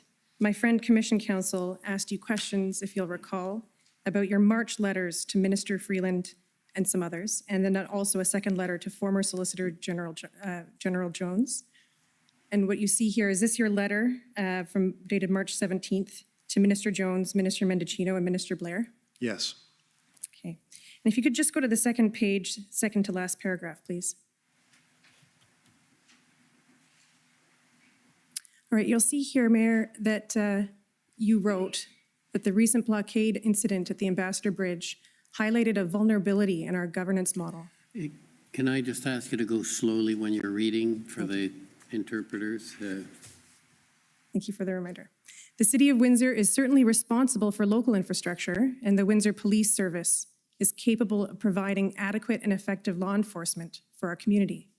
That said, the need for broader collaboration and support from provincial and federal governments to bolster the safety and security of our borders appears obvious. Can you tell the Commissioner and give us some of your thoughts about what role you think each of the three levels of government, federal, provincial, and municipal, should play in protecting the Ambassador Bridge? Well, because of the construct of the roadways and the infrastructure that exists going back 90 years, it really is imperative that we have a three-pronged approach here. Every level of government has a role to play. The city has to be an equal partner, and the city respectfully plays a disproportionate role in trying to resolve some of these issues, like the issue we're talking about in February, that we need to have these things coordinated in advance, have the conversation worked out in advance so we know who's doing what and who's responsible to fund some of these costs. And so after the fact, trying to get payment of over $5 million it's frustrating, to be honest, but we need to have these things worked out. And the response that we provided during the, let's say, the week of the primary week of activity, all we did is respond. We responded. If Jersey barriers, someone said they're $1.3 million, how fast can you get them here was the answer. We wanted to be as responsive as possible. But, from a city perspective, there is a disproportionate burden. And so hosting an international crossing like this presents some opportunities for the city from an economic development perspective. But it also puts a disproportionate burden on the residents in the city of Windsor, whether it's noise and air pollution, whether it's traffic congestion on municipal roads and having to fund the cost of some of these municipal roads that fund truck traffic to an international crossing. All of these things, we really need to sit down, and the point of this letter was, let's sit down in advance. This may happen again. It may not happen again, but it's probably worth a few hours of discussion to figure out how we're going to do this moving forward so that it is pull from the shelf and implement as opposed to trying to figure it out in real time. Thank you. Those are all my questions. Thank you. Any re-examination? Yes, just very briefly. Natalia Rodriguez for the Commission. Mayor Dilkins, my friend for JCCF had asked about an annual marathon, I believe, that takes place that closes the bridge in its entirety. Is that right? That's correct. And I just wanted to better understand how the closure of the bridge for that purpose affects the just-in-time delivery that you had spoken about in your earlier testimony. I would submit that it really has no impact because this event has been happening for decades. It happens on a Sunday morning, I believe, generally, and the closure is very early in the morning, say 7 o'clock, for a defined period of time. And so runners will start the race in Detroit, run across the Ambassador Bridge, run down municipal streets in the city of Windsor, run back through the Windsor-Detroit Tunnel back to the United States. And so everything is planned, coordinated, organized, and it's very time limited. And so with respect to local industry, they're able to adjust and adapt for that very time limited period. And is a time limited period more than 24 hours? Oh, no. No, we're talking the matter of maybe 2 hours. I see. Okay, thank you. That does help clarify. And I just wanted to also clarify the communications that you had with the Premier and Solicitor General Jones over this period of time. My understanding is that you had one phone call with each of them. Is that correct? No, I think I had 2 phone calls, but they were all quick.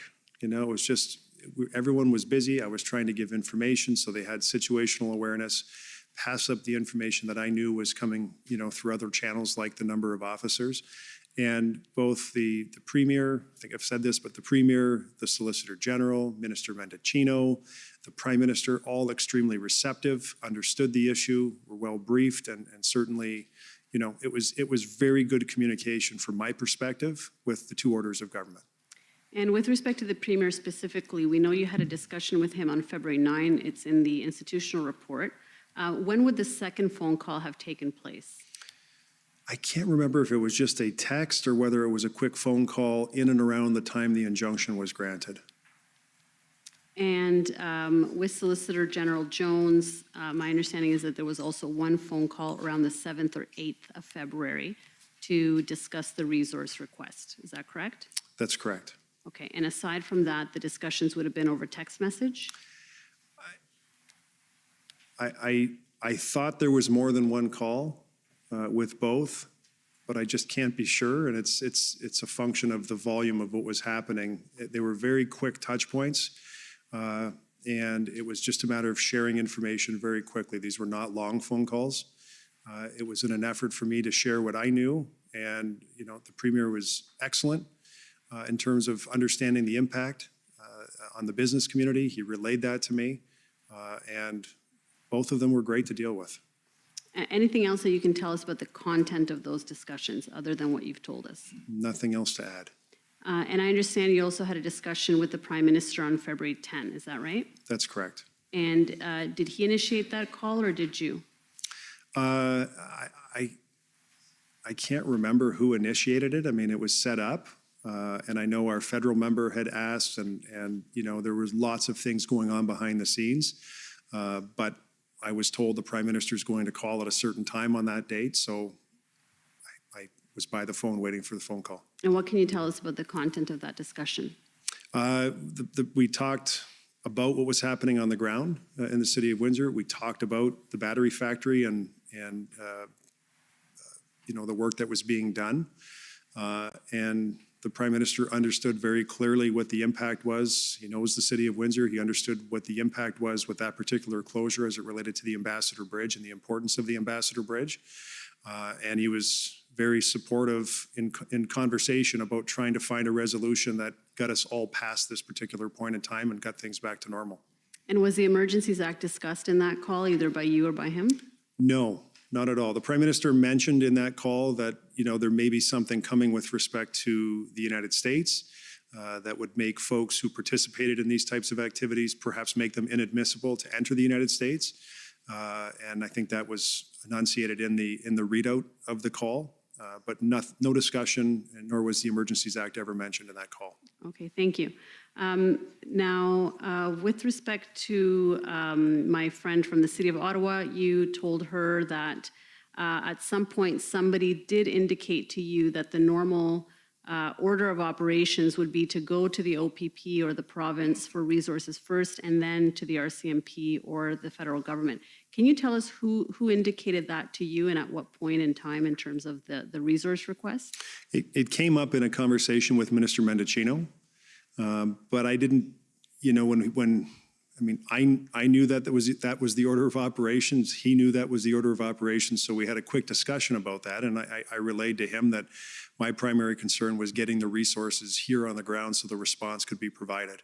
I never felt like the federal government was sitting on their hands and not wanting to act in any way. I always got the sense that they were very receptive and trying to be a partner and trying to solve the situation and to find resources that would be helpful.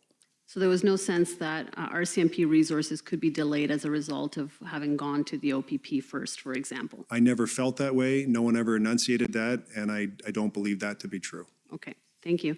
And finally, my friend I believe, former Chief Slowly, spoke to you about the in-camera board meetings that you had. I want to clarify, who requested that these meetings be held in camera? I did. You did? I did. And why was that?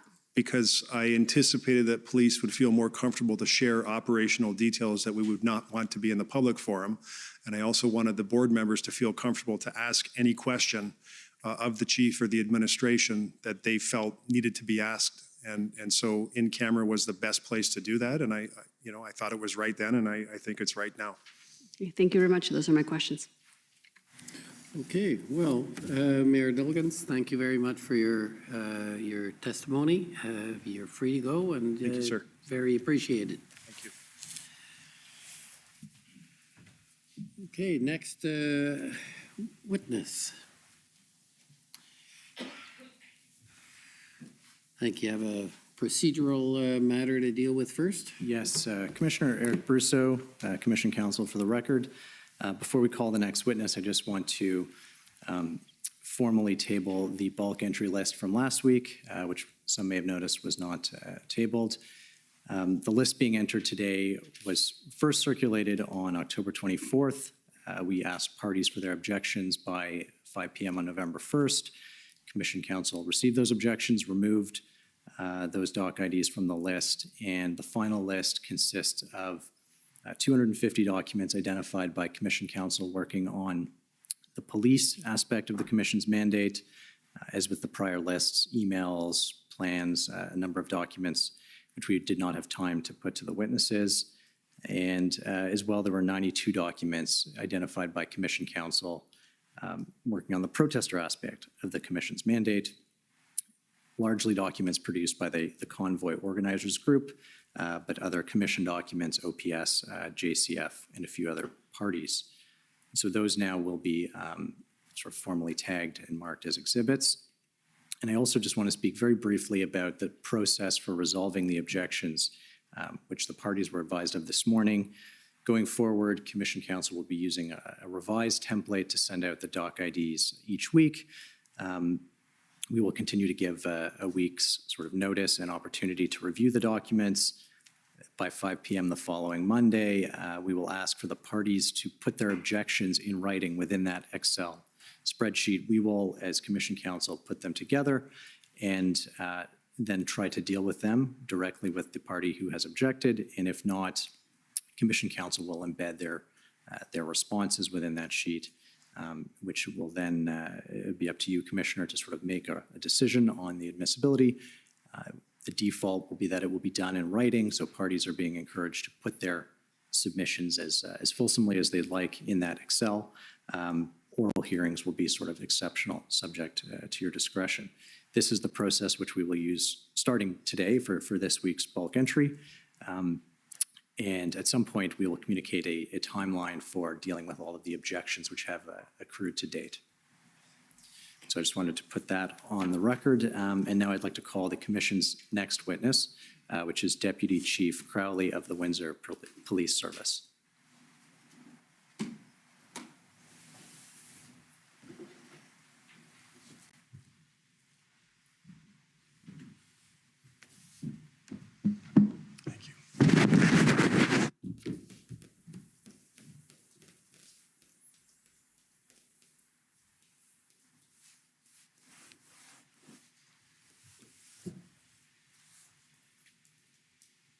Deputy Chief Crowley, will you swear on a religious document or do you wish to affirm? It's the Bible, please. Thank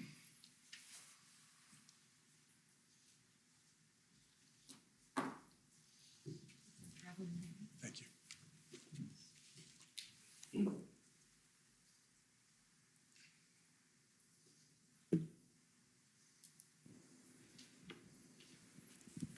For the record, please state your full name and spell it out. Jason Crowley, JasonCrowley. Do you swear that the evidence to be given by you to this commission shall be the truth, the whole truth, and nothing but the truth, so help you God? I do so swear. Thank you.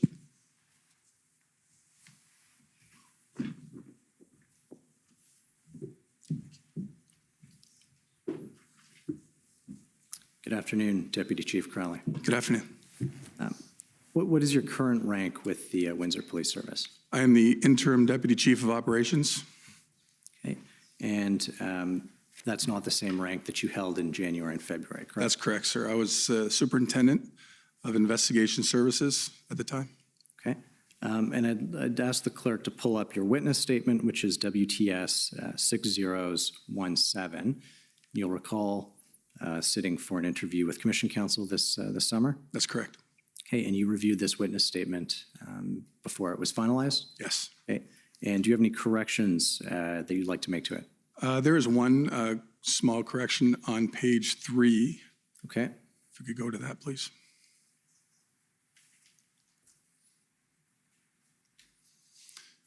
I think it's near the bottom.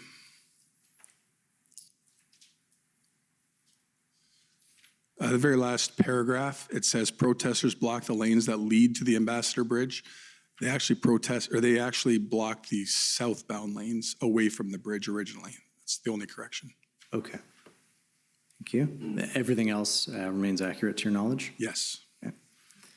And I'm also going to ask that the Windsor Police Service institutional report be pulled up. That is WPS.IR.701. And you've reviewed this in preparing to attend today? Yes, sir. Okay. And does that remain accurate? There are a couple clarifications, if I could. Absolutely. You just let Mr. Clerk know which page. Paragraph 23, sir, please.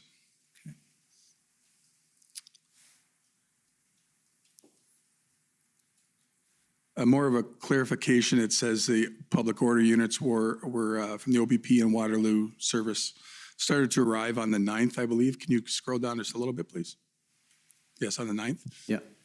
So they did, it was like slowly through the night. They weren't deployed that night. They were just slowly arriving amongst other agencies as well. But that was just a clarification. They all didn't show up on the 9th. Okay. The other clarification is paragraph 58.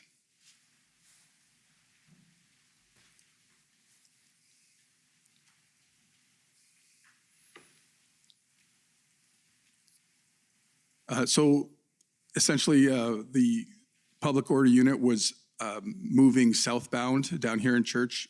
This paragraph refers to that. And it talks about a secondary group of officers traveling northbound. If you could scroll down, please. To the southbound, in the southbound lanes of Huron Church to move the crowd eastbound onto Tecumseh Road. So that was the eventual movement. Once they hit Tecumseh Road, that was the movement towards on Tecumseh Road towards the east. Those two roads intersect, as we know. So I just wanted to clarify that. That's all. Okay, thank you. And that is it. And the rest remains accurate? That's correct. Okay. Now, so in your role at the time as Superintendent of Investigation Services, what did that entail? I oversaw the entire division in investigations, so everything from the investigative side of the house, which includes major crime and property crime, right over to the support side of the investigations, so the drug unit and ident, things like that. So that was my designation at the time. I also was in charge of our critical incident command program, and I oversaw that as well. Okay. One of the two critical incident commanders from WPS for this incident. That's correct. Okay. And at the time of the convoys, did WPS have any public order unit trained officers? No, we did not. How about a police liaison team? No, we did not. Okay. We had critical incident negotiators, critical incident negotiators, but not PLT per se. Okay. And we heard Mayor Dilkens this morning explaining to us a little bit about jurisdiction, but perhaps you can just sort of refresh us and help us in terms of what WPS is responsible to police versus the RCMP versus the OPP in this sort of Windsor area. Mm-hmm. So the Windsor Police would be responsible for municipal policing within the boundaries of Windsor. There is an OPP presence on the provincial highways that lead into Windsor, which I believe now includes the Herb Gray Parkway, which is the extension of 401 to the new bridge. And the RCMP, they do have a presence that is more, I believe, customs and excise, things like that when it comes to international responsibilities, but nothing as far as municipal policing goes at all. Okay. And so when an incident occurs on the bridge, who responds? The Windsor Police do. Okay. I want to ask you a little bit about the intelligence leading up to the blockade. Now, I understand there were a number of slow roll protests that had come through Windsor previously. Is that correct? That's correct. When did those start? They started months before the bridge blockade, months. We were dealing with them on a weekly basis all over the city, but the ones pertain to the bridge, really we were made aware of them that weekend. They were going to be ramped up, which would have been the 4th, 5th, and 6th. Okay, so before that, there had been slow rolls in the Windsor area, but nothing that targeted the bridge specifically? Correct. Okay. And how long had these slow rolls lasted typically? Typically, they would be, last 2 or 3 hours. We would assign a certain group of officers to basically monitor it. manage it. There were never any issues typically. The slow rollers were typically they were cooperative, and we would work with them prior to the slow roll. We would reach out to them to ensure that they, if we could do something for them, essentially, as in facilitate their route or things like that. But we would try and reach out to the organizers to maintain that communication piece. Okay. Now, you're familiar with the terms Project Hendon and the Hendon reports? Yes, I am. You were receiving those directly from the OPP? Yes, but I was not responsible for monitoring Hendon. I had an inspector that was responsible, Inspector Carl DeGraff, who was on those calls daily, or as much as they were happening anyways. And he was responsible for intaking those Hendon reports and updating me on any pertinent information.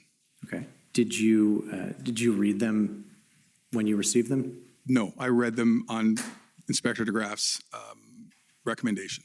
Okay. Would you have discussed most of the Hendon reports with Inspector DeGraff on a daily basis? Yes, and particularly when Windsor was mentioned, but that wasn't very often at the very beginning of Hendon. Okay. And did you brief Deputy Chief Belair or Chief Mizuno on the reports? Yes, anything I thought they needed to be aware of, I would certainly bring that to their attention. Okay.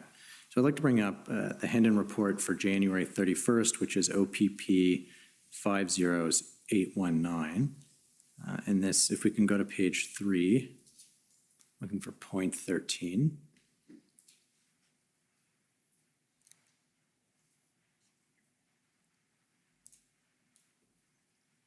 This is, like I said, from the 31st. So point 13 says, open source information suggests that truck drivers from the United States plan to block the American side of the Ambassador Bridge in Windsor to coincide with Canadian drivers blocking the bridge in Windsor. The available information does not include a date or time. So do you recall seeing that at the time? I think I do, yes. Okay. And what steps did the Windsor Police take to prepare for that possibility? Again, this is our best source of intelligence, so we would obviously meet and discuss potential blockages, but there was also reports saying that numerous bridges might be blocked. So we would basically just keep that intelligence handy. I still am actually on the Ontario Association of Chiefs of Police Emergency Preparedness Committee. And these are the things that were discussed during almost a daily meeting on that committee. Okay. Would this information have gone to the OPP from Windsor Police, or this is coming to you through the Hendon report and you're sort of learning of it for the first time? This was being learned about for the first time, essentially. Okay. So there was, if I can take you back to that time, you can imagine Ottawa was, just starting to gain some traction, and the protesters had just rolled in here. We were dealing with protests in Toronto as a committee on the weekends at Queen's Park. So a lot of the discussion went there, and this intelligence and this information wasn't really at the forefront at this time. In that case. A few days later, sort of skipping ahead to February 3rd, I believe you told us this summer that the Windsor Police learned through monitoring social media that there was a slow roll planned for the coming weekend. Is that correct? That's correct. Okay. And at that point in time, was there an indication of a blockade on February 3rd? Just what I had previously mentioned about, potential bridge or border crossing blockades, but nothing that I recall that was specific to February 3rd. Okay. And from what I understand, at that point, perhaps it was a little bit more serious, and Chief Mizuno actually sort of put you in charge of the Windsor Police Service's response to that intended slow roll. Is that correct? That's correct. Okay. And what did that response look like? At this point, I met with our patrol inspectors.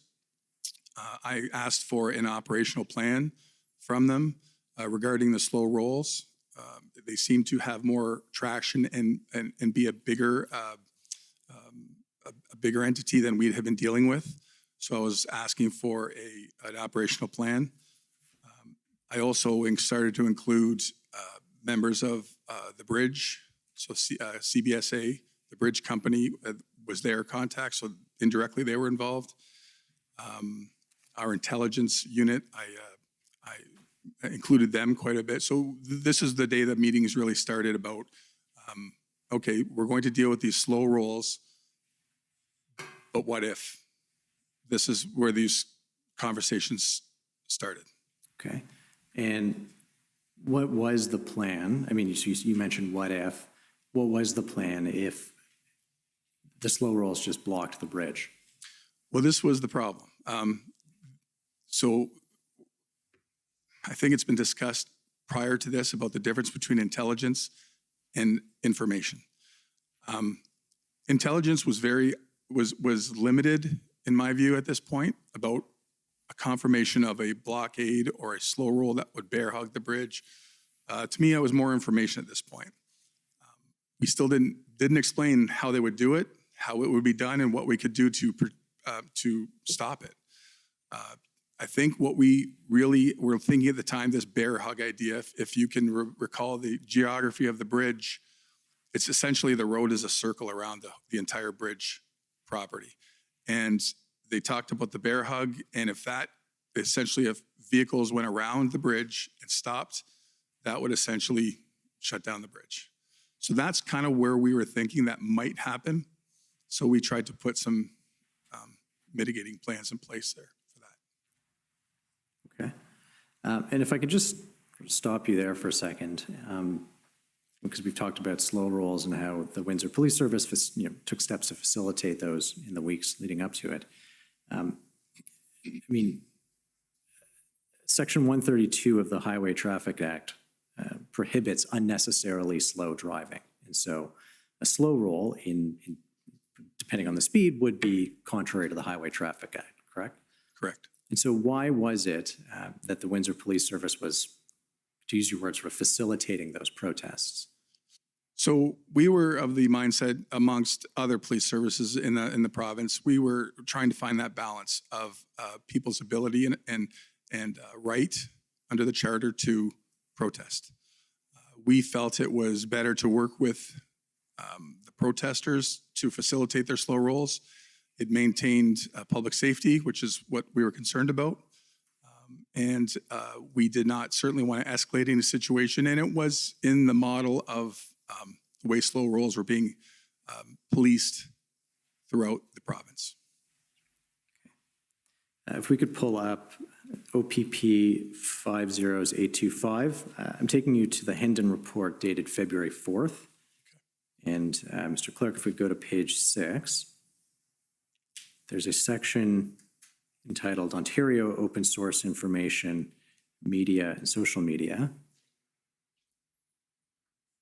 And so this right there, the second point, commercial truck drivers and supporters may conduct slow rolls on roadways near the Ambassador Bridge over the next 3 days and may attempt to block the bridge on February 7th.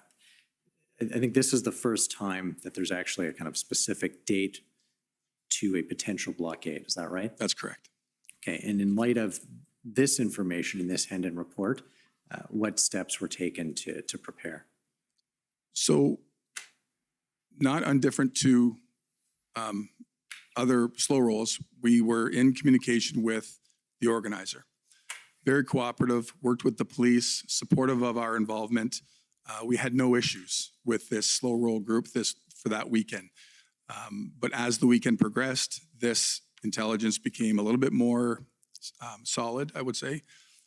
And that's when, by the Sunday, which would have been the 6th, we started to gain more information about this date being legitimate of blocking the bridge. Again, the problem we ran into was how are they going to block the bridge? We had no intelligence.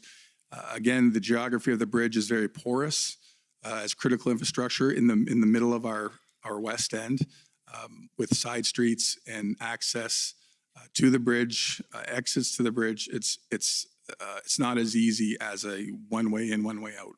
So we were trying to make considerations for numerous plans, but nothing was in stone because we didn't know what we didn't know.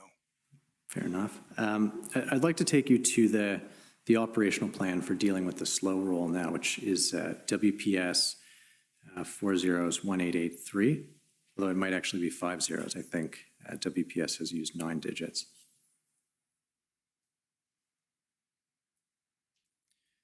So I think this is the operational plan that you had asked be put together on February 4th for the slow rolls. You'll be able to tell me if that's correct. Yes, that's correct. That's it. Okay. If we go down to page 2 on the situation, in the middle of the paragraph, there's further mention of the ongoing protests / blockade situation at Coutts, Alberta, port of entry, with intention to mirror this type of activity in Windsor at the Ambassador Bridge, port of entry.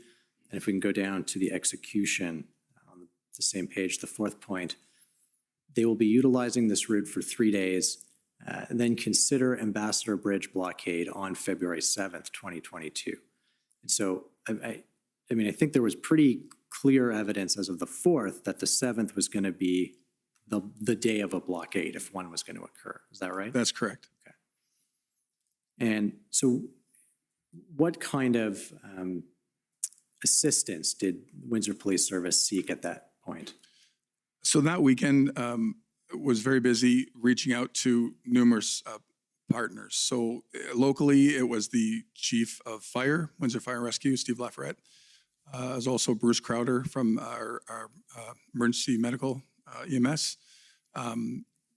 Again, I already said we spoke with CBSA. Those kind of plans started logistically. Again, what if this happens? What do we need to do to help our partners? We believed right from this point it was a police response. So we certainly were trying to help out our partners as best we can to plan for them as well as us. And I understand that Chief Mizuno spoke with Commissioner Carrique of the OPP on February 4th as well. Yes, that's correct. Do you know, I don't think you were on that call, but did Chief Mizuno relay to you what was discussed? I think in the email, there was some discussion about, I was not on that call, sorry to clarify that. There was some discussion about getting some local assistance from the OPP from the 2 detachments within our area, for some help. Also sending some public liaison officers, PLT, down to Windsor to assist us on Monday. Those were the discussions of potentially maybe having 35 officers or so come and help us. And at that point, it was strictly for traffic control, intersection control, that kind of thing, to set up a perimeter that we felt was manageable. Okay, so on the 4th, the intention was to be setting up a perimeter to try to prevent the blockade?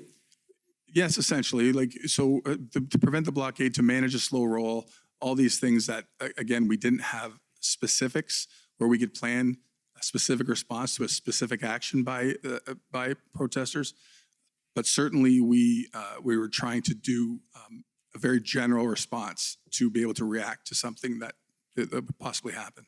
Okay, I take it you didn't have a time on the 7th. You didn't know anything more than something might materialize on the 7th. Yes, the information I had was that the bridge would be blocked if they didn't get what they want, meaning relief of vaccine mandates, things like that. That was the only information I had about Monday.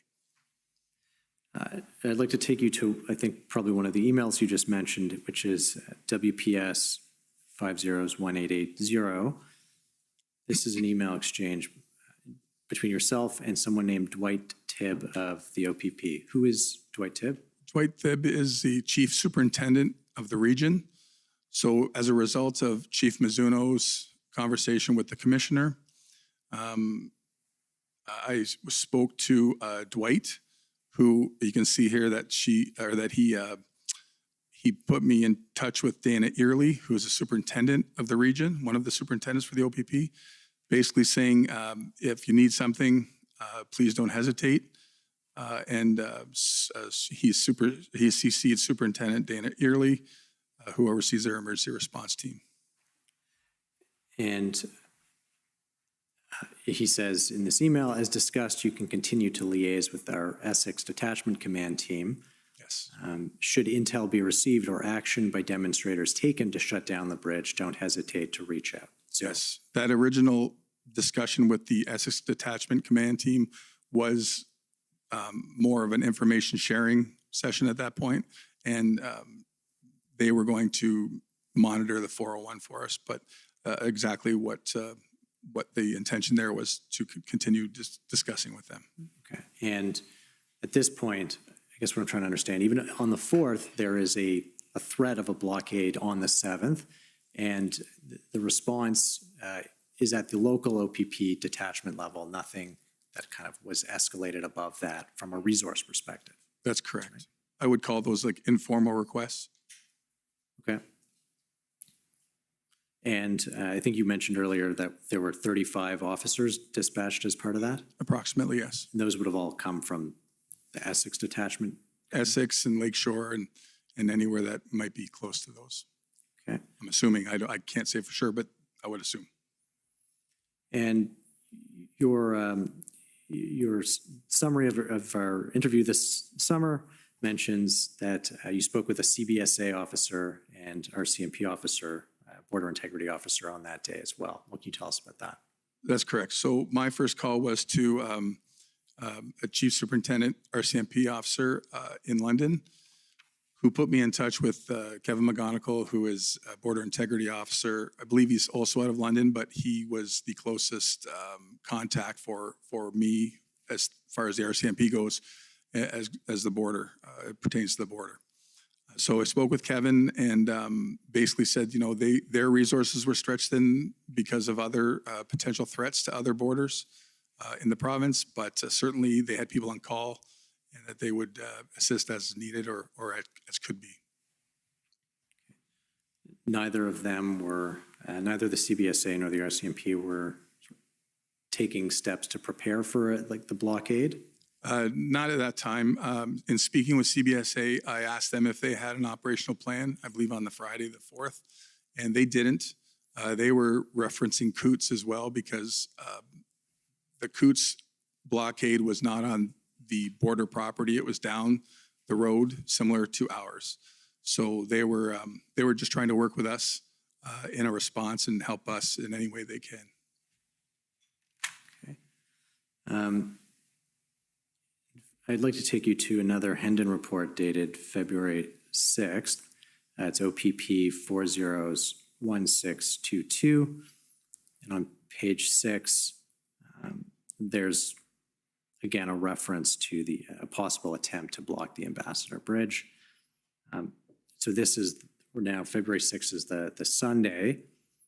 What steps were being taken that weekend to prepare, the 5th, the 6th, as the information still says, yep, Monday there's likely to be a blockade. Mm-hmm. So, and again, we didn't know with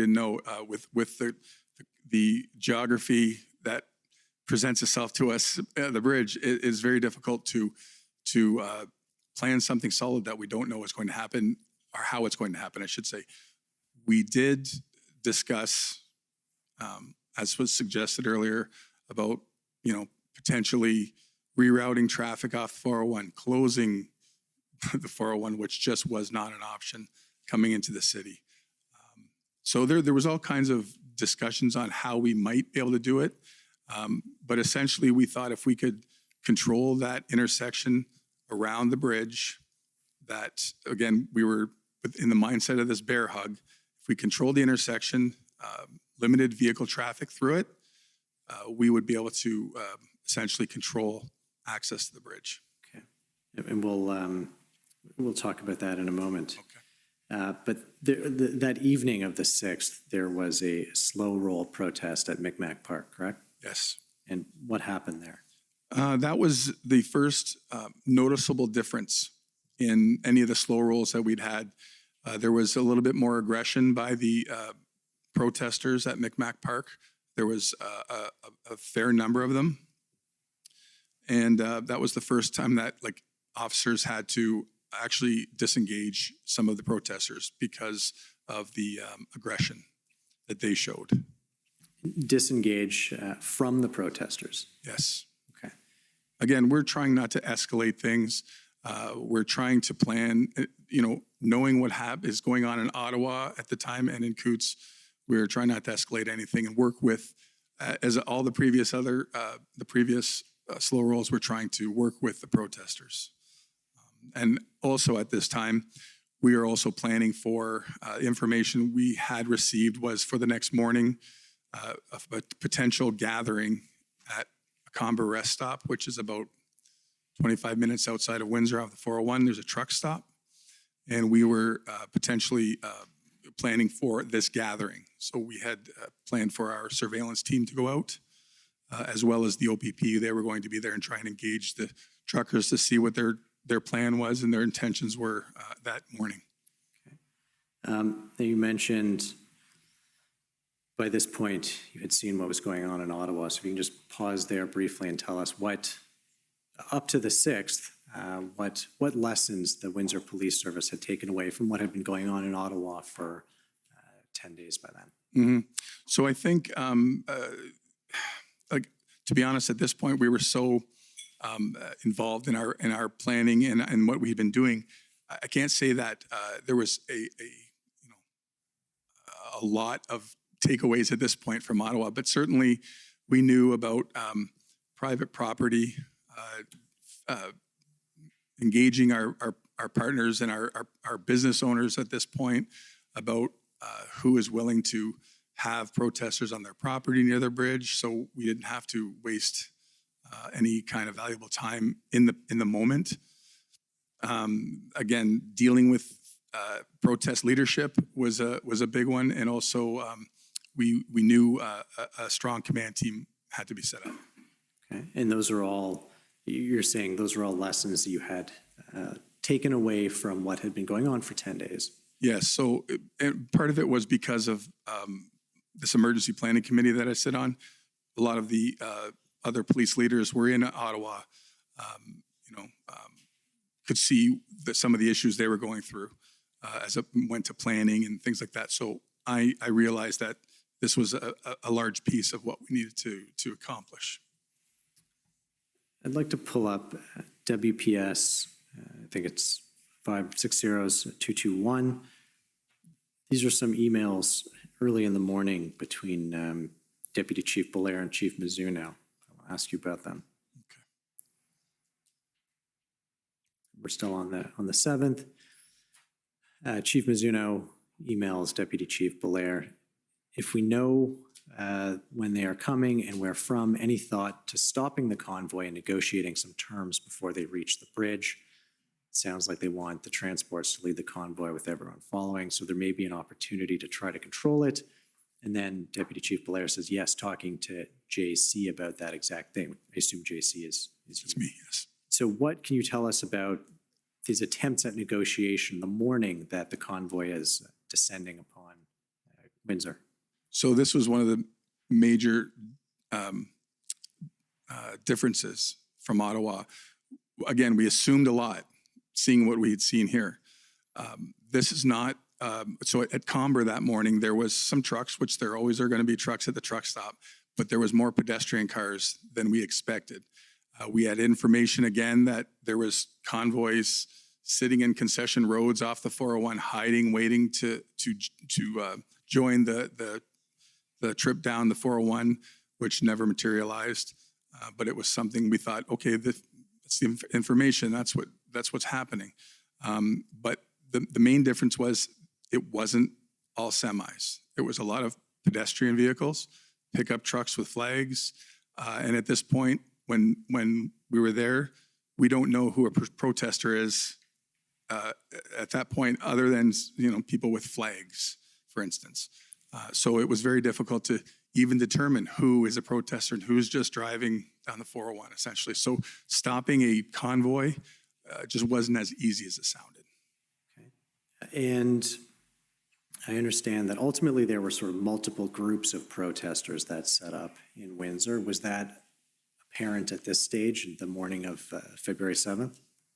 I wouldn't say it was as obvious as it became. At this point, like I said, we had very good relationship with the organizer of the slow rolls. And that was that Sunday group was that first different group that we said, okay, there's a different leadership faction here. And in fact, the original slow roll organizer actually pleaded with the other group not to block the bridge. So we had to develop that relationship with him to, on our behalf, try and plead with him not to do it. So that's the first, but it wasn't as obvious down the road. And did that original slow roll organizer ultimately participate in the blockade of the bridge? I don't believe he did. I just can't say for sure, but I don't believe he did. I'd like to go to WPS 60266. These are emails between yourself, somebody at the RCMP. We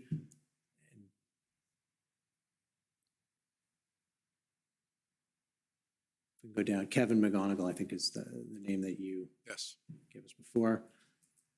So he is writing to you again the morning of the 7th, wanted to check in to see how things are going in Windsor this morning. As you are aware, we are being requested to support Ottawa with the situation there. We will have to balance operational response in all of our border points, especially Windsor, Sarnia, Erie, etc. Evaluating what is going on in those locations will assist with our decisions.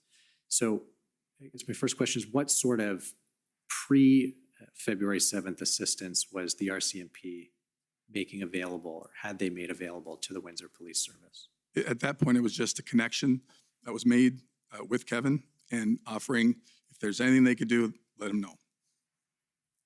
It was more of an intelligence thing, I think, at that point. We didn't really utilize Kevin McGonigal's services at this point. And there's sort of a reference to needing to balance operational response.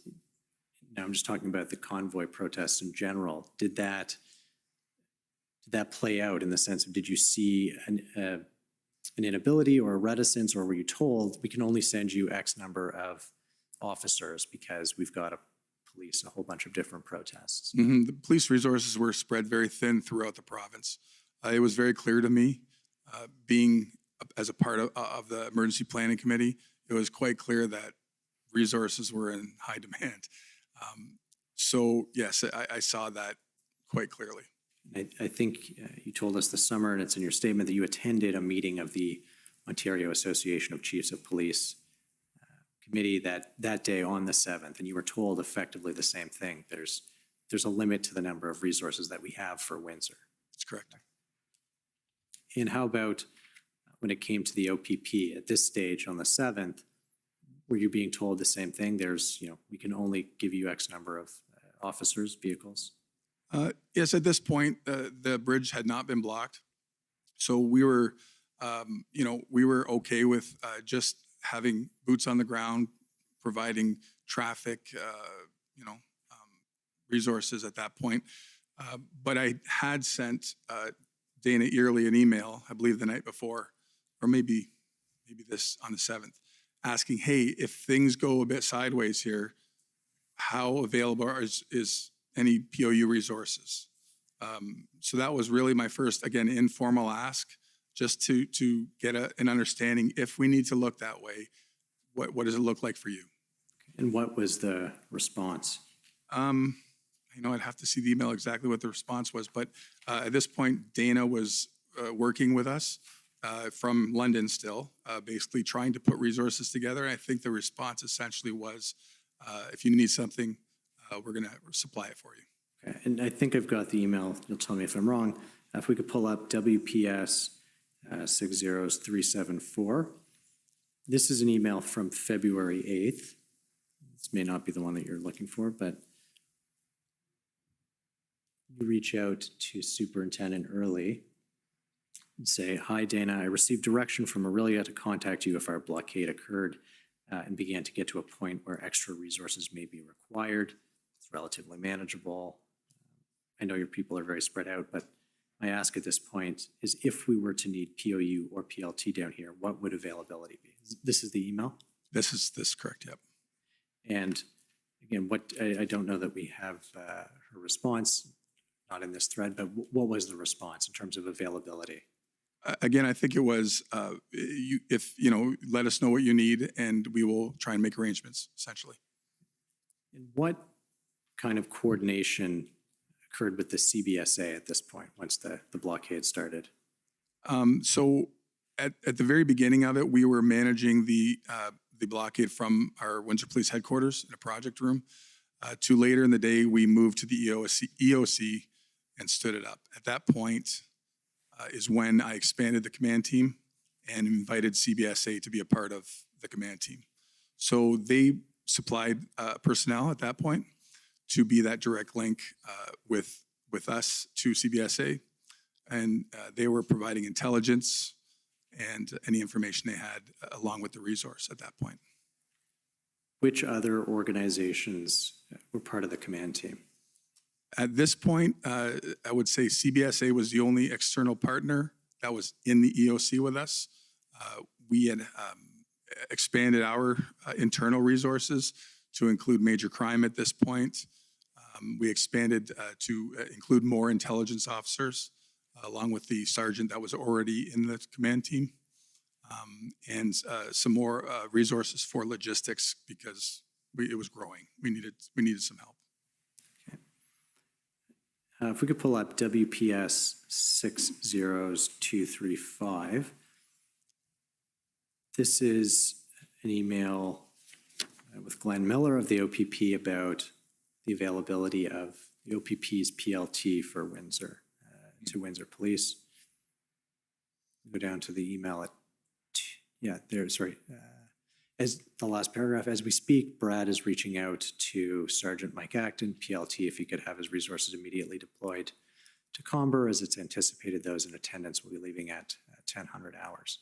So were the OPP PLT able to reach the protesters before they set up the blockade?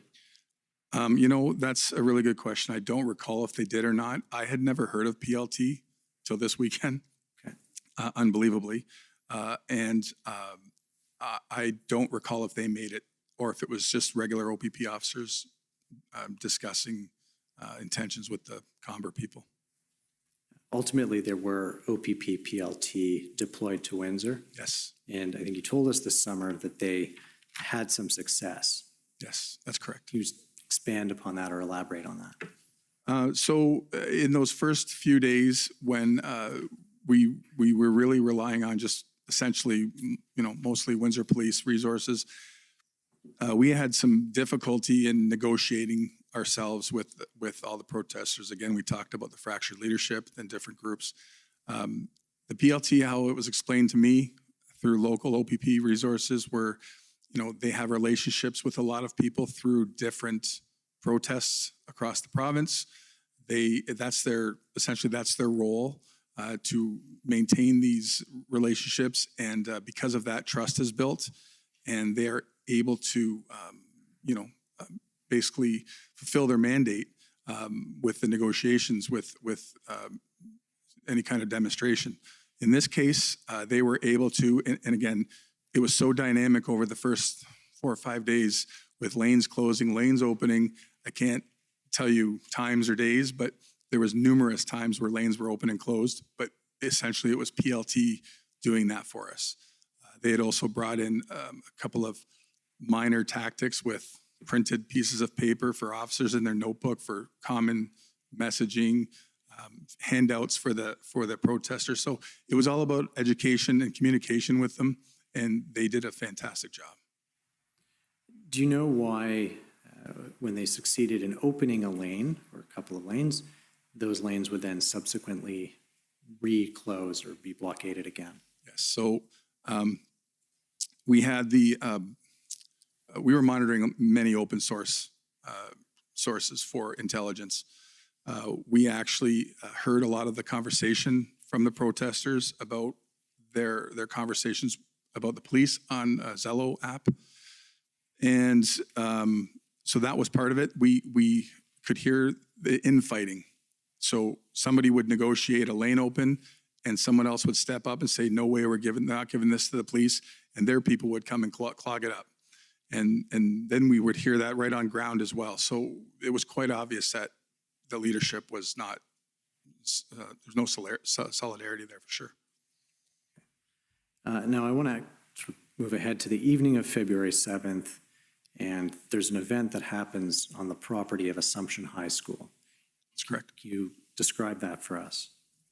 So if I could just back up to the Monday, one of my first questions was, again, when it comes down to lessons from Ottawa, knowing that the tow truck companies did not want to participate with the Ottawa police or help them, that was one of my first questions. We have a contract with a company in Windsor, and to Inspector Crosby, I remember asking her, are they on board? And she said she already asked that question, and they were. So that was good news to us. And that first night, again, we were trying to keep protesters off of private property, and Assumption High School is, as the mayor said, right in the protest area on Huron Church between Tecumseh and College. We started seeing protest vehicles go into the school property parking lot, and we went over there to discuss with them you're not welcome here. We've already talked to the board. You're not welcome. It's time to go. And we kind of gave them an ultimatum saying, listen, you have 10, 15 minutes to move. We're going to tow you. So we held the tow trucks back out of sight as best we could. Again, not wanting to escalate things, and somebody spotted one of the tow trucks, and we had some some of the protesters came out of their cars with tire irons, and we were at times, not only on this occasion, but almost outnumbered and getting swarmed a little bit. And again, having our officers have to disengage to not escalate. So then they ended up moving after some negotiation, but that was the Assumption High School incident. Okay, and just jumping ahead a bunch in the story, but you mentioned wanting to keep protesters off private property as something that you had learned from the experience in Ottawa. Yes. And once the blockade was cleared, my understanding is there was a decision made within the Windsor Police Service not to set up an alternative protest site on private property or sort of away from Huron Church Road, and that was also a sort of lesson drawn from Ottawa. That's correct. So can you tell us what that lesson is and why that decision was made? So under the Trespass to Property Act, we cannot remove someone from private property without, we act as an agent for the owner. If they are not, if they're willing to have someone go to their property and not be removed, then the police have no authority there to remove them. So we did not want to give any kind of spot for the protesters to basically congregate. Essentially right there at Tecumseh Road, we have very large parking lots. There's a grocery store and numerous, it's a strip mall essentially. So it's a very big parking lot. So that could have really led to some another protest area essentially. Plus we had smaller businesses, the cab company, all these places that we just did not want to interfere with business any more than we already had, and keep things under control. Okay, so there was no option to continue protesting in the way that had been the case once the blockade was cleared. That's correct. Sort of going back in time to the establishment of the blockade, can you tell us how that unfolded the evening of the 7th? So we had carried through with the plan that we had talked about with trying to control the intersection of College and Huron Church, which is the first intersection south of the entrance to the bridge. And what we did, we established control of it with traffic officers, our traffic enforcement officers, by basically just letting 2 or 3 cars go at a time. And if they went on the bridge and crossed, then we'd let another 2 or 3. So that's how we controlled it for quite a while, actually. Same with coming off the bridge. We would try and do that best we could. And then I think doing that for some time, it was frustrating the protesters. Again, we're listening to open source media, and they were getting frustrated with us. So I think the comment was, one of them basically said, I wonder what happens if I just stop my truck right here in the southbound lanes. And that's what happened. That truck stopped, a pickup truck stopped, I would say 200-300 meters south of College. Another one stopped and another one stopped. And next thing you know, all three lanes were blocked. And that's how it started. So from there, the traffic started to clog up very quickly. And within probably 20 minutes, there was a line of semi-trucks that were just regular commuters for industry, creating a line of trucks miles into Detroit and Michigan. So that's how it started. And I understand early in the blockade, a number of trucks sort of stranded on the bridge. Is that right? How were they cleared? How and why? So the why would be, people were stuck on this bridge for hours. The bridge is almost 100 years old. So we were worried about structural integrity of the bridge. We were worried about commerce. We were worried about people having no, food, water, washrooms being up on the bridge. We wanted to get that bridge cleared off. So the how was very difficult. So again, the geography of the bridge, there's one main entrance that comes out onto Huron Church Road, which is southbound. There's a secondary entrance, or exit, sorry. If I said entrance the first time, I meant exit. There's a secondary exit that turns to the west and goes up a small road, part of Huron Church beside the bridge towards Wyandotte. And then the only other access to the bridge is off of Wyandotte Street. It's an entrance. So at that point, again, very dynamic. There was blockages at all three at times. So at points we were using an entrance on the north side of the bridge for exiting. We were trying to get out that secondary exit, which was impossible because cars and trucks had clogged that small section of Huron Church just west of the bridge almost instantly. There was a decision made at one point by myself to allow trucks access to College westbound, which I didn't want to do because that was our emergency route for fire, because their fire station is just east of Huron Church. And if protesters clogged College, we were in a bad way. But there was just no other decision to make at that point. We literally had to do what we could to clear that bridge. So, and again, with negotiations through all that to allow us to essentially, open this part, open that part, to eventually clear the bridge. And I think the bridge was cleared of traffic by about 10:20 at night. So they were up there a while. I want to pull up WPS 60356. This is an email from February 7th, and it's regarding the Ambassador Bridge Corporation and the president of the corporation. So you're not on it, but Gary Williams sent an email to, looks like M. Murphy. I don't know if you know who that is. Mark Murphy's an inspector on patrol. And it's essentially relaying a conversation that Gary Williams has had with the president of the Ambassador Bridge Corp. And Mark says, I will forward to DeGraff and Crowley to deal with. Thanks for the heads up. So first of all, did you get that email and sort of deal with it? I don't know if I got this email, but I definitely got a message either directly from Murphy or from our communication center, our 911 center, that this call was coming into them as well. The bridge company was not happy with us. I think they thought we were blocking the bridge. And we were just trying to tell them we are doing the best we can. And my question to them was, have you stopped letting trucks on the bridge? Because that just wouldn't help us to continue to let trucks on the bridge. So at some point, they started routing traffic to the Blue Water Bridge, which at this point, they had no issues there. So, do you know why they thought Windsor Police was blocking the bridge? I don't have a clue.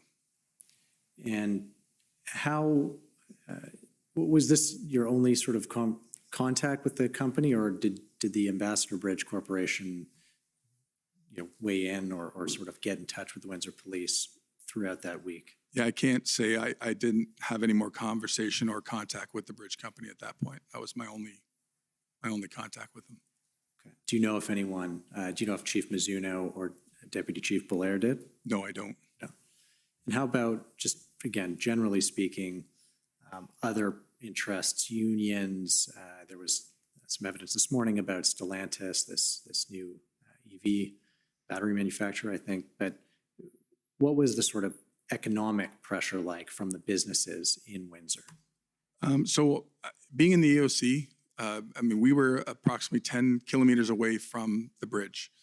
So, I was getting reports, but to be all honesty, the pressure that we felt, just knowing the impact of what was going on in the EOC was enormous pressure. We felt that we wanted to do more, but we were so handcuffed at this point with what was going on.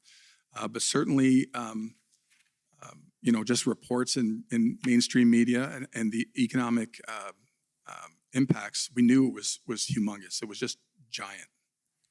So is it fair to say, I mean, you were aware from reading the news that this was having an impact, but you weren't personally aware of pressure being exerted on the Windsor Police Service to? No, that was not in my realm at that point. But growing up in Windsor, I grew up my whole life. I understand the essence of how important that bridge is to our community and our country, to be honest. So it's just not lost on me the impact that would have. Okay. I'd like to go to WPS 60609. So move ahead to Wednesday, February 9th.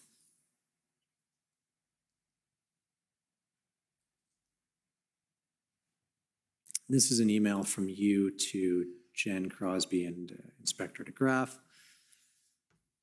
saying, I was asked by Jay to put something together to present to the OPP for a request for 100 officers to assist and include how, why, what, etc. Further down that paragraph, the 100 officer request does not include POU. And so the attachment, which is the next number, 610, and I assume when you say I was asked by Jay, that's Deputy Chief Belair? No, I think that was me. Sorry, I think you were writing that. If we can just pull that back up. Oh, sorry, was I? You were writing that email. You sent that email. Okay, sorry, then that would be Deputy Chief Belair at the time, yes. And so you're the one who spearheaded kind of putting together, okay, here's the numbers we're going to request and here's how they're going to be used. Is that right? Yes. The background of that actually was before that was on the 9th. Before that, I had received a call on the 8th at about 6:30 in the morning from Superintendent Mike McDonnell from the OPP, who I was a colleague with on the Emergency Preparedness Committee. And he obviously had seen on the news what was going on, and he asked me what we needed. And I just told him we need some bodies. So his ask to me was, and this was over time, this was not on that first conversation. He said he would talk to the commissioner. And again, informal request here, right? This is a superintendent asking another superintendent. It's an informal request.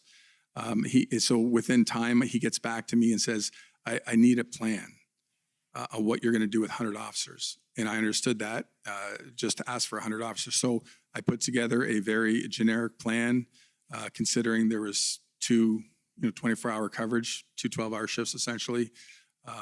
And we are also policing a very busy city with our own resources and resources for the bridge. So that was really my ask, and I put together this very generic plan for them. Okay, and just so I want to make sure I understood correctly, it was McDonnell who suggested the 100 officer figure to you? No, he asked me what we needed, and just literally doing the quick math kind of right there, I said I could probably use 100 officers. And he asked me for a plan. Well, I need to know what you need 100 officers for. I said, no problem. Okay, and so this document that we're looking at on the screen was the plan for how you're going to use the 100 officers? Yeah, I think so, yep. If we could just scroll down, just so you see all of it. Yeah, I would say it is, yep. And this is being put together with not knowing anything about the OPP's collective agreements, what shifts they work, what, I came to find out over time how this is very normal for them. And they all expect deployments like this. And, this is very normal. So, but this is at a time where I'm trying not to step on another organization's collective bargaining agreement, and to try and, satisfy our needs as well, so. We saw in the covering email that this doesn't include POU units. Why would you have left those out of this request? I think this was still fairly early in sense of this conversation happened essentially less than 24 hours after the bridge was blocked. So again, our plan at the time was to negotiate. We had set up a perimeter and to negotiate with them. And at the time, we thought hopefully we could get there at the end of it through negotiation.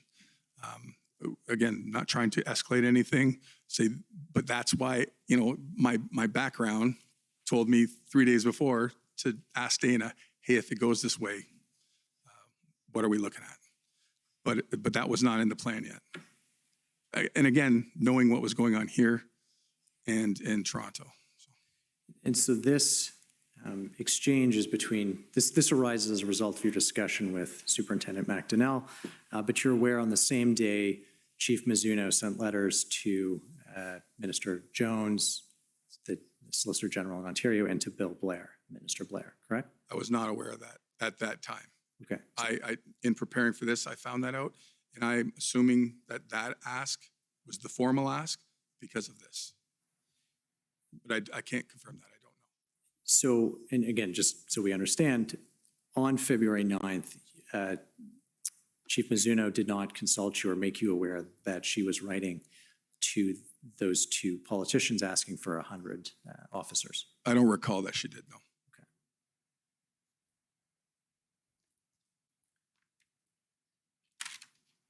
Now, if we could pull up WPS 60827.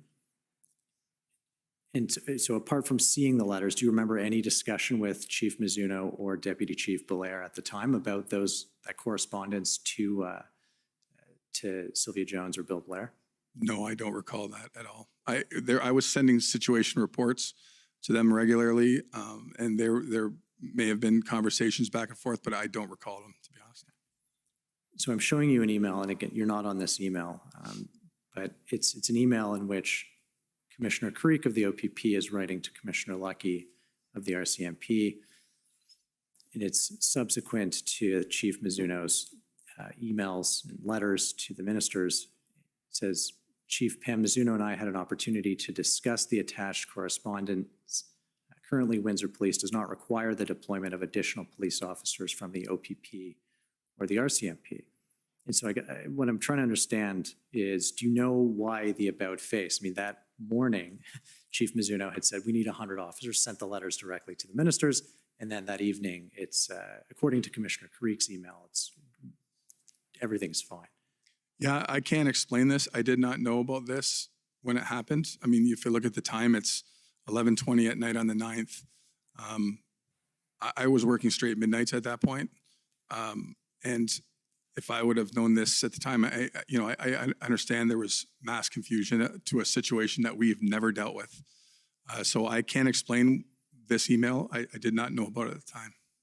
Okay. And we heard this morning from Mayor Dilkins that there might have been some issue or confusion over going to the OPP and the RCMP, and that the proper channel is to go to the OPP first. Was that something that you were made aware of around this time? No, but the Police Services Act of Ontario is quite clear that if we can't provide our own, for instance, in this case, public order unit, we need to go to the OPP. And our directive, our policy says that as well. So, thank you, Deputy Chief. Commissioner, as I believe you know, the balance of the examination will be completed by my colleague Guillaume. We're sort of 15 minutes prior to the break. I don't know if you'd like Guillaume to start now or take the break early. This might be a good time to take the break then, if you're going to change council then. So we'll take the afternoon break for 15 minutes. Thank you, Deputy Chief. The commission is in recess for 15 minutes. La commission levée pour 15 minutes.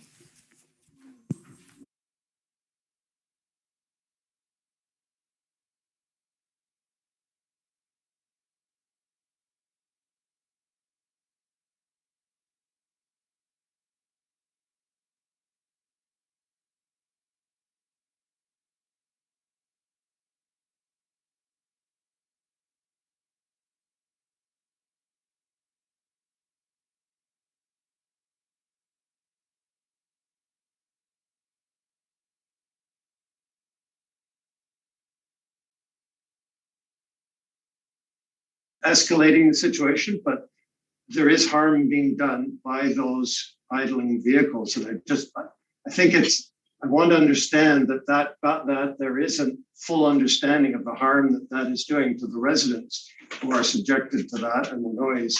And once again, with the noise, I believe there's already a noise bylaw. So it's really a case of enforcing the existing rather than looking for new legislation. Okay, sorry, I was a little distracted, so I will answer your question. Just Mayor, we're going to make an amendment in the public. Well, I'm going to ask you if you could amend the second item around the RCMP officers. We've just been advised that we have an additional 250? In total, 250 RCMP officers. So not the 50 or 60, but 250 that we're going to need to amend, and then we'll get them deployed as quickly as we can. That's just good news. You very rarely get good news in the middle of a board meeting. So with that announcement, will that, I guess that means 1/3 of that would be on, if you say, 200, you're only going to, or 250, you'd only be able to access 1/3 of those at a time because of shift requirements. Is that right?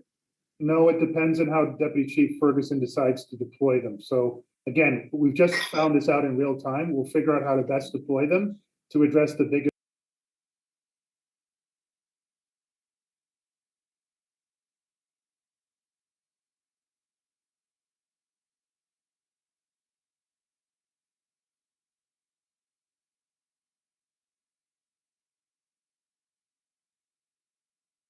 risks in the most effective way possible. Okay. I'm sorry, again, we're just answering real time. Just to be clear, from the day where the protest, the original convoy came across the Manitoba border into Ontario, we embedded our police liaison teams into the OPP operations. From the moment we took over direct coordination negotiation with the 7 original convoys, we have been negotiating with them not to come. If they do come, to come lawfully and peacefully and respectfully. And every day that they have been here since they've come, to address things like the horn blowing, the diesel idling, everything that you have asked about, the community's complaining about, our police liaison team members have from the very first day tried to accomplish through negotiation. And we continue to do that to this day. Our police liaison team members are probably the most overworked next to our traffic officers in terms of long days, no days off, and intense interactions with the core of the demonstrators. We've done everything we can and will continue to do so, regardless of whether or not an injunction is heard again at 1 o'clock tomorrow. We've reduced the number of trucks that are in the downtown core associated to those 7 trucks. So again, that's through the negotiation of the PLT in order to reduce the overall impact of noise from the overall number of trucks. I will turn things over to Deputy Chief Ferguson to maybe provide some more answers in the short term to your important question, Vice Chair. Thank you. Trish? Thank you, Chief. Thank you, Chief. I just want to maybe set the stage a little bit for what you're suggesting, Member Smallwood, would work on a reasonable person, that they would be provided a ticket for behavior and then that behavior would cease. But this is not the crowd that we're dealing with. And so even to stop somebody from blowing their horn, I have watched outside my window all day, officers trying to pull people over. First of all, it puts the motoring public at risk. But even when they do get them pulled over, there's nothing to stop them. They are given the infraction for that moment in time, and there's nothing to stop them from driving 3 blocks and beginning that horn going again. So I just want to set that stage because, if we're dealing with reasonable people, then it is a deterrent. But this is not the crowd that we're dealing with. So just to paint that. Appreciate your answer. Thank you, Chair. Thank you, Member Smallwood. Member King. Thank you, Chair and Chief. Residents, as we know, are being intimidated. Roads, transit, and city services are being obstructed. Parks and other facilities, such as the baseball stadium of my ward, are being used as staging areas to provide logistics and transit and store hazardous materials for unlawful occupation. And residents, frankly, are fed up with the truck convoy noise and pollution that goes on for 12 hours a day and which has been making life absolutely intolerable. You outlined a strategy in response to the chair's question. Residents, along with my council colleagues in the downtown core, have seen that the surge and contain strategy over the past 2 days has not resulted in a meaningful increase in police officers in Centertown, Sandy Hill, Lower Town, or the Byward Market. When will we have a comprehensive plan of action to end this demonstration, since that's under your jurisdiction, that addresses all of these concerns, especially concerning a substantial increase of police patrols in neighborhoods? And when will that plan be communicated to the board, to the council, and to the public? Thank you, Member King. I really appreciate the question. I can again sense the frustration you have and your championing for the very important needs of your constituents. And obviously you're speaking on behalf of a few other councillors who are not present here or not able to speak. So again, I appreciate that. Take it to heart and take it seriously, as I do everything in regards to my responsibilities and the responsibilities of this police service. So thank you very much, sir. I really appreciate that. We've just outlined the framework of the plan. We have talked about the specific portion of the plan that relates to the surge and contain. That has been implemented. It was detailed in the press conference yesterday. The board received all communication materials and briefing notes associated to it. If you haven't received it, we can send it to you again. We have talked about it here today, and we have deployed those officers in even bigger numbers than we presented yesterday because of our ability to free up officers with the OPP arriving and the RCMP arriving. So we actually have a bigger number of officers that are being deployed. And as you've just heard in real time, we have an additional 200, 160 officers, whatever, coming in on top of what we were promised. And they will go into augmenting the very things that you talked about. Exactly what we said we were going to do, we have done. So I'm not sure where the lack of understanding is around the commitment to that surge of officers and their level of engagement within the community. We've also said we cannot cover everything and be everywhere in the way that we would like to be around this, as the chair has said, insurrection, mad democratic attack. This is something that is just not normal, and we have provided the best information with the best plan, with the extremely limited resources in order to provide that level of safety and security for your constituents that so desperately need it and absolutely deserve it. Well, strategy that you outlined is different in my mind than a comprehensive plan that gives direction both to the board, to the council, and to the public as to the general trajectory of when we'll be exiting this demonstration. So I'm going to continue to ask that question because from what you outlined before, all the multiple areas, whether it's short-term, medium-term, and long-term, it's evident to us that we need to have a comprehensive plan of action, a full guide, in a sense, that we can take to the public to say, this is the way that we are going to work ourselves out of this scenario. So that's my expectation if we're looking for adequate policing in this jurisdiction. The last question I have does involve the baseball stadium. We know that that was at one point a point for overflow of parking to ensure that there was less congestion in the core. It has now transformed into a staging area. So I want to know what is the plan to deal with these staging areas, such as the baseball stadium, that have emerged, not just in my ward, but across the city? Yeah, thank you very much, Councillor King. And I did outline the 8-point framework around which the comprehensive plan was built. And I gave you significant details in regards to the latest 3 elements of it, which includes the surge and contain portions of it. Should the board want even more details, I've made an offer to provide as many more details as I can lawfully within the confidential in-camera meeting. And we have provided even more details in direct confidential briefings to the chair, the mayor, and council. If you feel you are inadequately advised of the quality and quantity of that information, I'd ask you to consider that as a conversation with the board. And we will provide as much information as we are lawfully able to do so, as we have been doing so from the very beginning. In regards to your question about the baseball stadium, I'll turn things over to Trish Ferguson for that. Thank you, sir. Thank you, Chief, and thank you, Member King. So since your email of last night, I think I followed up with you, a sergeant attended. We have been working with people at that site to try and and I say with people at that site, they have been to a point cooperative, but we do recognize that that is now become a staging area, if you will, and a refueling area for them. So we are looking at addressing, and I can't reveal all of the details of it, but we are looking into that area, determining what any, working with the fire department, any hazardous material, any of that type of thing, what avenues are available to us to enforce the laws and to make sure that that's rendered safe. Thank you. Those are my questions. Thank you, Member King. Member Nerman. Thank you, Chair. First of all, I wish to thank each and every member of the frontline service of police, the fire, paramedics, city, OPP, RCMP, and members from the other cities assisting the OPS in maintaining the law and order and safety of the residents to the best of their abilities.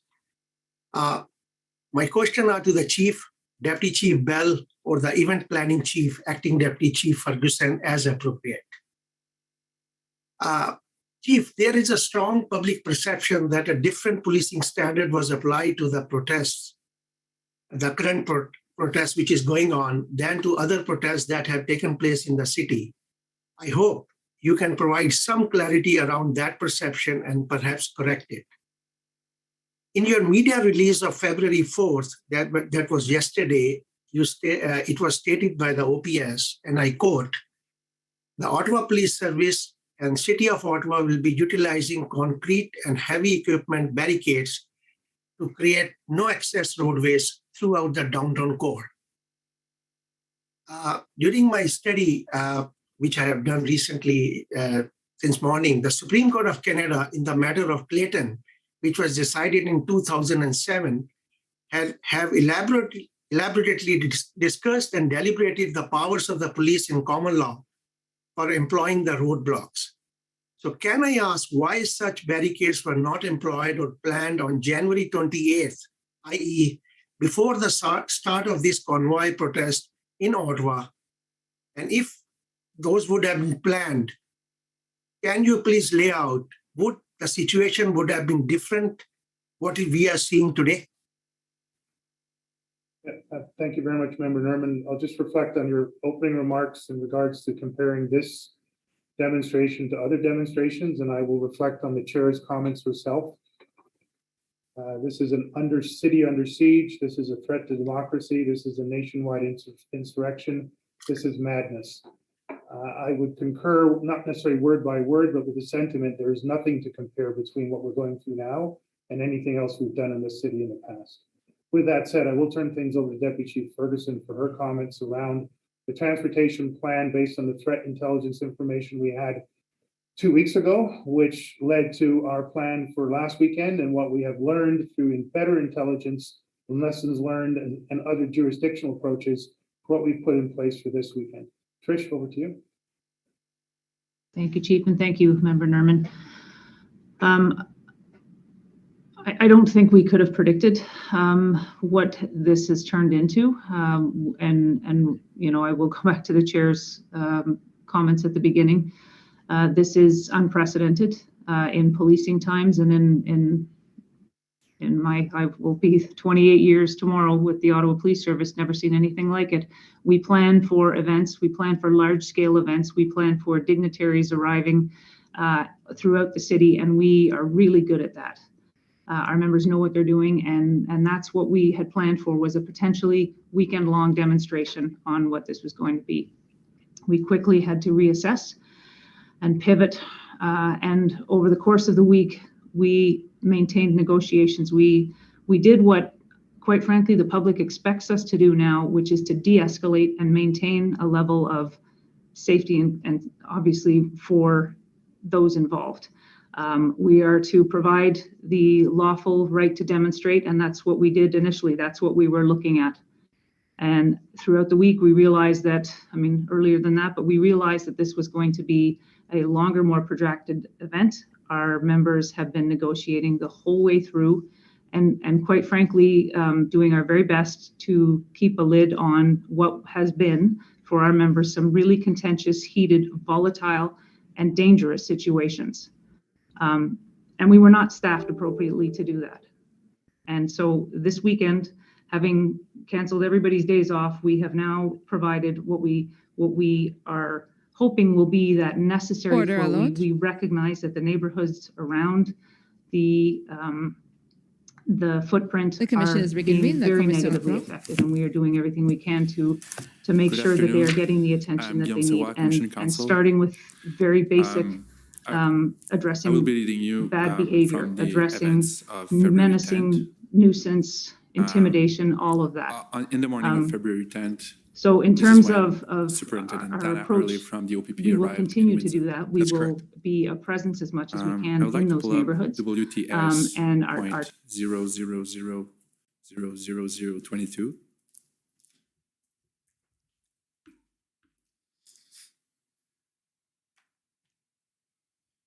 While it's being pulled up, I'll just summarize what's mentioned. That's Dana Early's witness summary at page 3, second paragraph at the top. She mentions that upon arriving in Windsor, Dana, Superintendent Early, engaged in discussions with the Windsor Police Command team, including Deputy Chief Belair, and that during those discussions, the Deputy Chief Belair told her that WPS welcomed OPP's assistance, understood that OPP had more experience policing blockades and protests than WPS, and understood that all operational decisions needed to come through Superintendent Early. Were you present during these discussions? I was not present during these sessions. I was working midnights at this point. Carl DeGraff was our critical incident commander on days, but I was not present during this. No.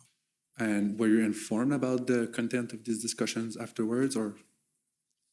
No. I mean, so Dana Early came with numerous resources.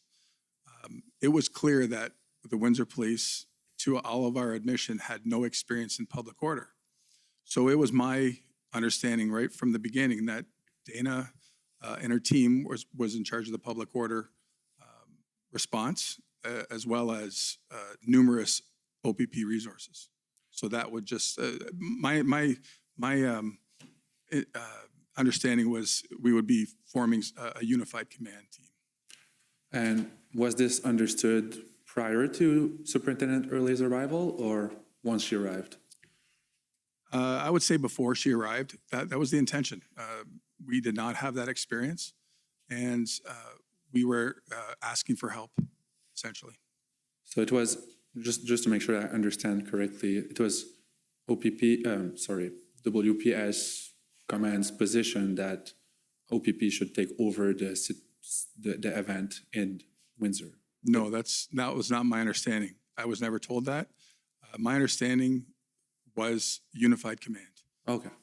Which again, so in my experience, before I was a critical incident commander and as a critical incident commander, when you have multi-jurisdictional command and unified command in that multi-jurisdictional command, there are times to step forward as a critical incident commander, and there are times to step back. And that's what unified command is.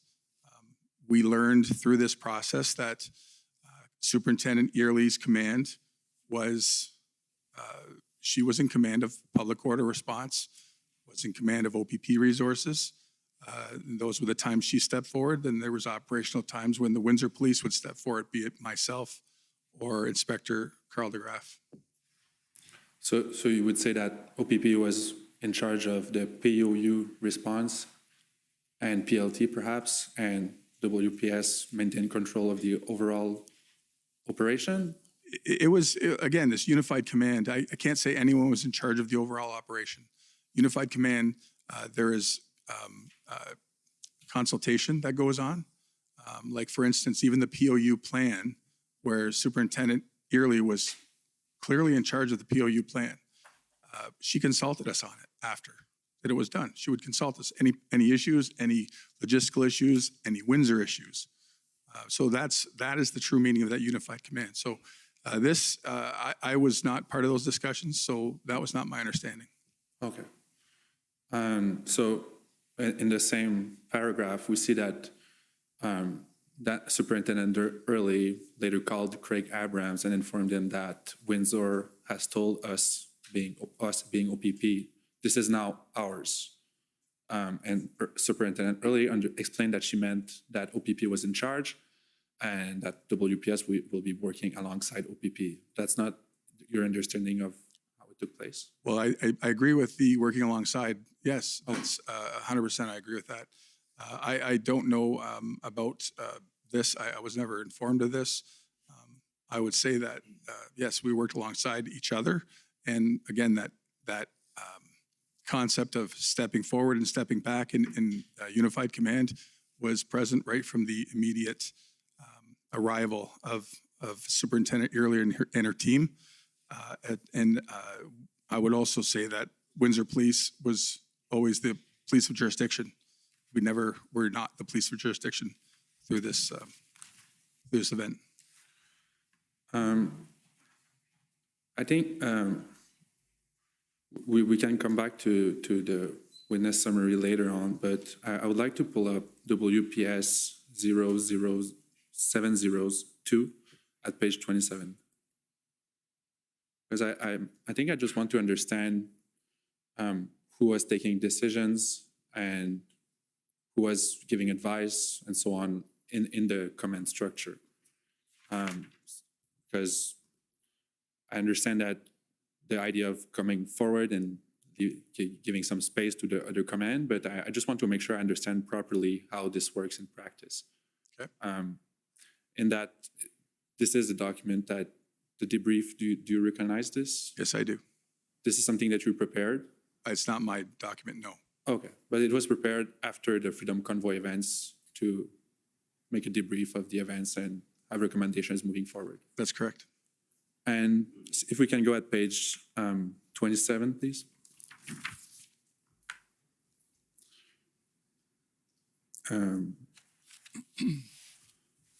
On the right table, it's point 4.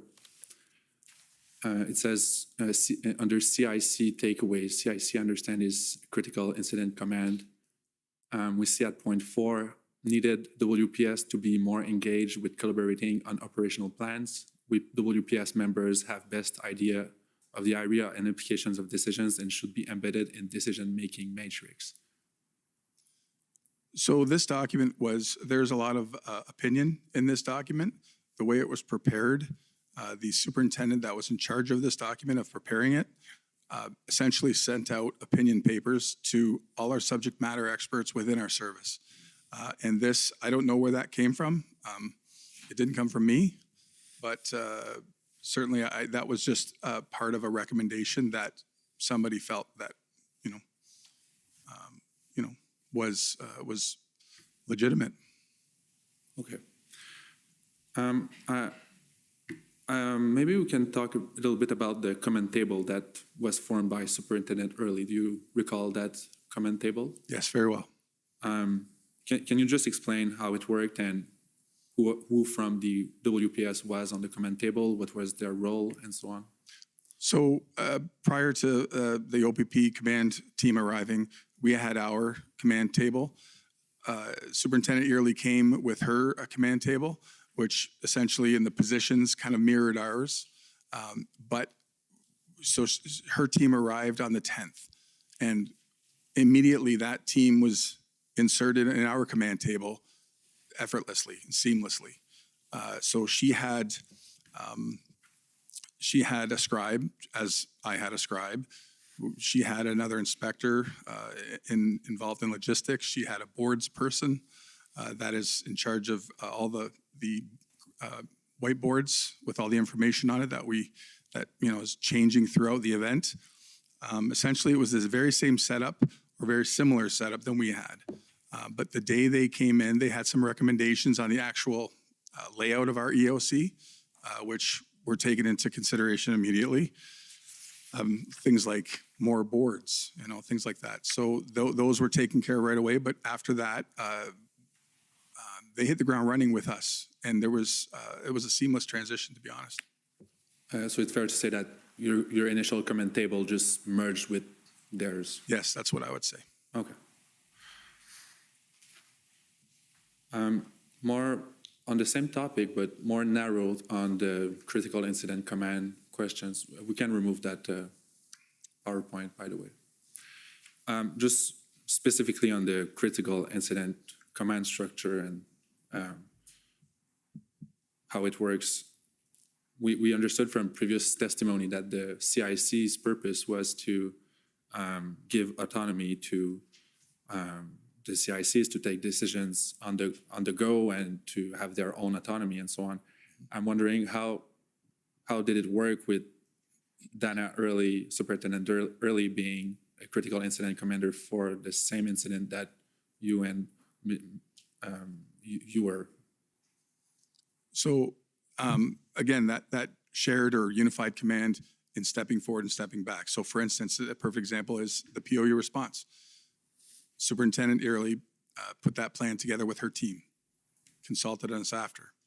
There were other times, for instance, and I don't want to jump ahead too often or too much, but on the Saturday night, for instance, there was a bomb threat. It was a tactical call.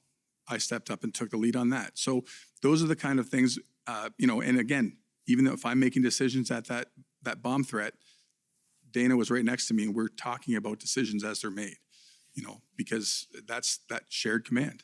So that's kind of the dynamic, if that helps. But that's the model. Yes, this provides a lot of clarity. Thank you.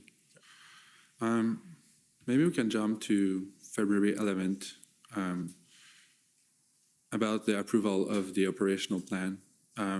We can pull out the operational plan just to refresh your memory. It's WPS 1440, page 2. That's not the operational plan itself, but it's an email that presents the operational plan. I'm wondering,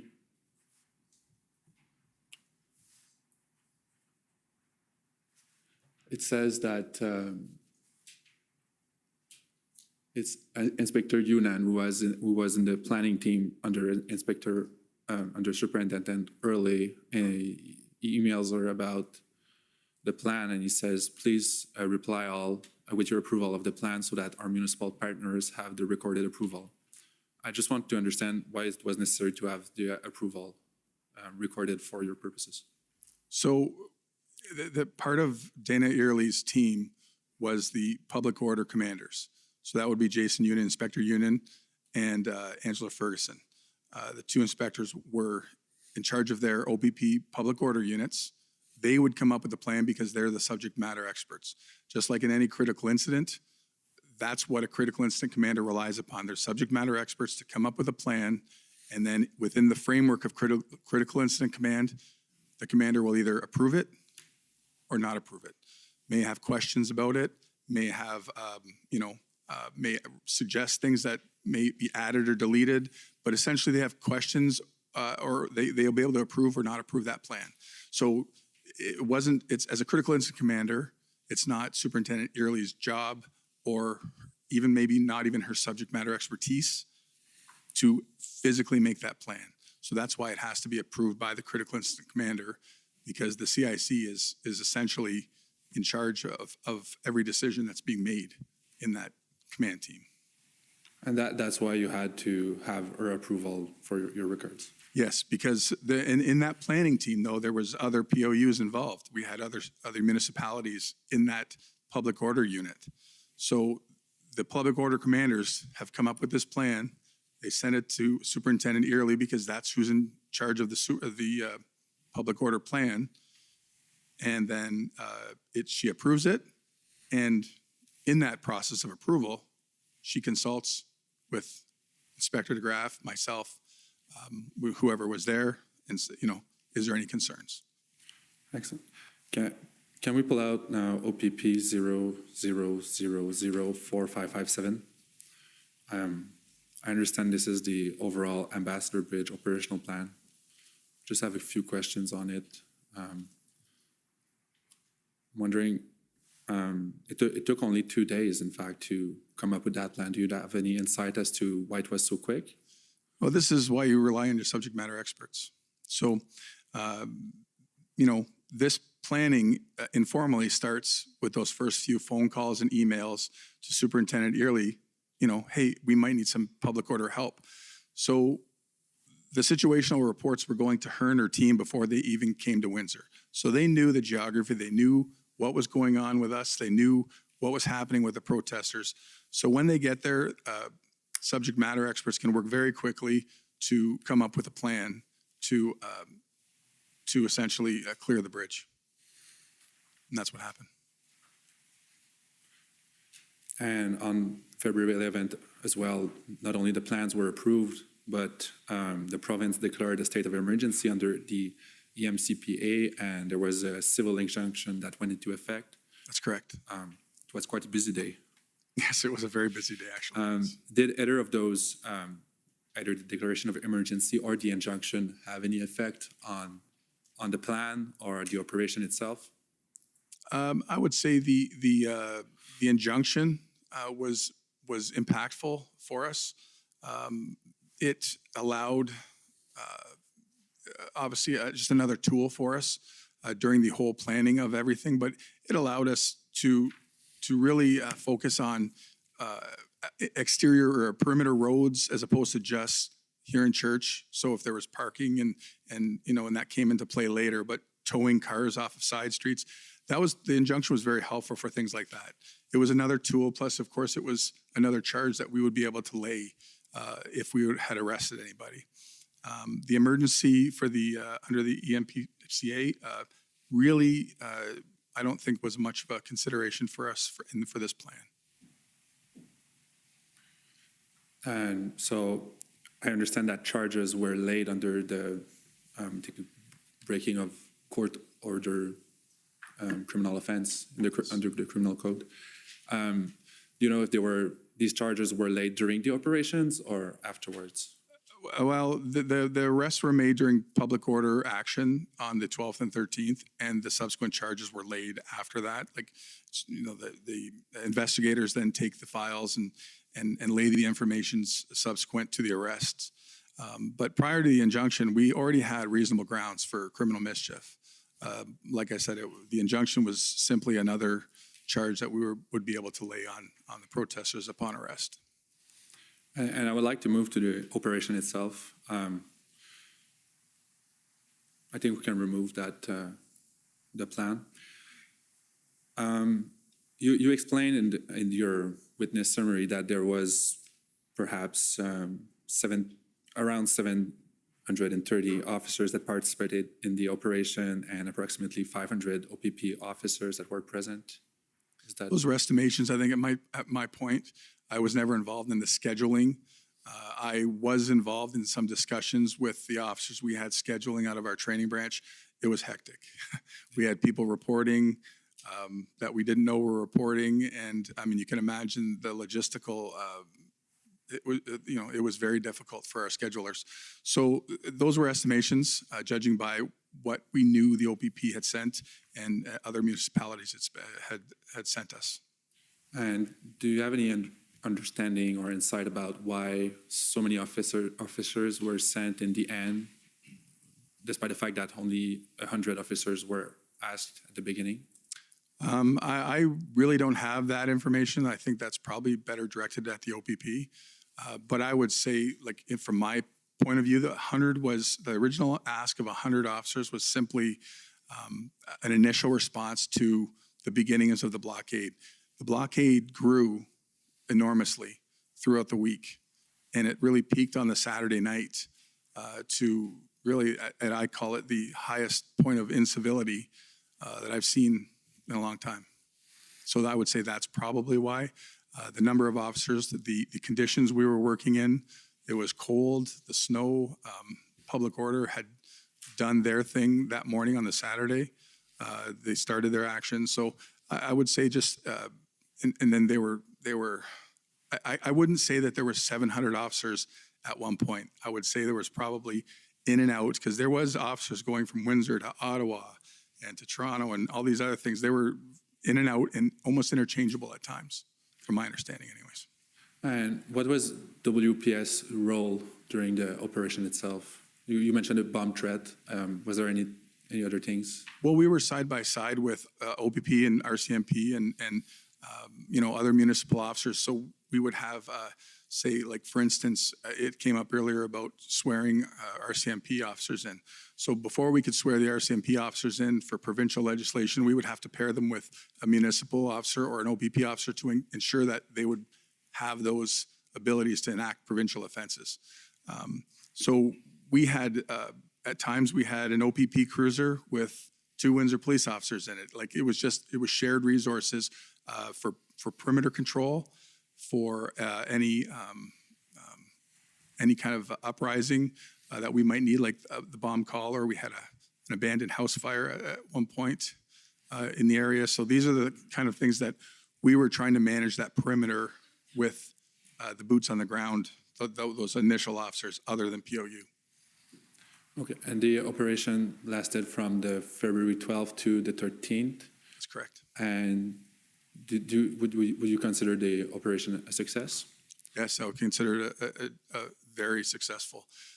We had, eventually, I think we charged 44 people. I think that was the number.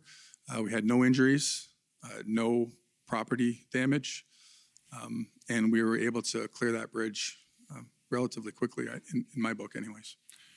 And now moving on from the operation, on February 13, I understand that WPS, the Windsor Police, and the OPP both adopted a joint traffic plan. That's correct. We can pull up the plan if possible. It's WPS 00000711.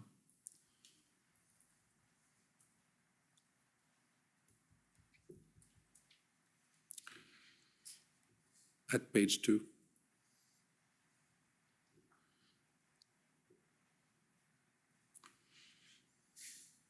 So the goal of that plan was to prevent a further blockade. That's correct. And if we go at page 2, there's that mission statement, which is basically the same of the February 9th operational plan, about establishing and maintaining a safe flow of traffic, respecting individuals' charter rights.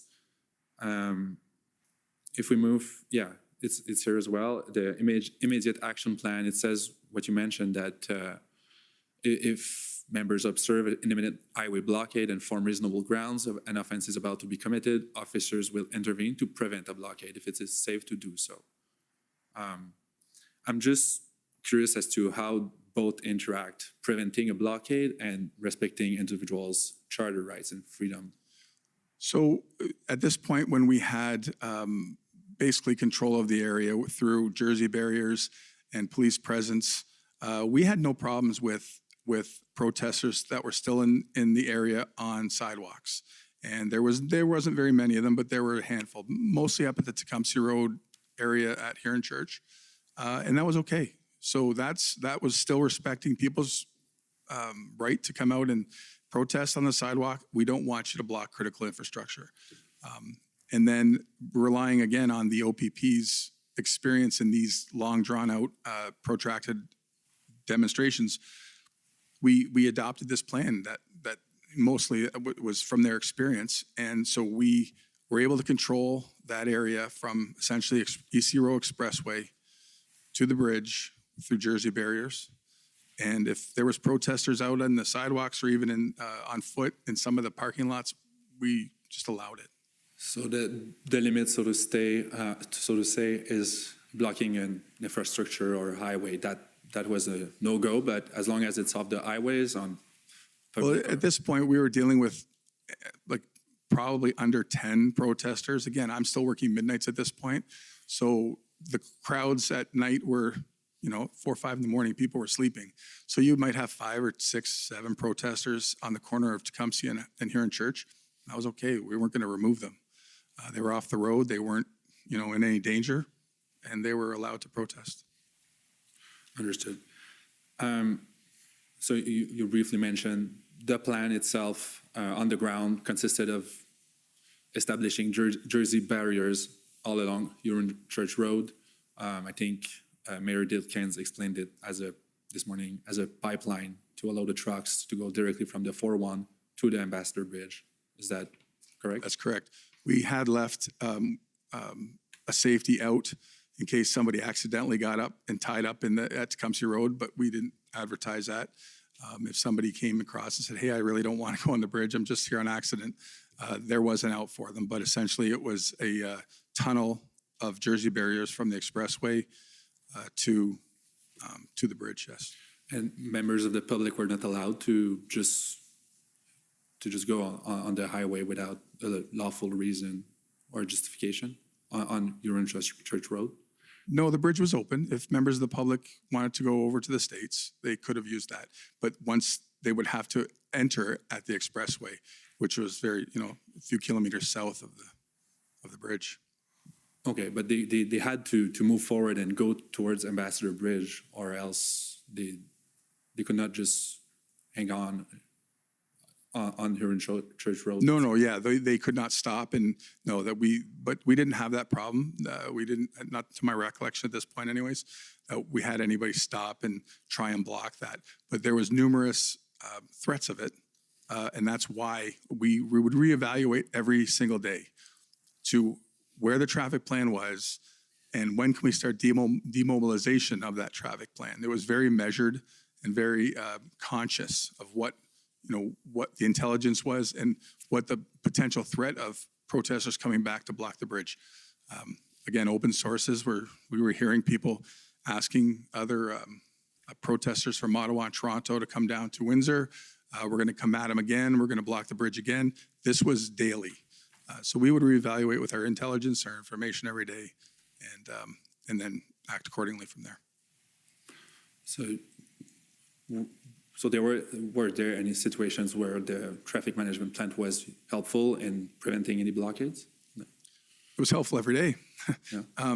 I know it was a major inconvenience for the citizens of Windsor, and I think the mayor explained it well. People on the West End trying to get to the other side, the east side of Huron Church was very difficult. I would hear it on the radio myself of our local radio stations and the frustration of the people, because that was closed, or not closed, but that was, we were controlling those roadways for a considerable amount of time. So we understood the frustration, but that's why we would reevaluate every day. We really understood the importance of maintaining that posture there by the bridge to ensure that we wouldn't lose it again. And just moving on to February 14th, the day there was a declaration of emergencies by the federal government.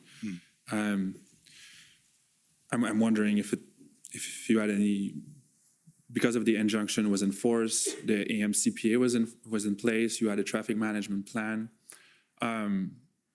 Is there anything that the Emergencies Act added to the situation or helped you in any ways in preventing further blockades? I can't say operationally that we didn't use the Emergencies Act after that, but I can't imagine it didn't dissuade people from coming back. But that's just a speculation. We did not use the Emergencies Act at all. So you would say it may have had a dissuasive effect, but it was not used on the ground. That's correct.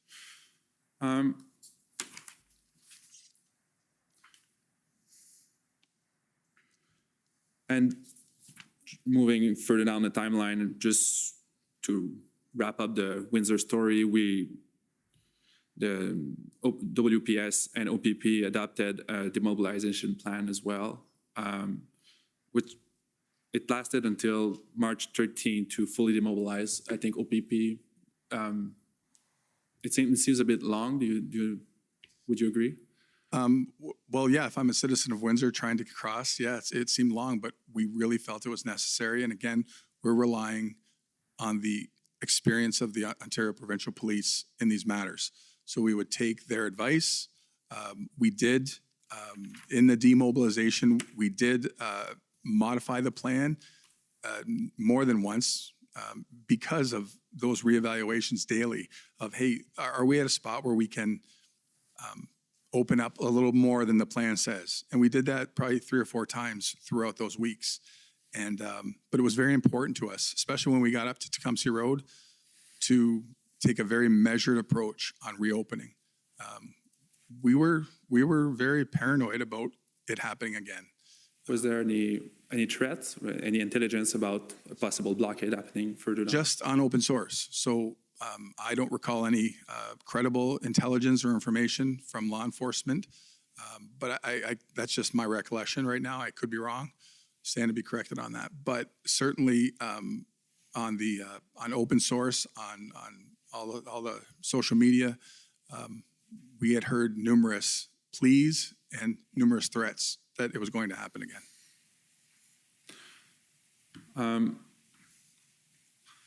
Now that the Windsor story is complete, I just want to go to lessons learned, concluding questions for just a few questions. Would it be possible to pull up WPS 000002? It's the same documents that we viewed earlier about the debriefing by WPS about the Freedom Convoy event. If we can go on page 19, please.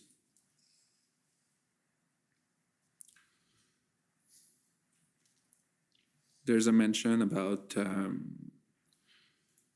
it's areas to improve about the initial patrol response, which I understand is before the blockade happened or before OPP arrived.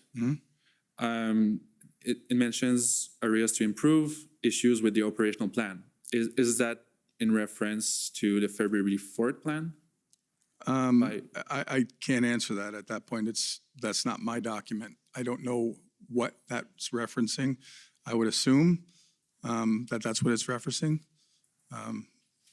But again, we were a medium-sized service trying to police the city and deal with this at the same time. So, and just because everyone didn't know about an operational plan and the ins and outs of an operational plan, you know, some of these opinions may come from that, right? Like they didn't know what we weren't communicating what the operational plan is to everyone in the organization. In your witness summary, you mentioned that if WPS had a public order unit at the time, it would have been able to come up with a better plan in responding to the initial stages of the blockade. We may have. It was very, even I think the protesters were disorganized at the very beginning, probably at the height of, because we talked about this fractured leadership that they had, they were probably as disorganized at the beginning as throughout the whole protest. So if we would have had a public order unit in place and the experience and the subject matter experts, I would think that we might have been able to act accordingly because of just the state of that initial few hours. But again, that's an assumption by me. I don't know. I don't have that experience in public order. And it says also on that same slide, on the second point on the left side, extremely resource intensive, only a fraction of patrol officers remained to take calls. Patrol personnel were totally burned out. So it was not just a POU issue, it was a resource issue as well. It was an enormous resource issue. Again, this is an opinion that someone had, but certainly we had nowhere else to draw from other than our regular patrol and investigative personnel to police the bridge. So were our patrol personnel very tired and getting very burned out? I imagine they were, as were the OPP and all the other municipal officers that came into town for sure. I would like to pull up COM 0000822. It's the adequacy and effectiveness of police services regulation, which I assume you're familiar with. I didn't quite hear which regulation is it? Sorry, it's the adequacy and effectiveness of police services regulation. It's under the Police Services Act. Yes. Okay, and under Section 18, it mentions that police forces shall have a public order unit. Despite subsection 2 says, despite subsection 1, a board may enter into an agreement to provide the services through another police force. Are you aware of any agreement with another police force to have a public order unit dispatched in case of a public order event? We do not have a formal agreement with another police force. I think what in our policy is mirrors this adequacy standard and this legislation. Essentially, what our policy says that we shall enter into an agreement in the event we need one. Like for instance, the London Police had one right away when we asked for help, and we signed it. Well, the mayor signed it, I think. So it certainly, no one asked us to do that, but certainly we are ready to, upon requirement, we would enter into an agreement for sure. I think I have the policy you're mentioning. Can we pull up WPS 00001877? I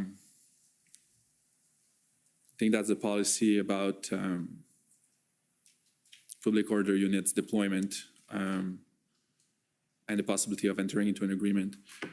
That's correct. Do you recognize? Yep, that's correct. Is that the one you were mentioning? Exactly. Okay.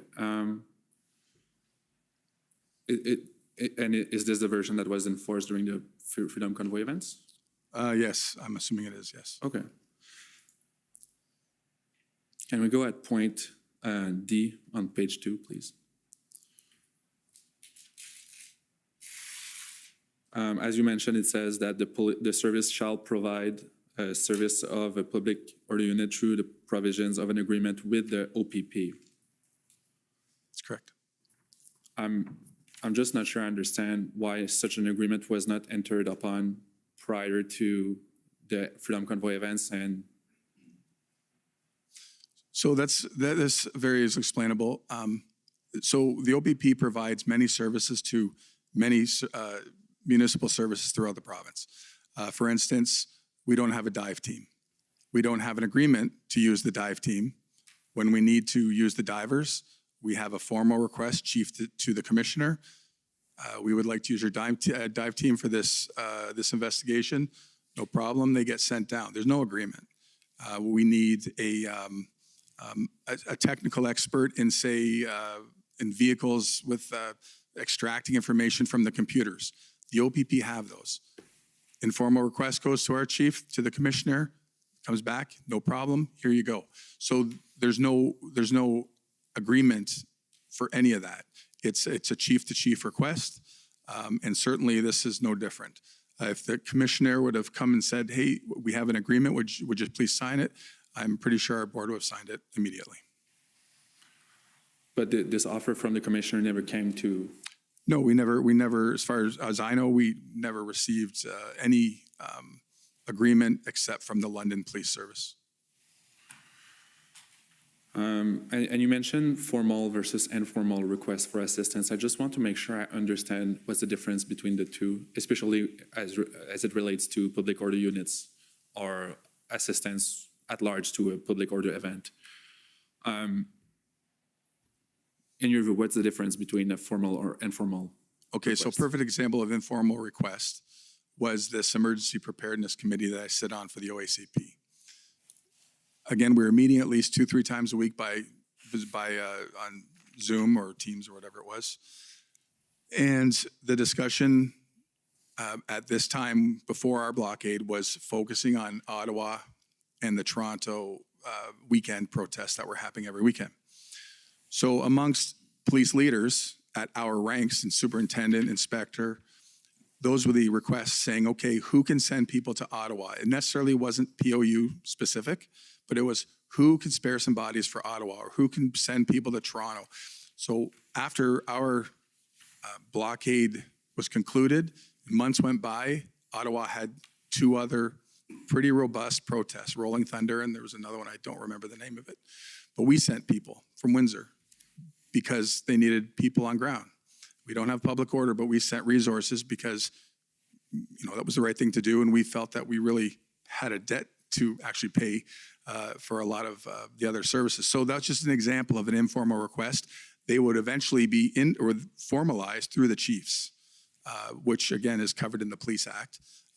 Chief makes a request to the commissioner, and that's one of the ways that those formal requests are made. I can't see that a superintendent is going to authorize these requests without the chief knowing. So And on February 4th, we know that Chief Mizuno had a call with Commissioner Carrick asking for assistance with that. But I think you mentioned it was not a formal request for assistance. Do you know why? No, I can't really comment because I didn't know about that directly. Like I wasn't involved in that conversation. What I did get, what I think my testimony was that Chief Mizuno asked me to contact Chief Superintendent Thib because that was a small request and that wasn't a POU request. That was a local request to get local resources from the local detachments. And I don't think that is something that necessarily the commissioner was concerned with, a local request to the local detachments. And however, when you reach out to Dwight Tibb on the same day, would that be considered a formal request under the Police Services Act? Yes, I would think that just the formal request of resources locally, and the commissioner knew about it through the conversation with the chief. And but that was my direction. I was told to call Chief Superintendent Thib, and that was my direction, and that's what I did. And under the Police Services Act, I'm sure you're familiar, it's not necessary to pull it up, but the commissioner of OPP has to provide the resources he deems or she deems necessary in response to a formal request for assistance. I'm wondering, there was no request provided on February 4th. I'm wondering, do you have any idea why is that? I don't know. I don't. I think at the beginning of that process, we didn't have as big of an event on our hands. Perfect. I have no further questions. Thank you. Thank you, Commissioner. Thank you. Okay, so first up is the City of Windsor. So many of our questions, this is Jennifer King, Counsel for the City of Windsor. Most of our questions have already been canvassed. I do have a series of questions on one topic, the Windsor-Detroit Marathon. Deputy Chief, you are a longtime resident of Windsor, Essex? That's correct. Yep. My whole life. Then I would expect you're familiar with the Windsor-Detroit Marathon. I am. And you're familiar with the road closures and restrictions during the marathon? Yes. Mayor Dilkins was asked some questions about the closure of the Ambassador Bridge during the marathon this summer. Yes. Yes, and you were here for his testimony? I was. You'll agree with me that generally during the marathon, traffic is only restricted on the bridge, not entirely closed. Well, that's a good question. I don't know that. I've never run the marathon, so I don't know. I would like to, but no, I don't know if it's restricted or completely closed, but either way, it's for a very small period of time. Okay, and so that's generally early in the morning on a Sunday? It's always on a Sunday. I've worked it. It's always on a Sunday. It's usually very early, 6, 7 in the morning, yes, for maybe a couple hours. Okay, well, it's our understanding that generally it's only entirely closed this year. It was only entirely closed this year because there was construction at the same time. Were you aware that there was construction on the bridge this year? Yes. Okay, thank you. Thank you. Those are all of my questions. Okay, thank you. Next is the Government of Canada.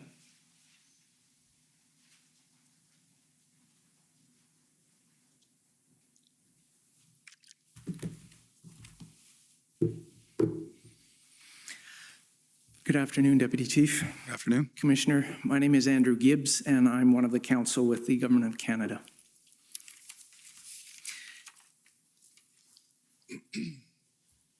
Just briefly touching on some of the testimony you've given already, you mentioned that the leadership was quite divided and you used the word faction.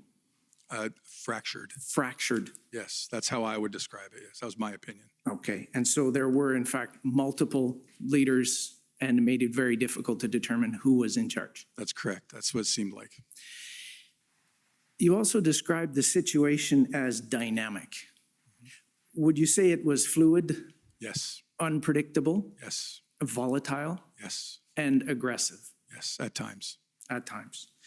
On February 10th, were there threats made to block or blockade the Windsor Police Services headquarters? Yes. And why would that have been a concern to you? Well, I mean, it impacts our daily operations greatly. We Our fleet vehicles are parked in the basement. I would imagine exiting and entering the building, if it's blocked, would be very difficult. It would impact our employees coming in and out of work, I would imagine. It would just impact every piece of our operating, our operations every day. And for those of us who are not police officers, that would mean you couldn't come and help people if they called 911. That's exactly right. Were there also threats to block the Windsor-Detroit tunnel Yes, there were. and the Windsor airport? Yes, there were. And those threats did not materialize, No.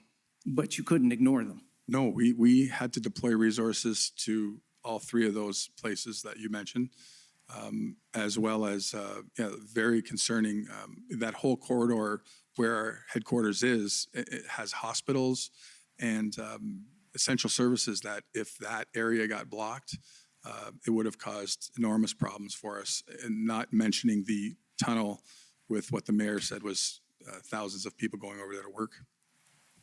You also mentioned, just in terms of a general public safety and officer safety concerns, there was a bomb threat at the mayor's house. Yes. That also took resources. I believe he mentioned 2 to 3 police cars were there for a week or two. Yes, that's correct. There was a bomb threat behind the police lines on February 12th. Is that correct? That's correct. And it turned out to be not credible. That's correct. But the threat was made. That we had to deal with, yes. It was And it was made, and we had to investigated. put resources to it, investigate it, and yes. Was there also a drone flying over, a protester drone flying over the police enforcement operation on February 12th?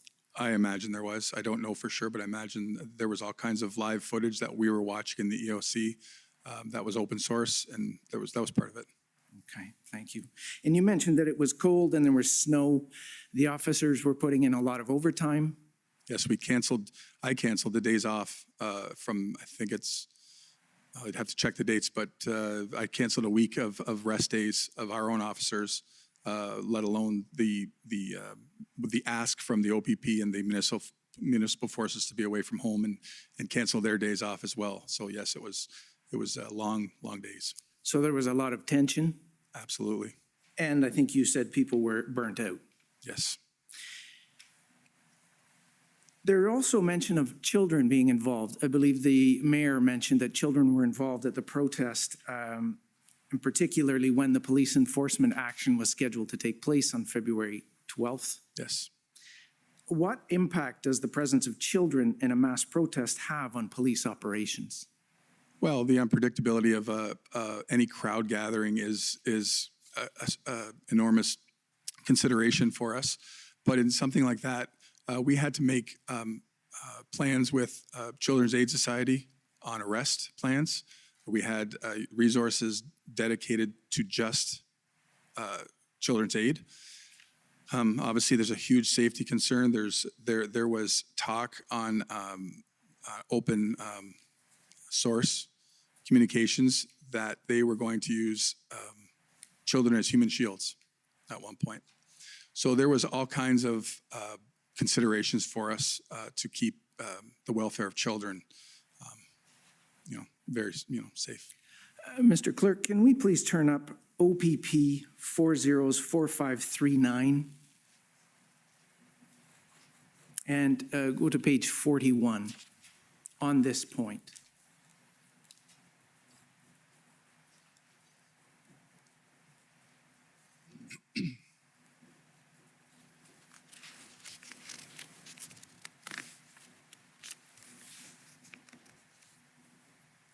So Carl de Graaf, you know who this is? Yes, sir. And this is an email from Carl de Graaf to Dana Early, the OPP Joint Commander, the Unified Command you mentioned earlier. Yes. FYI regarding using children as a defensive tactic, and this is sent on February 11th.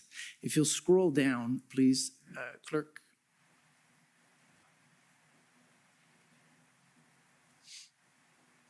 This appears to be an exchange of tweets.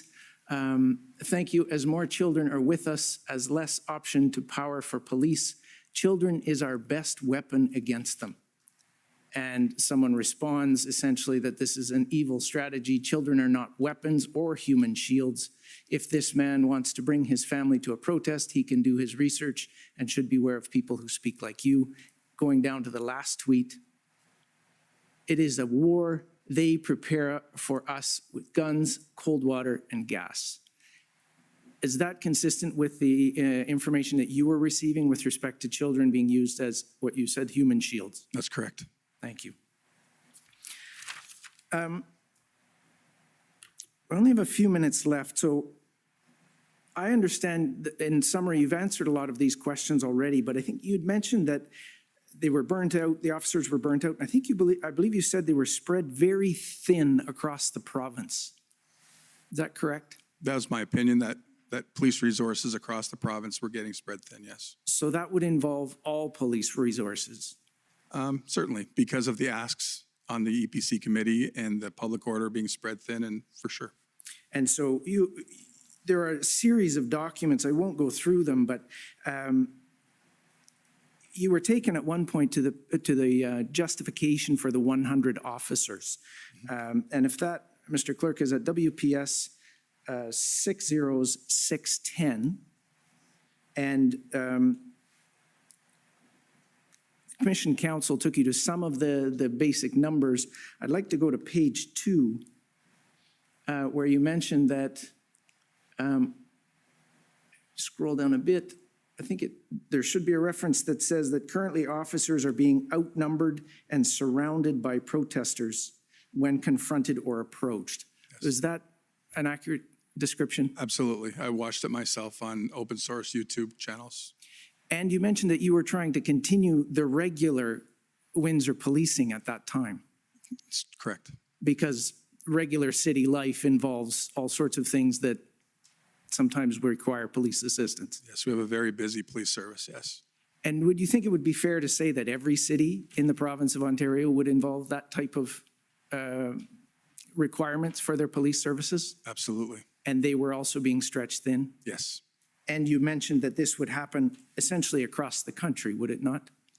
It's my opinion, yes, for sure. And so,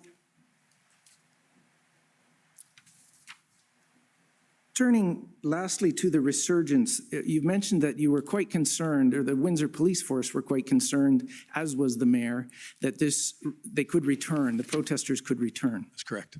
And in fact, Interim Chief Belair submitted an affidavit in support of the Windsor City motion to extend the injunction indefinitely. Is that correct? That's correct. And I won't pull it up, but Interim Chief Belair swore an affidavit, which is found at WPS 6049, and in particular at paragraphs 44 to 54. He states that based on, and I'm paraphrasing, but based on monitoring of social media, demonstrators are asking more locals to join, more vehicles are traveling to the area, social media indicating further action from protesters expected, quote, it's not over, quote, regroup, quote, we are not done, quote, slow roll is next, and finally, quote, civil wartime. Anti-police comments are also observed, and the February 15th convoy of several transport trucks from Ottawa en route to Windsor was intercepted by police. That's correct. And in fact, Justice Morowitz, based on that evidence and other evidence, granted the interim injunction indefinitely. That's correct. Now, you stated that you did not use the Emergencies Act, sir, but is it fair to say that that's because this resurgence did not materialize? Yes, that's a fair to say for sure. So in fact, we don't know if it would have been needed. Absolutely. And finally, with all of these local protests in all of the cities that you'd mentioned, including Sarnia, Toronto, Ottawa, Cornwall, Quebec City, Emerson, Coutts, and Surrey, British Columbia, and others, when the location and duration of a blockade is unpredictable, and when police resources are stretched thin, and the officers are exhausted, would you agree that this leads to an increased risk of safety and security for the officers and the general public? Certainly could. And that would exist wherever those protests may pop up. That's correct. Those are my questions. Thank you very much, sir. Thank you.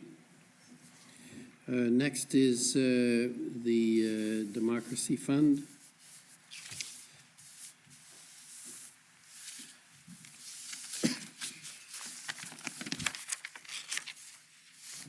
And Citizens for Freedom. Mr. Commissioner and Deputy Chief, I'm aware of the 10 minutes allotted here and brief as possible. Mr. Registrar, can we pull off WPS 60102? Again, Deputy Chief, it's Antoine Dailly, Councilor for Citizens for Freedom. In the interest of limited time, if you could answer yes or no where possible. Is it your understanding that there are CCTV cameras posted along the various intersections on Huron Church Road? Yes, traffic cameras, yes. And those cameras include at EC Row in Huron Church, which is about 4 kilometers away from the mouth of the bridge. Not aware of EC Row. Could be. How about Huron Church at Tecumseh, about 1 kilometer from the bridge? Yes. And then Huron Church at College, which is about 50 meters from the foot of the bridge. Is that correct? That's correct. And this photo here, is this from a CCTV camera? I'm going to say that's probably a drone picture. That one's from a drone? Yep. Was somebody monitoring the CCTV cameras during the demonstration?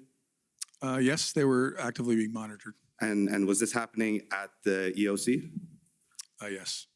And is it your understanding that live CCTV footage, or at least frequent screenshots, are normally available to the public online of some yes. of the CCTV cameras? Yes. Correct? And was there ever a decision made by Windsor Police Service to restrict access of these cameras to the public? No. To be honest, we didn't. This CCTV camera was not very helpful, and the one at College was old, and we had to put up our own camera, to be honest. Okay, but there was no decision to deliberately restrict access. No. Understood. This looks like the beginnings of what may form a blockade, and it looks like the police have vehicles there. Is this the Tecumseh and Huron Church intersection? That's correct. And so this is about 1 kilometer away from the foot of the bridge, is that correct? Approximately. And do you have any idea of when this particular photo was taken? No idea. This was a dynamic intersection as well. It would be like this. It would be 50 cars there. It was dynamic. Would it be fair to say this would be closer to the beginning of the protest activity on Huron Church? I don't know. Okay. You spoke earlier about this bear hug strategy and indicating that there's almost like this plaza around the mouth of the bridge. Is it fair to say that there's 2 ingress points and 2 egress points from the border itself? I'm only aware of 1 egress, or sorry, 2 egress and 2 in. Yes, sorry, you're correct. Right, and so you've got the northbound and southbound lanes coming out that main entrance, and then 2 ancillary roads coming out to Wyandotte Street. Is that correct? Yes. And we heard earlier in terms of the police establishing a circle of control or a perimeter. Would it be fair to say that that perimeter would be then set out around those points of ingress and egress? That was part of it, but it was expanded to, the intersections on Huron Church and, expanded that way. But for sure, those would be part of it. And do you have any indication when that initial circle of control was established? No, I don't. Is it your understanding that on February 10th, a plan had already been put in place for Windsor Police Service to remove the protesters on Saturday, February 12th? There was discussions amongst the POU plan of what day it would be actioned, but I don't know exactly when it was. But that was one of the initial plans, one of the initial days. Mr. Registrar, can we pull up WPS 7042 and page 2 of that document, please? I understand these are notes by Superintendent Carl DeGraff.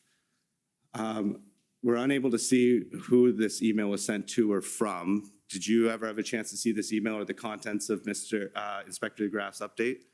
I probably saw this at some point, but I don't recall it. And so is it fair to assume that this was indeed produced February 10th, that Inspector DeGraff reports there's no significant issues with managing the protesting and the numbers have remained consistent compared to the last 3 days?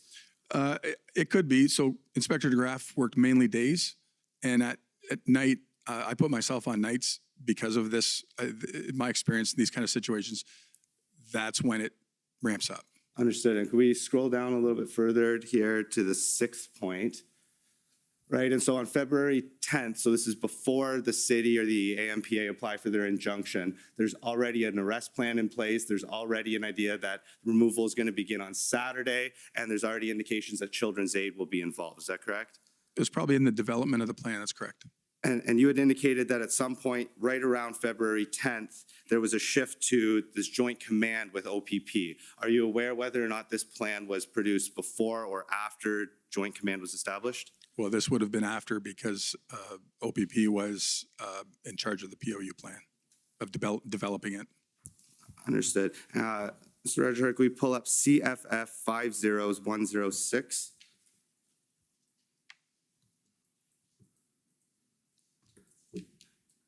So, Deputy Chief, you spent some time in the EOC and had a good visual in terms of what was going on throughout the week? 21 days. All right, and so is this an accurate depiction, I suppose, of the protests and the police on February 12th being the Saturday? That looks accurate, yeah. And can you identify which intersection this is at? Would that be Huron Church and College? It looks like to College to me with the berm on the top left there. It looks the university property, but I can't say for sure, but that's what it looks like. And it does look like there then on the northbound lanes, there's a number of police cars in those 3 or 4 northbound lanes there. And behind the police line, there's a number of police vehicles there as well. Is that correct? That's correct. And it appears there may be a small number of protester vehicles in the southbound lanes, both in front and behind that police line. Is that correct? That's correct. And would you agree with me that the police reports that were produced indicated that a towing plan was successfully executed on February 12th and 13th? Yes, that's correct. And earlier you mentioned multiple threats that were made or received. Do you agree with me that although resources are required to investigate and respond, not all threats and social media posts are credible? Yes, for sure. And would you also agree with me that the threats, whether it's to the airport or the police station or these bomb threats, by and large, did not materialize? No, but credible or not, we still have to understand. The resources have to be dedicated. Yes, for sure. If I could pull up 2 multimedia database videos. You had indicated earlier that police were in general respectful of protesting on the sidewalk and that you understood that this was part of the injunction that lawful protest was still allowed as long as you're not impeding traffic. Is that correct? Yes, that's correct. And so if we could put this first video up again, that's CFF 6015.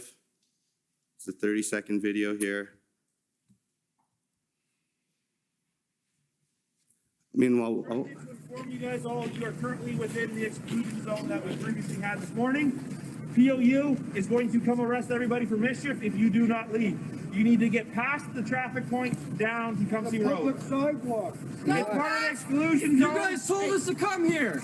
We're telling you now. We're telling you right now. You're contradicting yourself, We're telling you right now. We're giving you the chance to move. You're putting your foot in your mouth now because No, you told us we are. that's fine. You can stay here and get arrested. That is fine. That's up to you. You have room for all that? okay, and then if we could pull up one more video as well, CFF 704. And while that video is coming up, Deputy Chief, would you agree with me that the records indicate that there was at least 44 arrests and that the majority of people that were arrested were charged with both mischief and for disobeying a court order? That's correct. Let's watch this video here.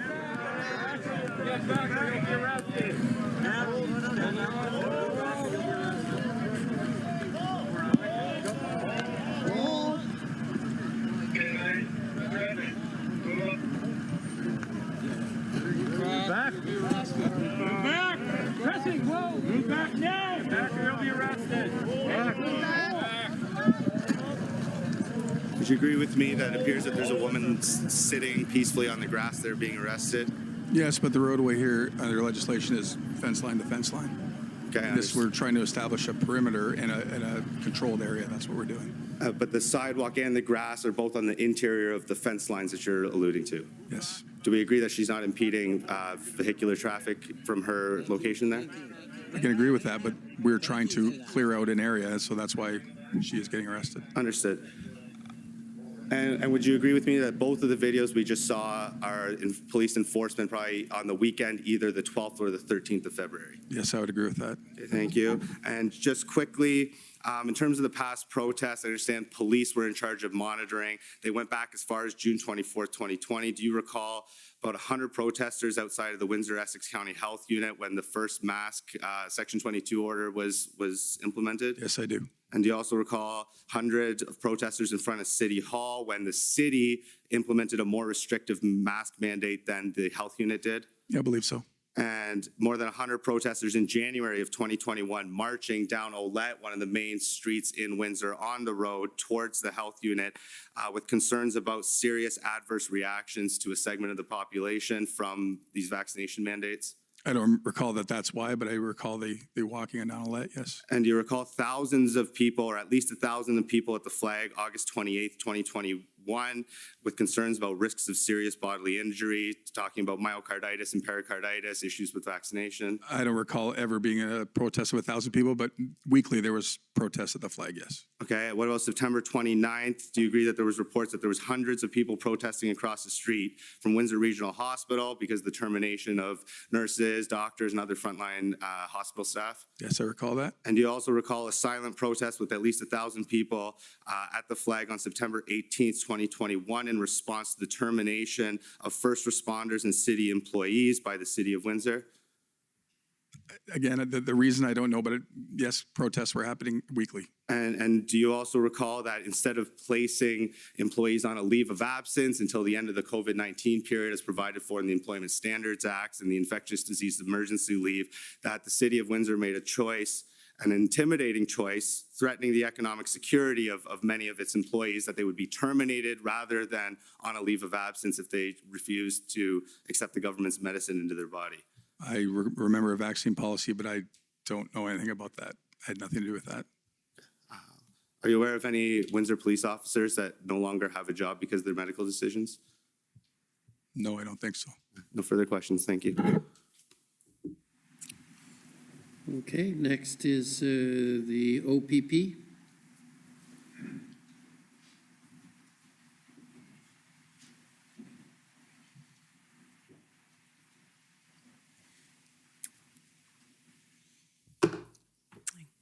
Commissioner, good afternoon.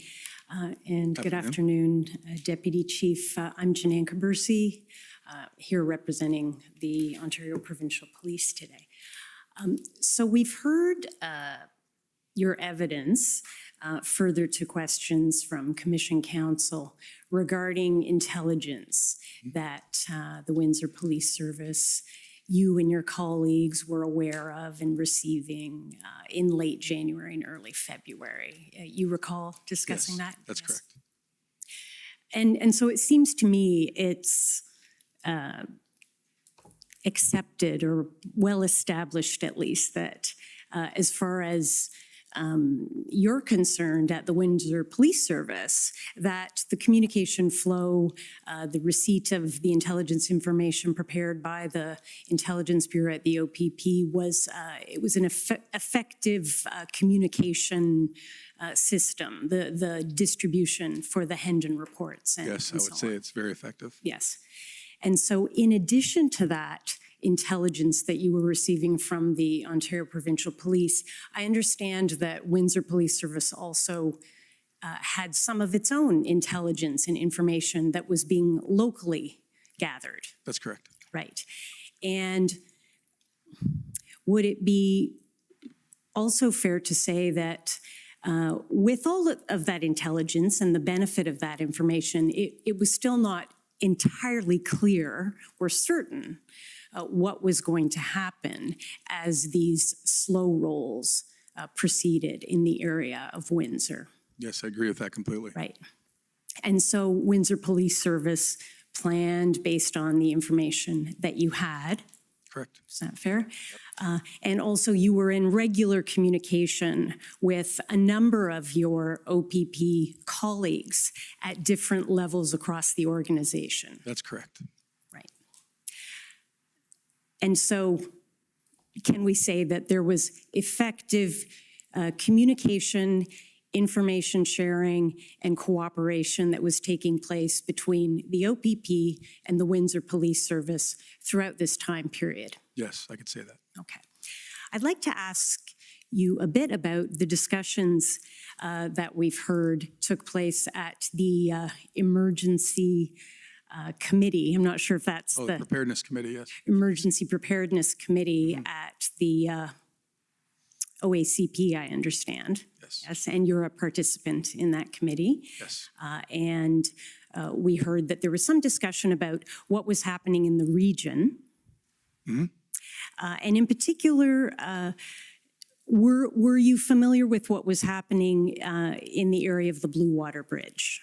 A little bit. Are you talking, you're referring to right before ours started or right in that same time period? Right around that same little bit time of- period. yes, I a little believe a document was pulled up earlier today indicating that on around February 6th, there was some activity around the Blue Water Bridge and that the OPP had restricted or blocked parts of Highway 402. Yes, I recall. You're familiar with that? Yep.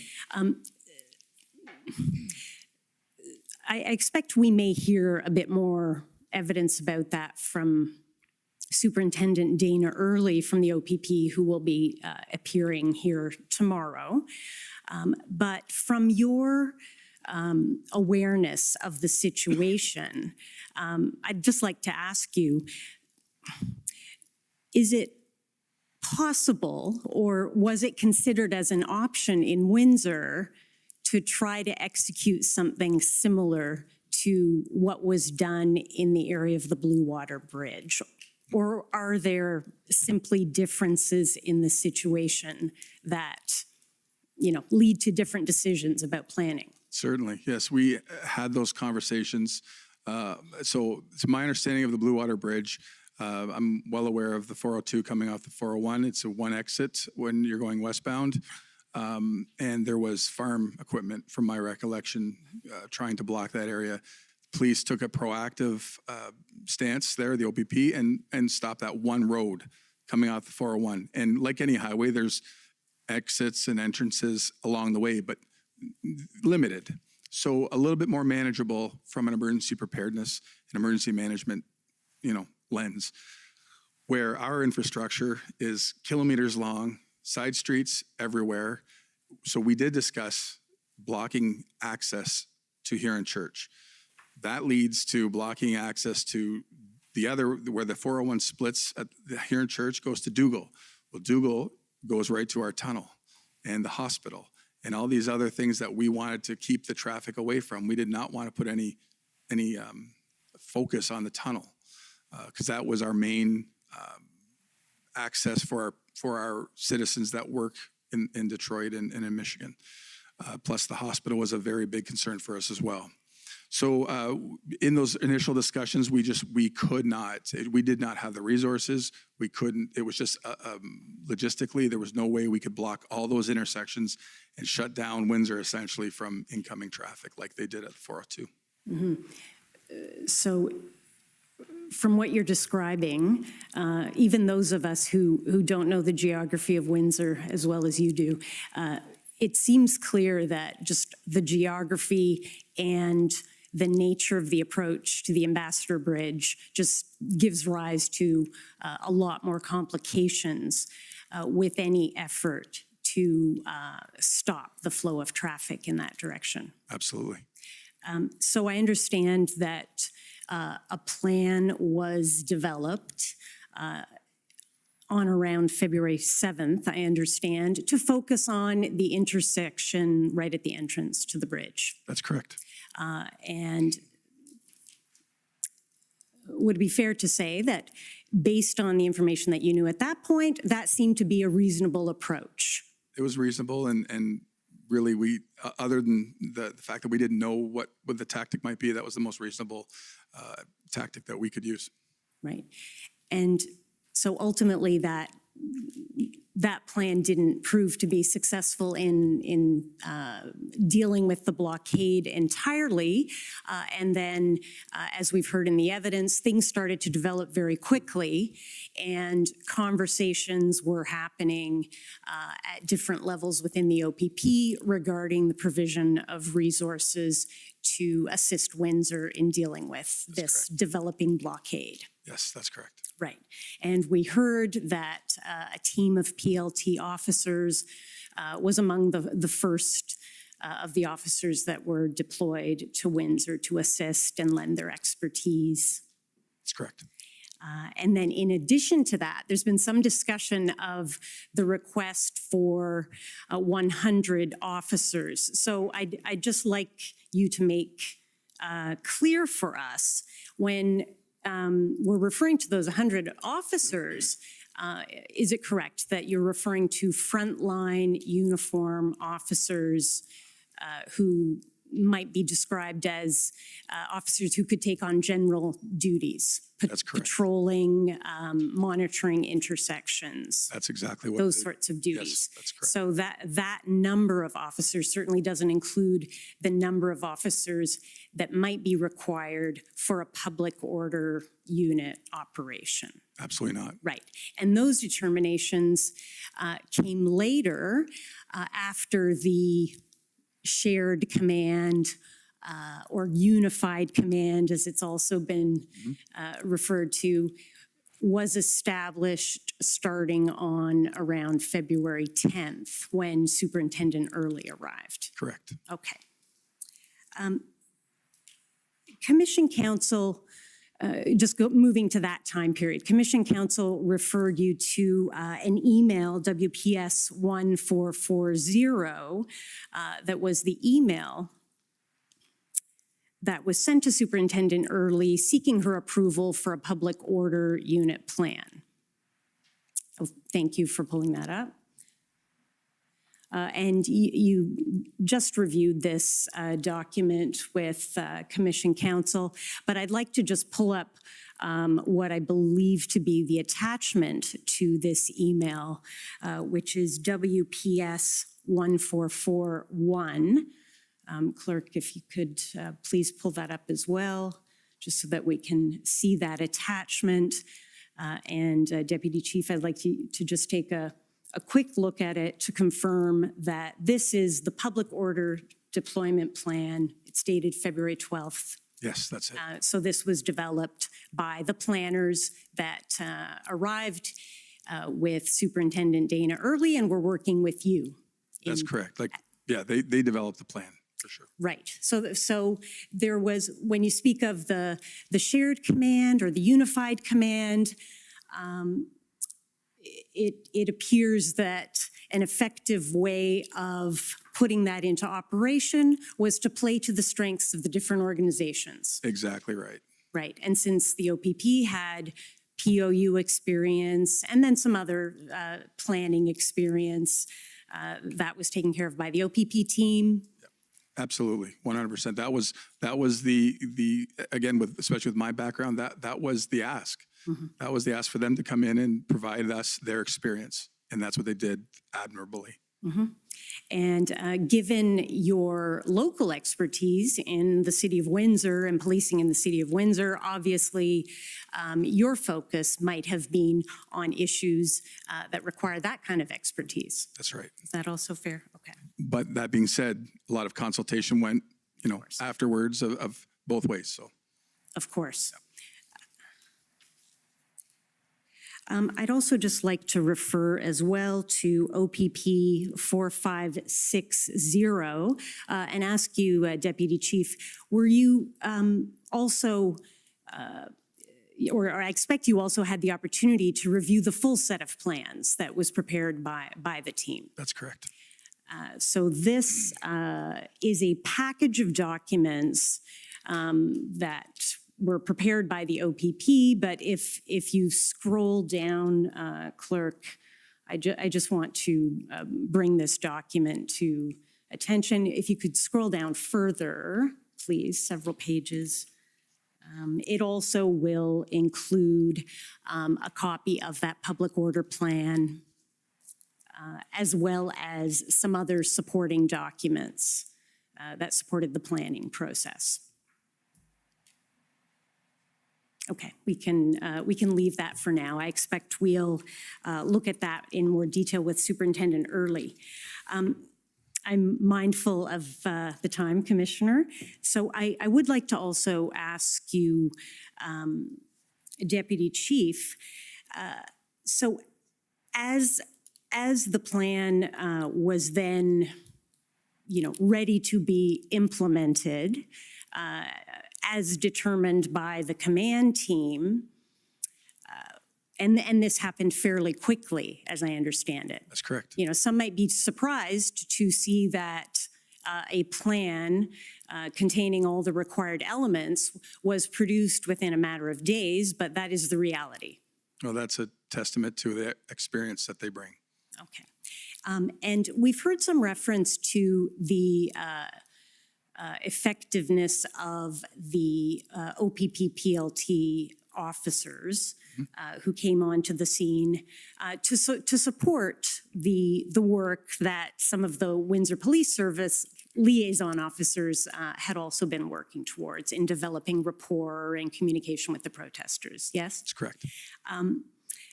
I take it you became aware that on the 11th of February, there was an effort to come to some kind of resolution with the protesters who had indicated through a PLT officer that the protesters would like to speak to someone from the provincial government, and they were asking for a letter essentially to that effect. Yes, that's correct. You're familiar with that? Yes. So I'd just like to pull up that document. Mr. Clerk, it's WPS 1454. I believe my friend, Mr. Curry, I think alluded to this earlier, but I'd just like to pull it up on the screen and Deputy Chief, have you take a look at it. Right, so if we scroll down a little bit, we see that this is February 11th. It's addressed to Commissioner Karik. And if we continue to scroll down, it's from Sylvia Jones. And it says the Government of Ontario is proposing that a meeting occur within an agreeable time period with a select group of protest leadership and so on. So you're familiar with this resolution attempt Yes, that was undertaken. I understand that this letter was delivered to the protesters on the evening of February 11th. Yes, I'm correct. aware of that. But ultimately, it unfortunately did not lead to a resolution of the blockade. That's correct. Of the bridge. And in that regard, what I mean is the bridge continued to be blocked. That's correct. Okay. I might just have one moment.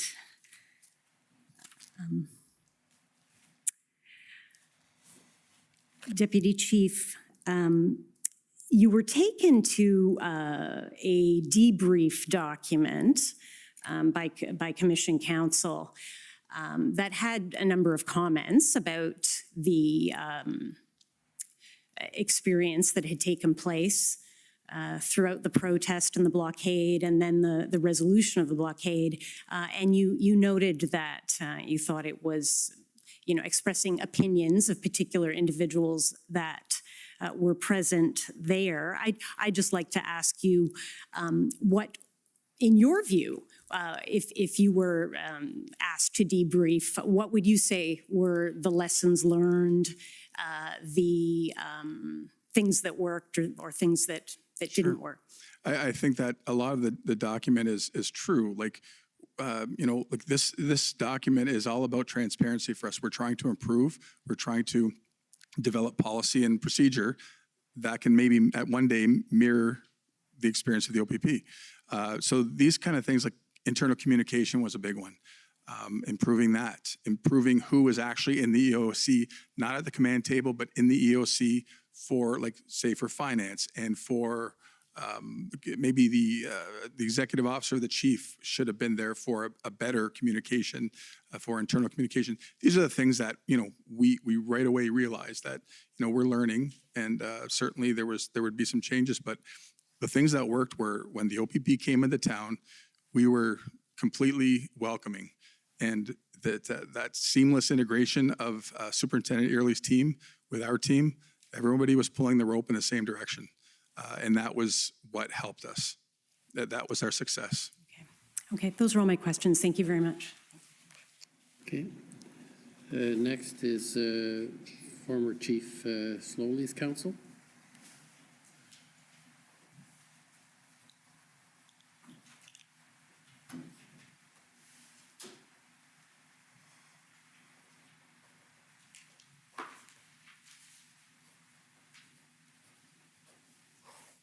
Thank you, Commissioner. Deputy Chief Tom Curry for former Chief Slowly. Just a few minutes and just a few questions. Okay. Just to get your help as a person who's been in policing as long as you have been and holding the roles that you, or holding the positions and ranks that you have held. Mm-hmm. You mentioned the limitations on the service's ability to act on information as opposed to intelligence. Do you recall that? I don't know. Like, if that's what I said, I don't know if we had an inability to act on information. It was the inability, or maybe the desire to act on information at times that was not legitimate or confirmed, or things like that. That's Fair maybe enough. what I meant. Maybe I can ask you about this. Your colleague, who's in the role now of chief, Chief Belair. Yes. He gave a statement to the Commission Council. I'm not going to turn it up, but can I just read you this? He isn't going to testify, so I'm just going to get you to see whether he has captured the idea that that I understood you were expressing. And this is in relation to the February 6th information about the slow roll and the possibility that protesters had threatened to block the Ambassador Bridge. You recall that on the 6th, learning that. Yes, sir. What Chief Belair said, and this is just for reference on page 2 of his statement. He said, however, he stated that he was reluctant to interfere with the flow of traffic to and from the bridge in the absence of compelling intelligence because of the importance of the bridge to international trade. Okay. Is that a sentiment that you agree with? As a critical incident commander, I can't disagree with it, but I certainly was not willing to interject in that point to escalate the situation. Right. In other words, you weren't going to be, on the basis of what you had heard of a threat, you weren't going to go closing roads all over town and disrupt things. And I don't know how, when you say earlier that you were following the events in Ottawa, you understood that that was a much larger, much more significant and complex protest than the one that you were dealing with. I would agree. The number of vehicles that actually blocked this critical infrastructure strikes me as a very small number. Do you agree? Well, compared to what Ottawa was dealing with, I would say yes. But we at times we were estimating up to 100, 150 vehicles. 150. And the low end, for the commissioner's purposes, sometimes I saw numbers that were below 50 even as they came and went. I'd have to trust you on that. I don't. Okay. Think, No, we'll my intelligence was going by drone shots and things like that. I'm 10 kilometers away, right? Very hard to get actual information about it. Tell the commissioner, if you would, please, where were these plates? Where were these vehicles coming from? What do you got on the plates? Ontario. Most of them. There were some locals. As we ran plates, the officers on grounds running plates. There was different areas of the province. Right. I would say mostly Ontario, though. And were there any from outside of Ontario? I don't recall, sir. I really don't. Okay. And therefore, we wouldn't know, you wouldn't have any good intelligence as to whether any of them had originated at the protest in Ottawa and then come down to Windsor? No. A couple of then just very quick things, resources. If I understand what you were telling us, you when resources were required, and it was obvious that, first of all, the Windsor Police Service was overwhelmed by this, couldn't handle it itself. Yes. The main goal is to get the resources in town, and you can formalize the requests afterwards. I think you talked about inspector to inspector, and then having a more formal request go from the chief to the chief as needed. Is that fair? Yeah, that's fair. And you were asked by my friends from the commission about whether you knew about the fact that the chief, that is your chief, had sent a letter to the minister, to Minister Jones or Solicitor General Jones and Minister Mendocino on February 9th, and you indicated that you did not know that at the time. Yeah, I don't think I did. I mean, I was working midnights at the time. I don't think I did. And it reflects, doesn't it, what might be euphemistically referred to as the fog of war. There was a lot going on. Yes, sir. And the environment was very complex and complicated. It was. You couldn't be expected to know every single thing that was going on in the service. No, I mean, we all had our roles. My role was critical incident command. I was either working or sleeping at that point. Probably very little of the sleep. The last, yes. And then finally, can I just ask you a question about critical incident command? Certainly. First of all, you remain the police of jurisdiction. You've told us that. That's correct. Superintendent Early's, and she's coming here, but Superintendent Early described in her statement, and I anticipate she will say, that there was a delay in undertaking the operation as a consequence of the letter that that you've heard about and that you saw. Okay. Were you aware of that? No, was not. And did you know that the decision to delay the operation was reviewed by Commissioner Carrique and a Deputy Commissioner Harkins, who, I'm going to use the language, overruled or at least expressed the view that Superintendent Early should not pause the enforcement out of concern about the potential impact of that letter from the Solicitor General. Were you aware of any of that? I did. I wouldn't know. I was not aware of that. I was aware of a possible date change, but I was not aware when it went back to the 12th. And did you know that what Superintendent Early was concerned with was that if a letter was going to go to Windsor protesters from the Solicitor General, that it might have an impact up in Ottawa, and that maybe she thought we better get that letter up to Ottawa, which she did. Okay. Were you aware of any of that? No, not at the time.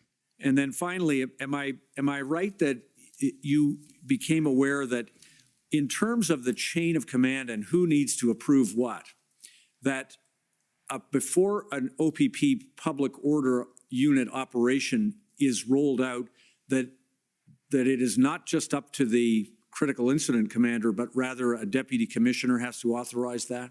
That is, I don't know that. That may be an OPP policy, but that certainly wasn't the Windsor policy. Okay, right, understood. Okay. We can ask Superintendent Early. Thank you for your help. Thank you, sir. Thank you, Commissioner. Okay. Next is the Ottawa Police Service.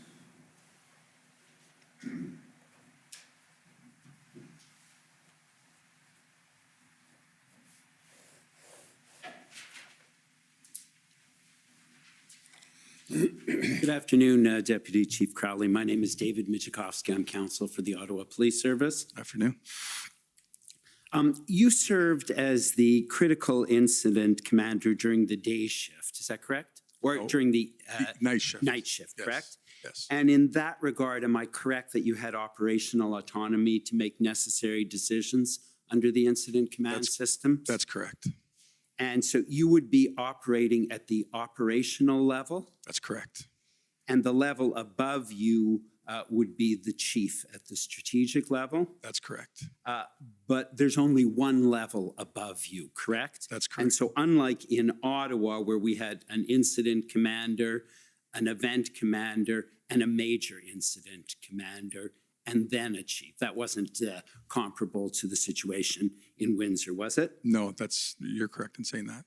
And Chief Mizuno and Deputy Belair respected your autonomy and didn't interfere with your operational decisions? No, completely respected it, yes. And that's an important aspect of how the incident command system is supposed to work, am I correct? You're correct. And you shared command with the OPP, but that's because the Windsor Police Service recognized that in an operation of this nature, the OPP obviously had much more experience and expertise than the Windsor Police Service. That's correct, yes. Lessons learned from Ottawa. I believe you learned a number of lessons based on what had happened in Ottawa, and these are things that you would not otherwise have known. Is that fair? That's fair. And so in fact, I won't call up the document, but I believe in one of the documents, you talked about benefiting from the hindsight of Ottawa's experience, of enjoying the benefits of the hindsight from Ottawa's experience. And that impacted how Windsor decided to proceed, correct? On certain things, the things that I talked about earlier, certainly, but not everything. I mean, like for instance, when the OPP came down and we, started to share command and work as a team, that was just the way it went. Like that was an accepted practice in my book. That's how I want it to work. Sure. And I'm sure Superintendent Early will say the same thing, or should say the same thing, because it just worked that way. And another example of learning from Ottawa was, I believe we saw in one of the documents, again, I won't turn it up, when it came to looking at the message to be given to demonstrators. I think it was a bit of a cut and paste from what Ottawa had done, correct? I can't confirm that, sorry. I can call up the document if that'll help. It's WPS 401017.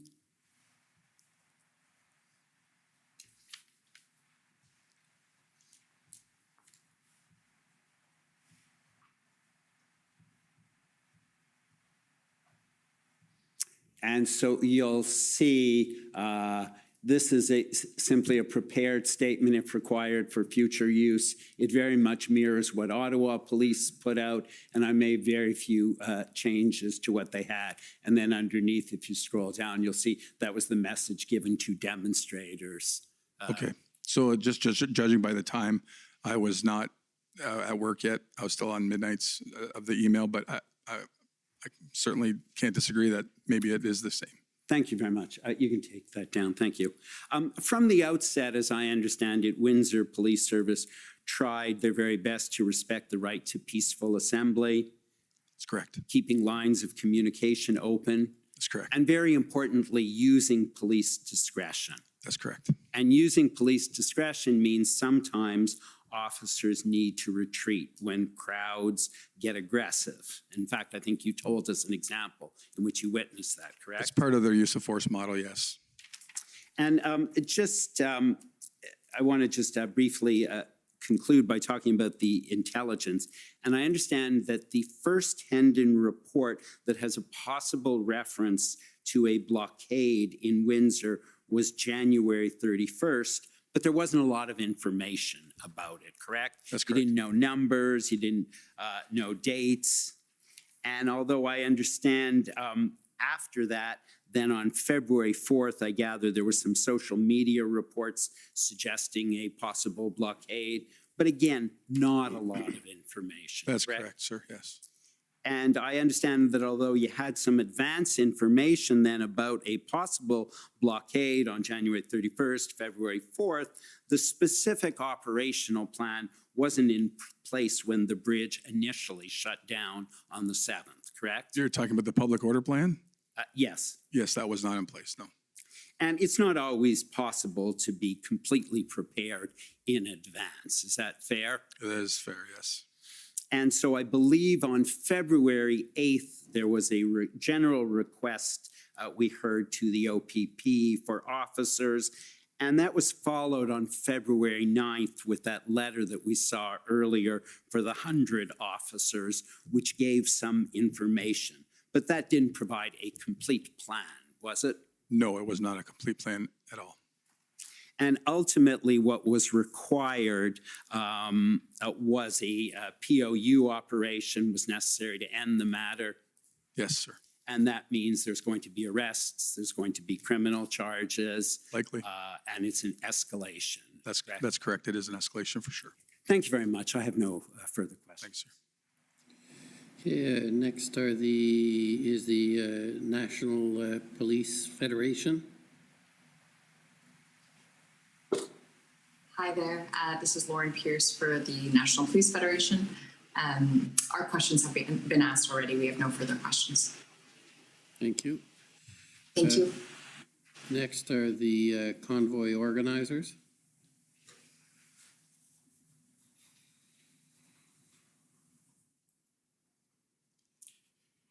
Good evening. For the record, Brendan Miller, appearing as counsel for Freedom Corp, which represents the protesters that were in the city of Ottawa in January and February. Sir, if we could first, Master Clark, just the document that my friend referred to, OPP ending bunch of zeros 4539, could we bring that up and go to the page that he was on, page 42, where that tweet is?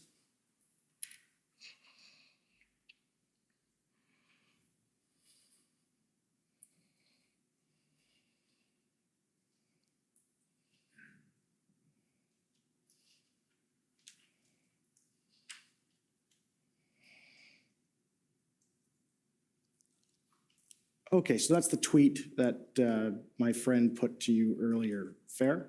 Fair. All right, and can we scroll down with the commentary? Okay. Who is that individual? Do you know who posted that? I have no idea. I don't even know if I ever saw this back then. You don't know if they even were at the Windsor Bridge? I don't know. Right? You don't even know if that's a real account? I don't know. Okay. Can you agree with me? I just want to put sort of as I understand, and these are not my words I'm about to put to you, but I want to know if you agree with the following with respect to online social media and spaces. So the anonymity of an online space allows individuals to post commentary that they would not normally say in public. Many posts in this space are best articulated, and again, this is not my words, as shit posting. Confirmation bias. Strategic analysis must be driven by direct evidence collection and assessment as opposed to reliance on social media posting as it lacks context and where the poster's bias may not be considered. Would you agree with that? Potentially, yes. But I can say that, like I said, I don't even think I saw this. But when it talks about real evidence, when I heard the protesters themselves on the open chat, talking about human shields, children as human shields, and seeing a picture with children holding hands across the intersection here in church and college in the early stages, that's hard evidence for me. Okay. And of course, you followed up on investigating that and making sure that, you know, that wasn't an issue? Our special investigations unit was definitely involved, and they deal with the children, the crimes against children, along with CAS for sure. Okay. Can we scroll down to page 44, please? Okay, and so this is your, an OPP intelligence assessment of Windsor. Can we scroll down? And do you want to just take a minute to read that? What's the date on this, sir? 12th. Okay, thank you. 4 a.m.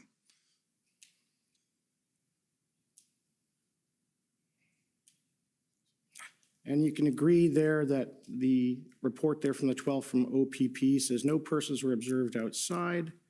There was no children were observed, but believed to be inside a camper. If we can scroll down. Only Canadian flags observed. That's it. So you can agree based on that report, as of the 12th, according to the OPP, that wasn't really an issue. Not at this time, for sure. And again, you agree possibly with what I said to you with respect to essentially the validity of relying on social media alone, right? We did not rely on it alone, but I would agree with that. You cannot rely on it alone, yes. Thank you. Thank you. Okay, next the Ottawa Residents Coalition. Hi there, Christine Johnson for the Ottawa Residents and Businesses. We have no questions for this witness. Thank you. Okay, next is the City of Ottawa.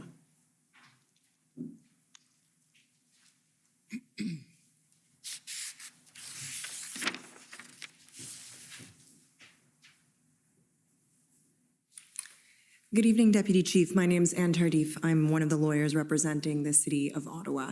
Mr. Clerk, if we could put up WPS 60216.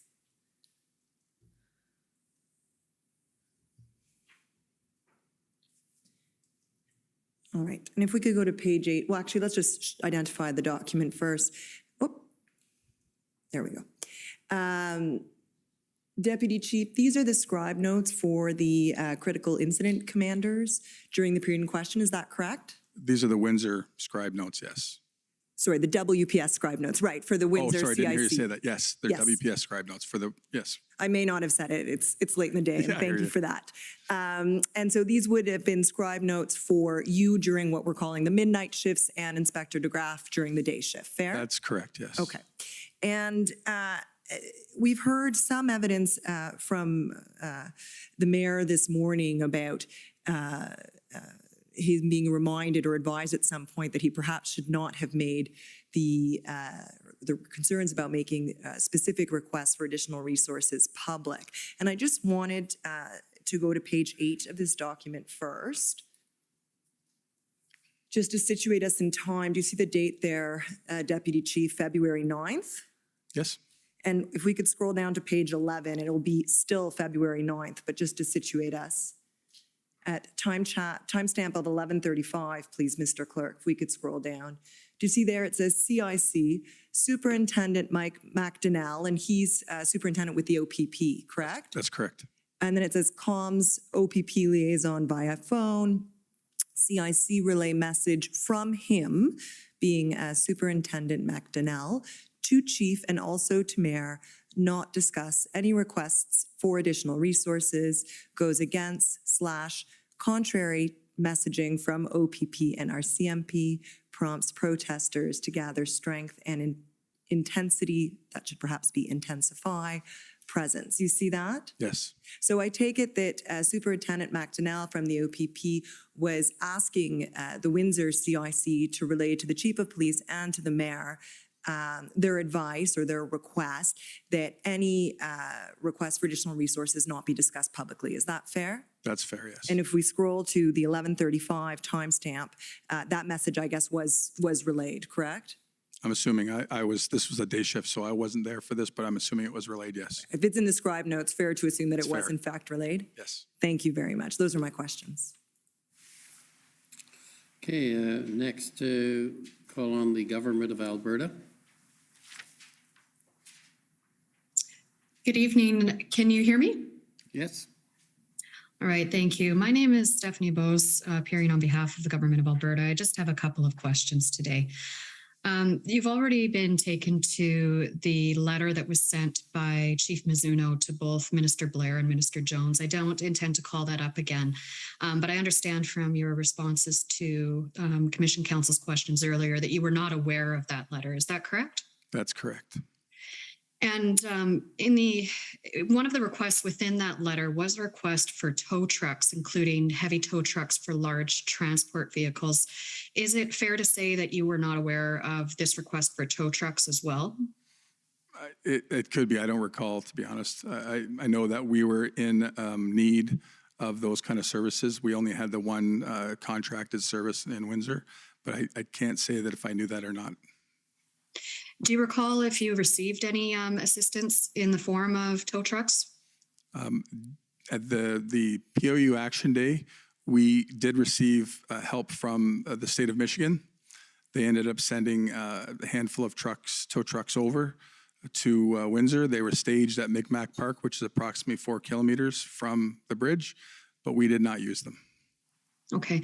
And are you aware if there was any response ever received by the Windsor Police Service to those requests from Minister Blair or Minister Jones? I'm not aware of any. All right. Thank you. Those are all my questions today. Thank you. Okay, next, call on the Windsor Police Service.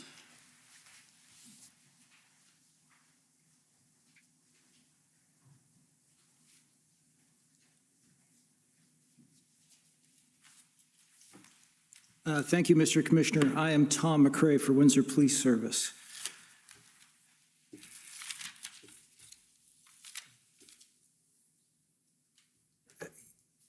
Can I ask you to go, please, to a document that was shown to you earlier, WPS 501441, please?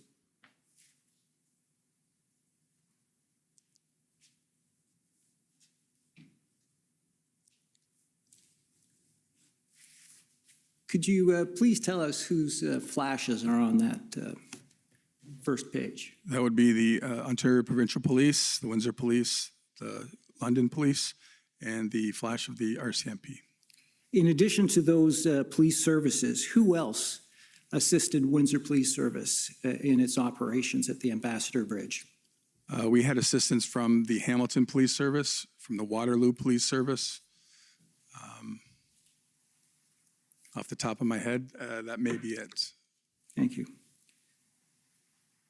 Could I ask Mr. Clerk that you call up a witness statement of Catherine Diodati? It's 6062.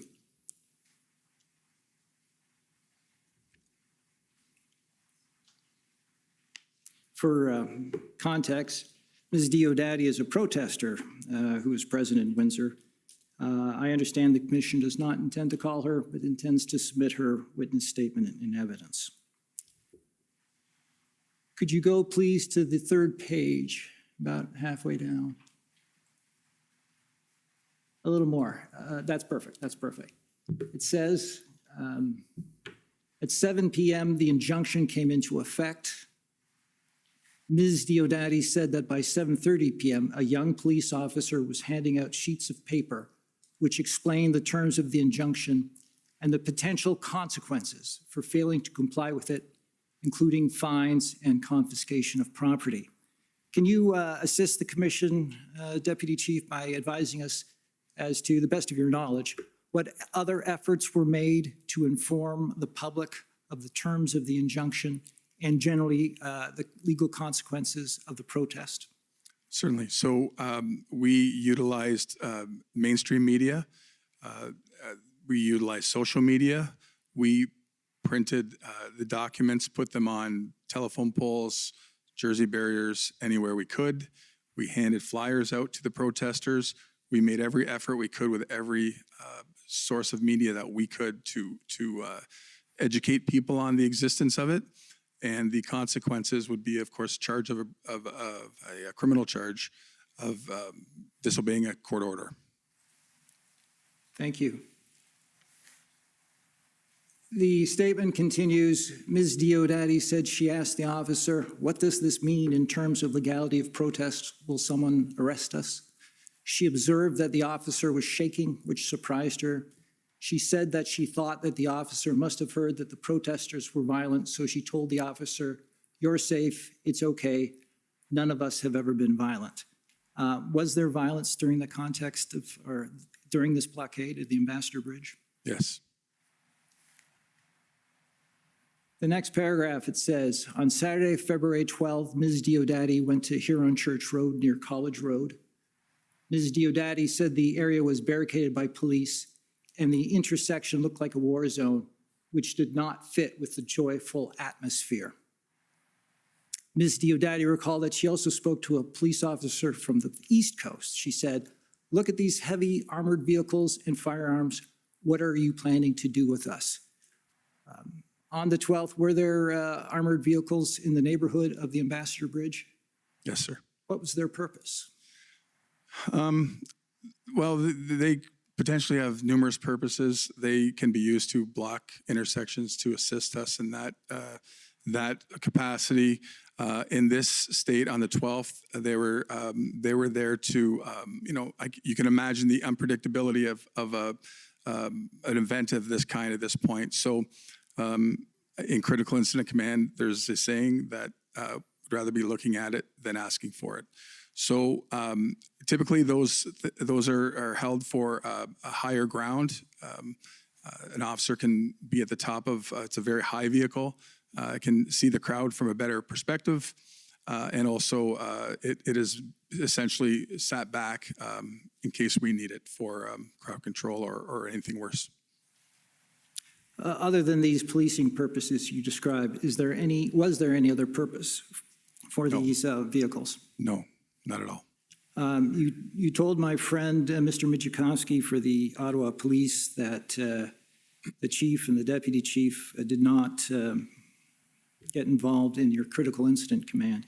Was there any political involvement in any of your decisions with respect to the Ambassador Bridge blockade? Zero. Thank you. Those are my questions.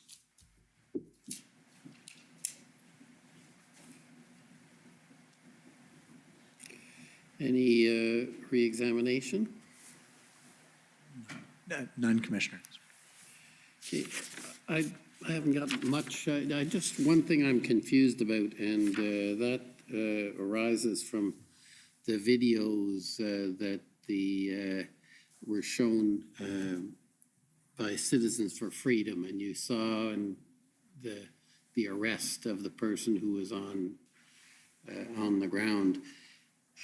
How does that fit in? I thought you testified that they could continue to protest on the sidewalk, and this person doesn't seem to have been on the street, and I'm trying to understand exactly, maybe I don't know the geography. Yes, sorry, sir. So let me explain. When I said that about the protesters on the sidewalk, that was outside of the area of control that we had tried to establish. So once after the 13th, we established basically from the bridge to Tecumseh Road and a little bit to the east. So there's a Canadian Tire, for instance, right on that northeast corner. If they're on that sidewalk outside of our Jersey barriers, we had no problem with that. If they're inside the area of control that we were trying to establish, they were asked to leave, and if they weren't, they were arrested. So that arrest and that video that we were shown, that is in that area of control on Huron Church, north of Tecumseh Road, between the Tecumseh Road and the bridge. That is the area that public order was clearing of vehicles and of pedestrians, essentially. So again, once that area of control was determined and established, anyone outside of it could stay on the sidewalk, no problem. That video was not in that area that I'm talking about on the sidewalk. Can you just remind me then again, and I've lost the map from my mind, the area of control, if you call it, was from the bridge to Tecumseh Road, is that? That was the area that POU cleared, but south of Tecumseh Road was part of the traffic plan with the Jersey barriers. But that was another area of protesters if they were on the sidewalk in that area, which they weren't. But if they were, no problem. They were out of that area of control, south of Tecumseh Road. So that's, yes, from Tecumseh to the bridge was the area that we were trying to maintain no protesters. And how far is it from Tecumseh to the expressway? 2 kilometers or so. So the bridge to Tecumseh would be about 1 kilometer? I'd say 2 or 3, maybe, 2. So about half of the Huron Church Road would be, if you like, not available on the sidewalks for protesters, but the other half would be. That's correct.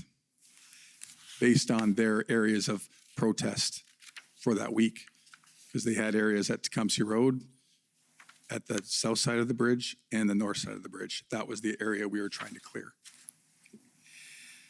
Okay, and you talked about being at the Emergency Preparedness Committee of the Chiefs of Police and discussion there? Yes. Were there meetings of that group during this period in early February when the protests were going on? Yes, sir, there were. And by Zoom. Oh, so you weren't a party to those meetings? I wasn't personally because, again, I was on midnights. Inspector DeGraff would have tuned into those. But when I flipped over to days about halfway through, I would be on those meetings when they were scheduled, yes. Okay, and were there discussions at those meetings about the available resources for POU units across the province? That's correct. There's a POU hub. That's how we try and work it within the province of distributing necessary resources in these cases, yes. So there was those discussions at those meetings. And were those discussions, did they include what was needed for Ottawa and Were there enough POU units to deal with the Ottawa situation in Ontario? Yes, in my opinion, and being a part of that committee, it seemed like there was. And so were you part of those discussions? I was on those meetings, but because Windsor didn't have POU officers to offer, because we don't have a POU, I was just a part of it. I wasn't an active part of it because I had nothing to offer at that point. Okay, thank you. So I think that completes the evidence. Thank you for your attendance and your evidence. And we will adjourn till tomorrow morning at 9:30.